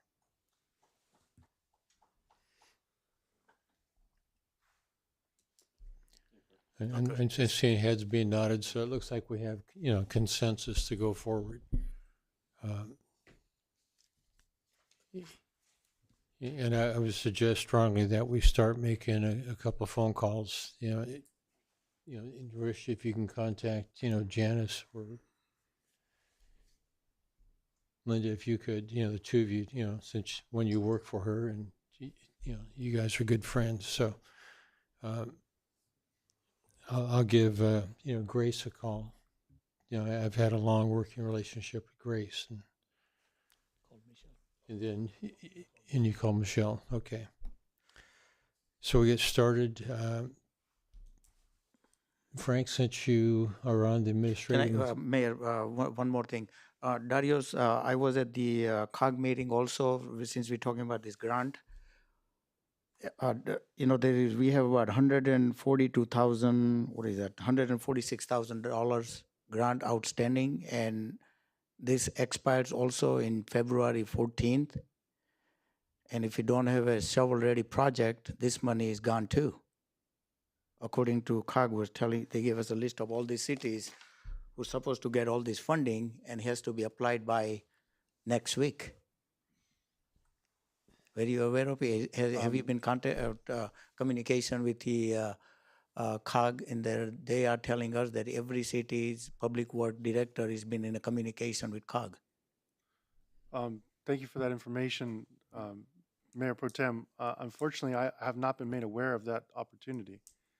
Perhaps I'll make a phone call tomorrow and inquire about that immediately. And also starting next year, they're changing the policies. Even though you we are qualified to get certain amount of money, but if you don't put the request, we won't get any money. Mayor Pro Tem, we will tomorrow follow up with the COG office to make sure we understand. Here's this parameters. letter, so I don't know if you. Okay, so you need to reach out to COGS right away then. Absolutely. Thank you very much. You know, Frank, what I started to say was, since you're on the administrative committee at SCAG, if you could contact the executive director, and, you know, that's usually their number one mission is most money comes in because of transportation. See if we can reach out, and if we need to, we might be able to meet with everybody locally, you know, except for the FTA. I got a hunch we're going to have to go back to DC for that. And we don't have much time to get this all together. So if, Yes, sir. when you talk to Michelle, and, you know, same thing with, you know, Janice, there's a lot of things that we've got to circle together and pull together very quickly. You know, Kristen, you know, it's up to you guys to go, you know, work with us on it. Will do. Thank you. Thank you. Okay, you know, the other item was the assessor's office. Yes, thank you, Mayor. And for that update, I'd also like to defer to Ms. Aguila, who can elaborate on the county's program. Thank you, Mr. Lopez. The County of Los Angeles Department of Consumer and Business Affairs offers an enhanced homeowner notification program to all residential property owners in the County of Los Angeles. So that includes all residential property owners in the city of Cerritos. As part of the program, the county's Register Recorder's Office notifies property owners of 3 types of real estate documents recorded against a residential property. And they notify property owners by sending a copy of the recorded document to that property within 5 to 30 days after recording. These documents include any identification or a change of ownership, grant deed, quitclaim deed, documents that report a loan taken against a property, and a notice of default or notice of sale. And so this program, it's an opt-in program available to Cerritos residents, as I mentioned. It affords property owners the opportunity to review recorded documents against their property in an effort to allow for intervention in the event of impending foreclosure or real estate fraud. And so in the upcoming week, next week, at the direction of the city manager, the Department of Community Development is working with the city's communication teams to notify by way of the city's website and social media Cerritos residents of the availability of this program, and to encourage residents who are interested to reach out to the county. We have a link to the program website to opt into the program to protect themselves from real estate fraud. And that concludes my remarks on the program. Thank you. Okay, Kristen, thank you. So when I first came across this, it doesn't take long to watch TV and you see all these ads, you know, people trying to, you know, alert you to, you know, fraud, you know, basically, you know, taking your homes illegally. And it's become such a huge risk, I guess, that the county's taken some extraordinary steps, you know, to create this, you know, program. And one thing I learned from another source a long time ago, to reach out to an audience, it usually takes 10 times. You have to notify them, speak about it, you know, communicate to them. And I would encourage that we even go beyond that. I would think that it's such a real risk that it wouldn't hurt us to go ahead and send out a notice, you know, inside the, you know, the water billing, for instance. You know, that way it gets to every homeowner. We do have plans to include an article in an upcoming city newsletter, and also make posts on social media as well as on the website. I think all those would be helpful. But, you know, I'd also, with council concurrence, you know, advocate that we do go to that minor expense to print, you know, a copy that goes out to each household. I'd just like to make a comment on that too. So I actually used to investigate those crash files years ago, and real estate fraud has been around for a long time. One of the things that you just need to make a note of is that if your house is completely paid off, that's usually when they go and submit the transfer of ownership, because they won't go after those who owe 300, 400, 500,000 or 700,000 for some people here, or over $1 million. They usually go after the ones that are free and clear of your home and you don't have a mortgage.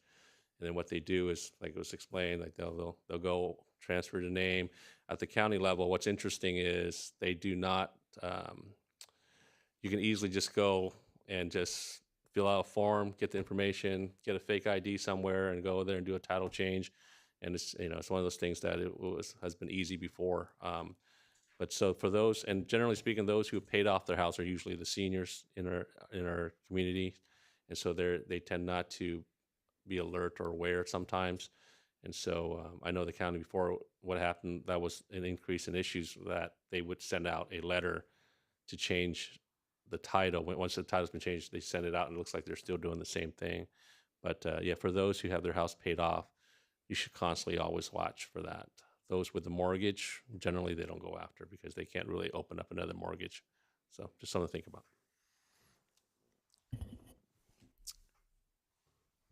So do we have concurrence? Yes. Yes. Okay, just to put a piece out through the water bill, in addition to everything else we're doing. So I think there's concurrence on it. Okay. And Mayor, that's all we have under item 11A. Excuse me, 12A. Okay, we'll go ahead and go to council. 11A, excuse me. 11A. Yeah, it doesn't matter. Okay, council communication, Linda, let's start with you. Thank you. Over the weekend, last weekend, I attended the Independent Cities Association conference. Many of the speakers there, well, basically the theme there was public safety, and many of the speakers there were police chiefs and deputies and police officers on what each of their cities were doing to mitigate retail theft and residential burglaries. One of the topics discussed was the use of drones being used at those independent cities. They're independent cities, so they're able to do that, such as the city of Beverly Hills. I know for us, in our budget study session in December, we were discussing the viability of using drones. I just wanted to share that we are setting up a meeting. Supervisor's office is setting up a meeting with LASD Special Enforcement Bureau, and I believe our staff here have been invited to that meeting as well. So as soon as they get a date set on the calendar, there will be discussion on possible use of drones for the city of Cerritos, possibly as a pilot project or something. And that's all I've done. Thank you. Okay, Frank? Thank you. So I'm gonna go over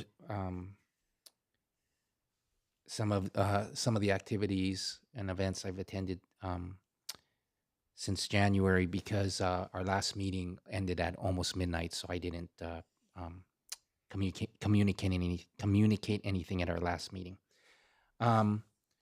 So I went to the California Contract Cities Sacramento Legislative Tour last month. And I was joined by my colleague, Councilmember Johnson, and we had conversations while we were there. At the legislative tour, we also had conversations with Senator Janet Nguyen and Assemblymember Sharon Quirk-Silva and Senator Josh Newman and California Treasurer Fiona Ma. And we were able to discuss with our state electeds who represent our city. We were able to talk to them about the Del Amo Bridge project and about housing in Cerritos. I also attended the State of the County by Janice Hahn, and I was joined by our Assistant City Manager, Kathy Matsumoto, and Councilmember Johnson. I also attended the Safety Roundtable hosted by Sharon Quirk-Silva. She invited her cities here in LA County Hawaiian Gardens, Artesia, and Cerritos. And I was joined by my colleague, Councilmember Vo, to hear and communicate and have a conversation with our assembly member. And Daryl was there too, right, Daryl? I attended the Rancho Southeast Realtors installation lunch. They are located in our city of Cerritos, representing regional realtors. And our city presented a proclamation to the outgoing president of the association by Mayor Barros, Councilmember Vo, and myself. I attended my alma mater's homecoming. I attended Whitney High School homecoming, fun event. It was meaningful to me because my daughter came home for the weekend as a past Whitney High School homecoming queen. She got to see one of her friends that she played basketball with, like her, become a homecoming queen. And Whitney won both games that night, both varsity games that night, by the way. I attended in Bellflower Janice Hahn's renaming, unveiling of the West Santa Ana branch line. It's not going to be called that anymore. It's going to be called the Southeast Gateway Line. And I attended that unveiling with many of the Southeast LA leaders, the Gateway City leaders, and I was joined by Mayor Pro Tem Solanke. I also had a really fun time once again joining the Petros and Money show last month. They came to Cerritos again. We're lucky that our city is one of the cities that they choose to have their traveling show. Petros and Money welcomed me, and we had a fun talk about Cerritos and Pat Nixon Park, and they wanted to talk about Little India, but I made sure they knew that wasn't in Cerritos. And they just, they bring customers to BJ Cerritos. I got to talk to a lot of them at the show, and a lot of those fans of Petros and Money follow them around, and they come to BJ Cerritos for the Petros and Money show, and they're dining in our city, and hopefully they're shopping while they're there too. I had dinner last month with Philippine Consul General Edgar Badajos. He will be leaving the Philippine Consulate General later this year.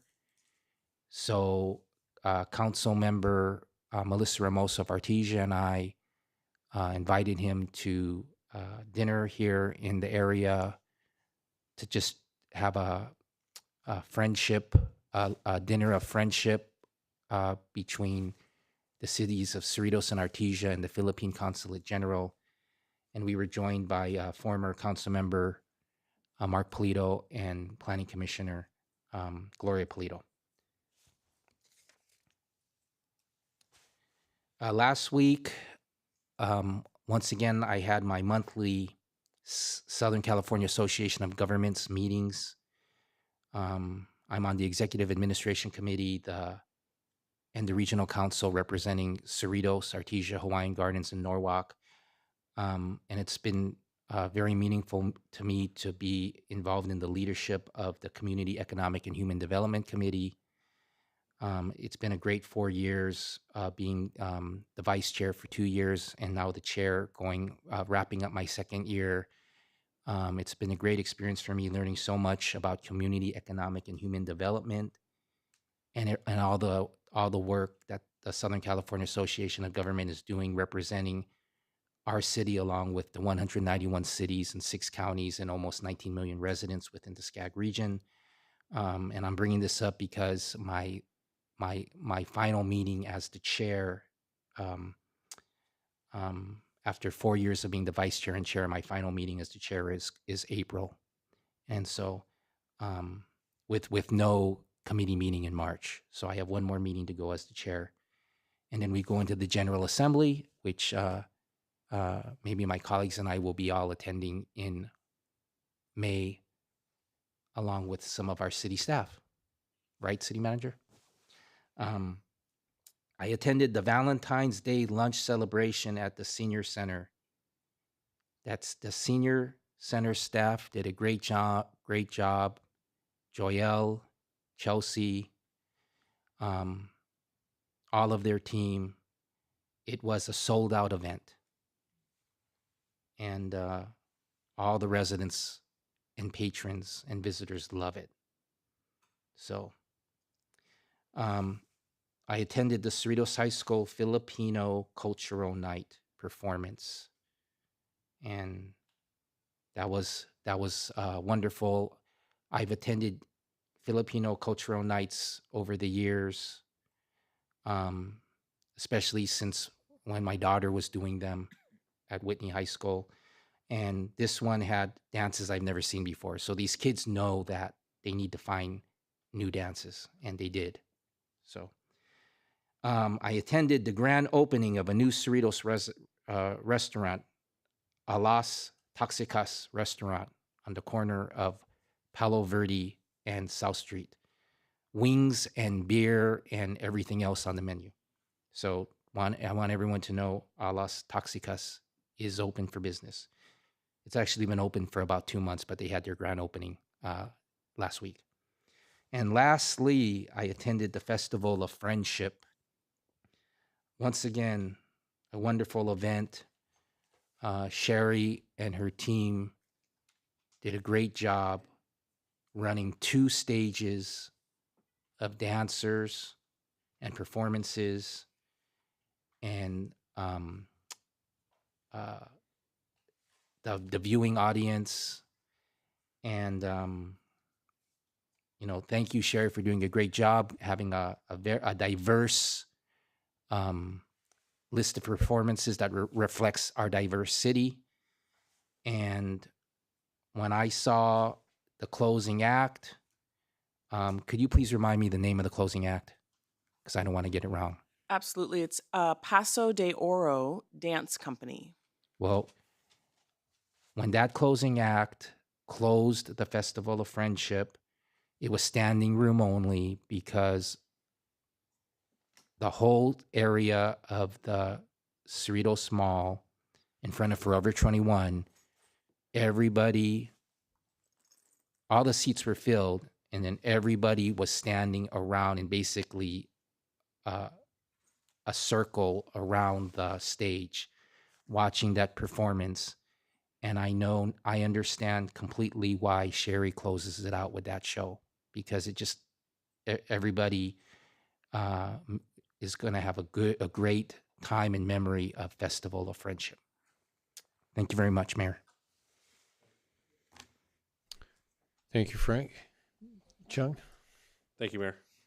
Councilmember Yokoyama already kind of said where I attended, because we attended a couple of them together. Public Safety Roundtable with Sharon Cork Silva, and then the Rancho Southeast Realtor Association Installation Lunch. I also attended the Southeast Water Coalition Board meeting in February. And then I also want to wish everybody in the community that celebrates Lunar New Year a Happy New Year. It's going to be this Saturday. We celebrate it, at least my family celebrates it for 3 days, Friday, Saturday, and Sunday. But the main day is going to be Monday. That'll be the first of the year.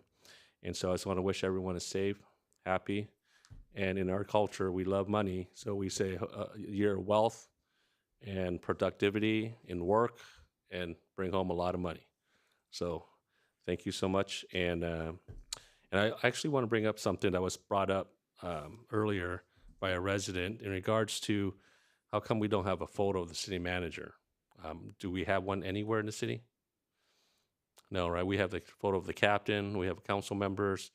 I think it'd be actually a good idea to actually have former city managers because prior to art, I mean, art's been around for a long time, so it won't be that many pictures. But I think it'd be appropriate if we can get consensus just to start. And plus, Robert, you're fairly new. When people come in, at least they see you and they know you. But I think it'd be appropriate to have the photos of prior city managers somewhere in the city. I don't know whichever is best that the staff wants to consider, maybe in the council chamber or at City Hall. But I think it'd be good for people to see who our leaders are. Are you asking for consensus? Yes.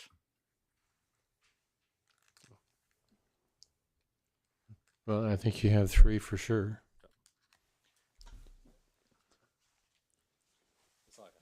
Okay, along with that, since we're talking about on the walls, we used to have the map of the city on the wall, with the Constitution. And the Constitution. Can we get those put back up, but have the map updated? Yes, staff is currently evaluating the items to be placed back on the walls in connection with the work that was done in the council chamber. Those items were removed. They were moved off site, so we will have to relocate the items and get them ready for replacement. But we're currently looking at options as well as for here as well as in the lobby outside. Well, the Constitution was an action by the council to put them up. Didn't it just appear? It's an actual council direction to have those on the wall. And if anything, I would personally prefer to see them updated because I think the quality is kind of poor, from visually. But I think if we could do that, that would be a help. And the map, that's the same map that was up here when I was first on the planning commission. So that goes back to 88. And even though I was in the council chambers a few times, I don't remember thinking or really paying attention to it before then. But that one there I know is way out of date. So even the zones for it and so on is not accurate.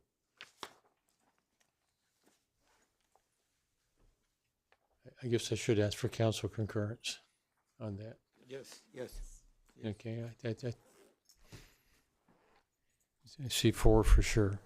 Okay, Darish? I just attended the COG meeting last night. That's all I have. Thank you. Okay, Frank and Chung mentioned the 2 of the meeting. Well, one of the meetings, the Rancho Southeast Association of Realtors that I did attend. I also attended the arts education program. It was fun to watch all the excitement from the kids that were in there and how excited they get. I've been to it a few times in the past, and it's just good to be refreshed on that part. I'm looking forward to the next 2 events. I do have 4 kind of quick things. Council directed, and if I get council we asked for a attendance sheet of the commissions and committees. And we saw what happened when we had a couple of people that didn't attend any meetings for a while. But we did ask in the past, and I just want to reconfirm it, that we have a report done by whoever is in charge of those meetings, from staff, so that we do get something. And I'm holding up a piece of paper from SCAG, and if you sit on SCAG or you read the reports, you'll see that every month, it doesn't matter what the committee is or the regional council, this is there. And it shows, the attendance. And on the one report, Frank's right here on it, and he's 100% attendance on it, which is a very good thing. If I can pass this over. Unless there's an objection, I've assumed that we're still interested to see that from, the various, department heads that oversee, whichever commission or committee that, the meetings they attend. Mayor, if I may, my office could coordinate providing that information. Is the council interested in a look back into past meetings, or is this moving forward? At least from January 1st, this year. Okay, is that acceptable? Okay, so I think that'd be the consensus.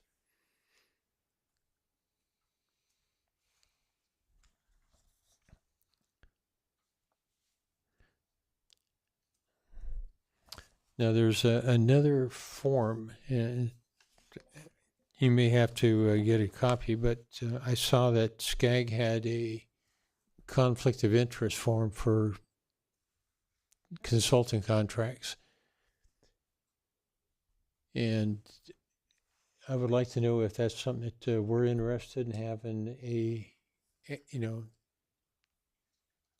when a contract's considered, that we do have that form, signed off. It's a very simple form, but it would, I think,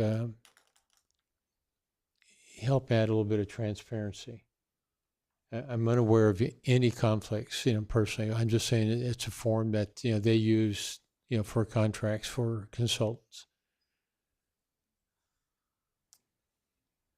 Honorable Mayor, members of the City Council, our current conflict of interest code that was adopted in 2022, 2024 is a conflict of interest code review year, but our current conflict of interest code does include a definition of consultants that may need to declare any sort of economic interests or conflicts as part of their employment or engagement with the City of Cerritos.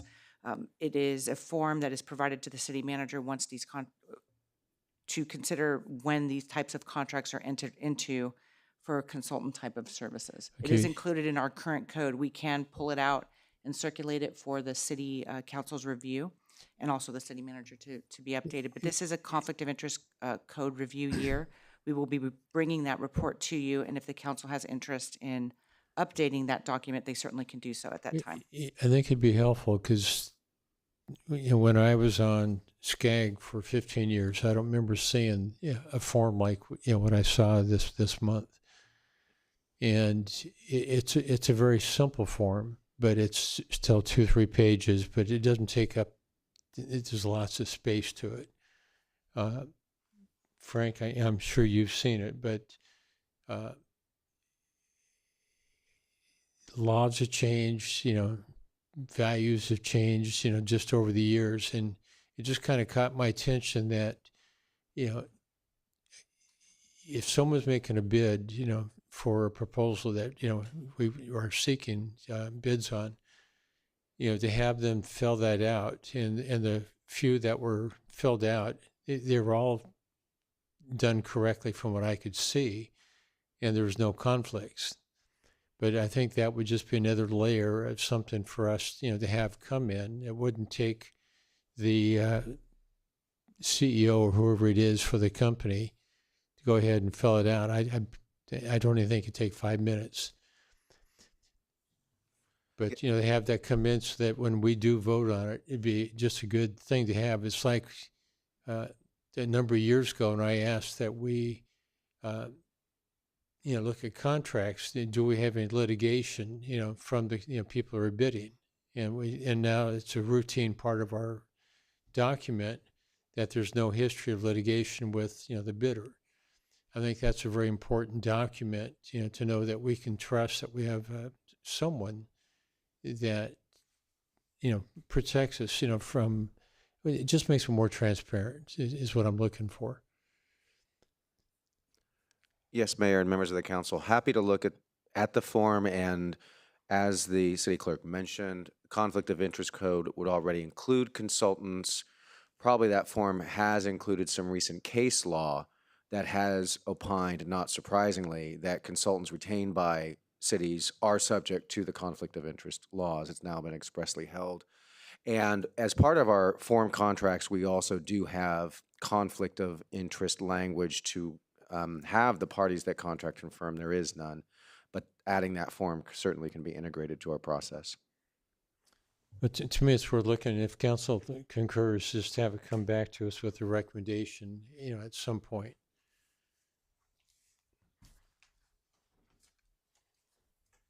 Okay, yeah, I think there's consensus there. And my last item is, we've had several people mention that old wading pool over at CPE. And I know my kids, played in it back, my oldest son is going to be 50 this year, so it's quite a long time ago. But is there a way to, and I know there's liabilities with, the current piece of concrete that's there, and we should probably take it out first of all, but is there something else that we can use that would be attractive, to especially the kids, to have a water feature in there that's, more up to date and safe? I'm gonna defer to Recreation Superintendent Sherry Titus, who's familiar with the history behind the wading pool and recent activities associated with it. Well, I bet you Sherry played in it way back when. I absolutely did. Yes, thank you, Mr. Mayor. Thank you, Mr. Lopez. We haven't operated that wading pool in many years. The county policies and regulations changed about, Mitt Hunt was still here, so 25 years ago. And so it's treated as a swimming pool. So you can't have any standing water. It has to have recirculated water, chlorine treated, and the like. It's also not ADA compliant. So we haven't operated it. It remains there kind of as a fixture. However, I'm not sure we have enough space to put in a more modern water feature, but we can certainly look at it. We have not looked at that in the past. The water feature, as you know, over at Liberty Park is not functioning for a variety of reasons, but we can certainly look into cost associated with removing that existing, I'm going to call it a wading pool, but that's not what it is, that feature, and then maybe look at getting some quotes for the installation of a new feature, if that's the council's direction. Well, you bring up a memory that I've seen, by attending the National League of Cities events. There's been other water features that are, smaller and bigger at the same time, that don't take up as large of a footprint, even as what we currently have. If council concurs, can we have you seek, information and share it with Parks and Recs and have them take a look at it and see if there's something in there that we may look at to add to a budget in the future? Absolutely. I mean, we're not going to be able to do it this quick for this budget, but Correct. Maybe for the next one.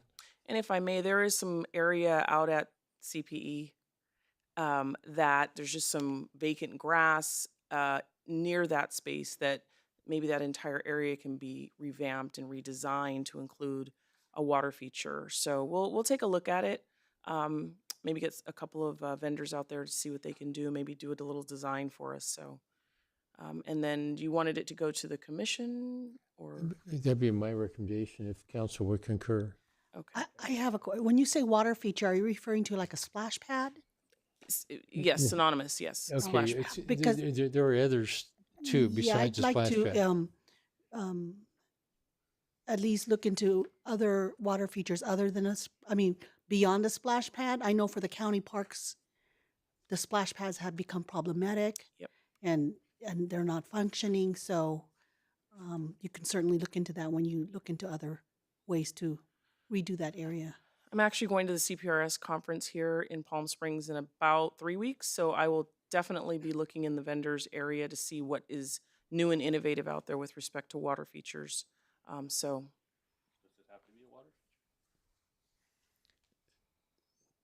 Well, I assume everything's open for the parks. We've had a long history of upgrading our parks. It hasn't been just 1 year. It's been over a lot of years. So I assume we're always looking for new ideas. always. I mean, what I've seen where my daughter lives in Fishers, Indiana, I'd love to see some of that stuff here. But I'm just thinking we've had people talking about the water feature at CPE, and I just got to think when I heard it again tonight, this is a good time to bring it up. Yeah, we did eliminate. And I agree with, Linda, mine is open-ended. I'm not trying to say any one particular thing, so I really don't know what the options are, what the legal requirements are anymore. Yeah, we used to have one at Frontier Park, if you also remember. We did remove that many years ago, and there's also one over at Westgate Park. So those 3 facilities had, and primarily because that's where Tot Lot used to be, at Westgate and Frontier. So I'm assuming that was the nexus for having those features over there for the little guys. So, but I'll take a look and see what's out there and let Robert know, and then we'll get a little something to the commission. Okay, do we have consensus? Yes. Okay. And with that, last comment. I forgot who it was, but she mentioned that the charging unit doesn't work here in the Civic Center. Yes, thank you, Mayor. I did ask our Public Works staff to check that out and to confirm that it is in working order, and then to follow up with the resident to let them know. That seems to be the common complaint on charging stations throughout, the U.S. that aren't that North American charging system. I wasn't going to mention the name of the proprietor for it, but anyway, if there's nothing else, our meeting's adjourned.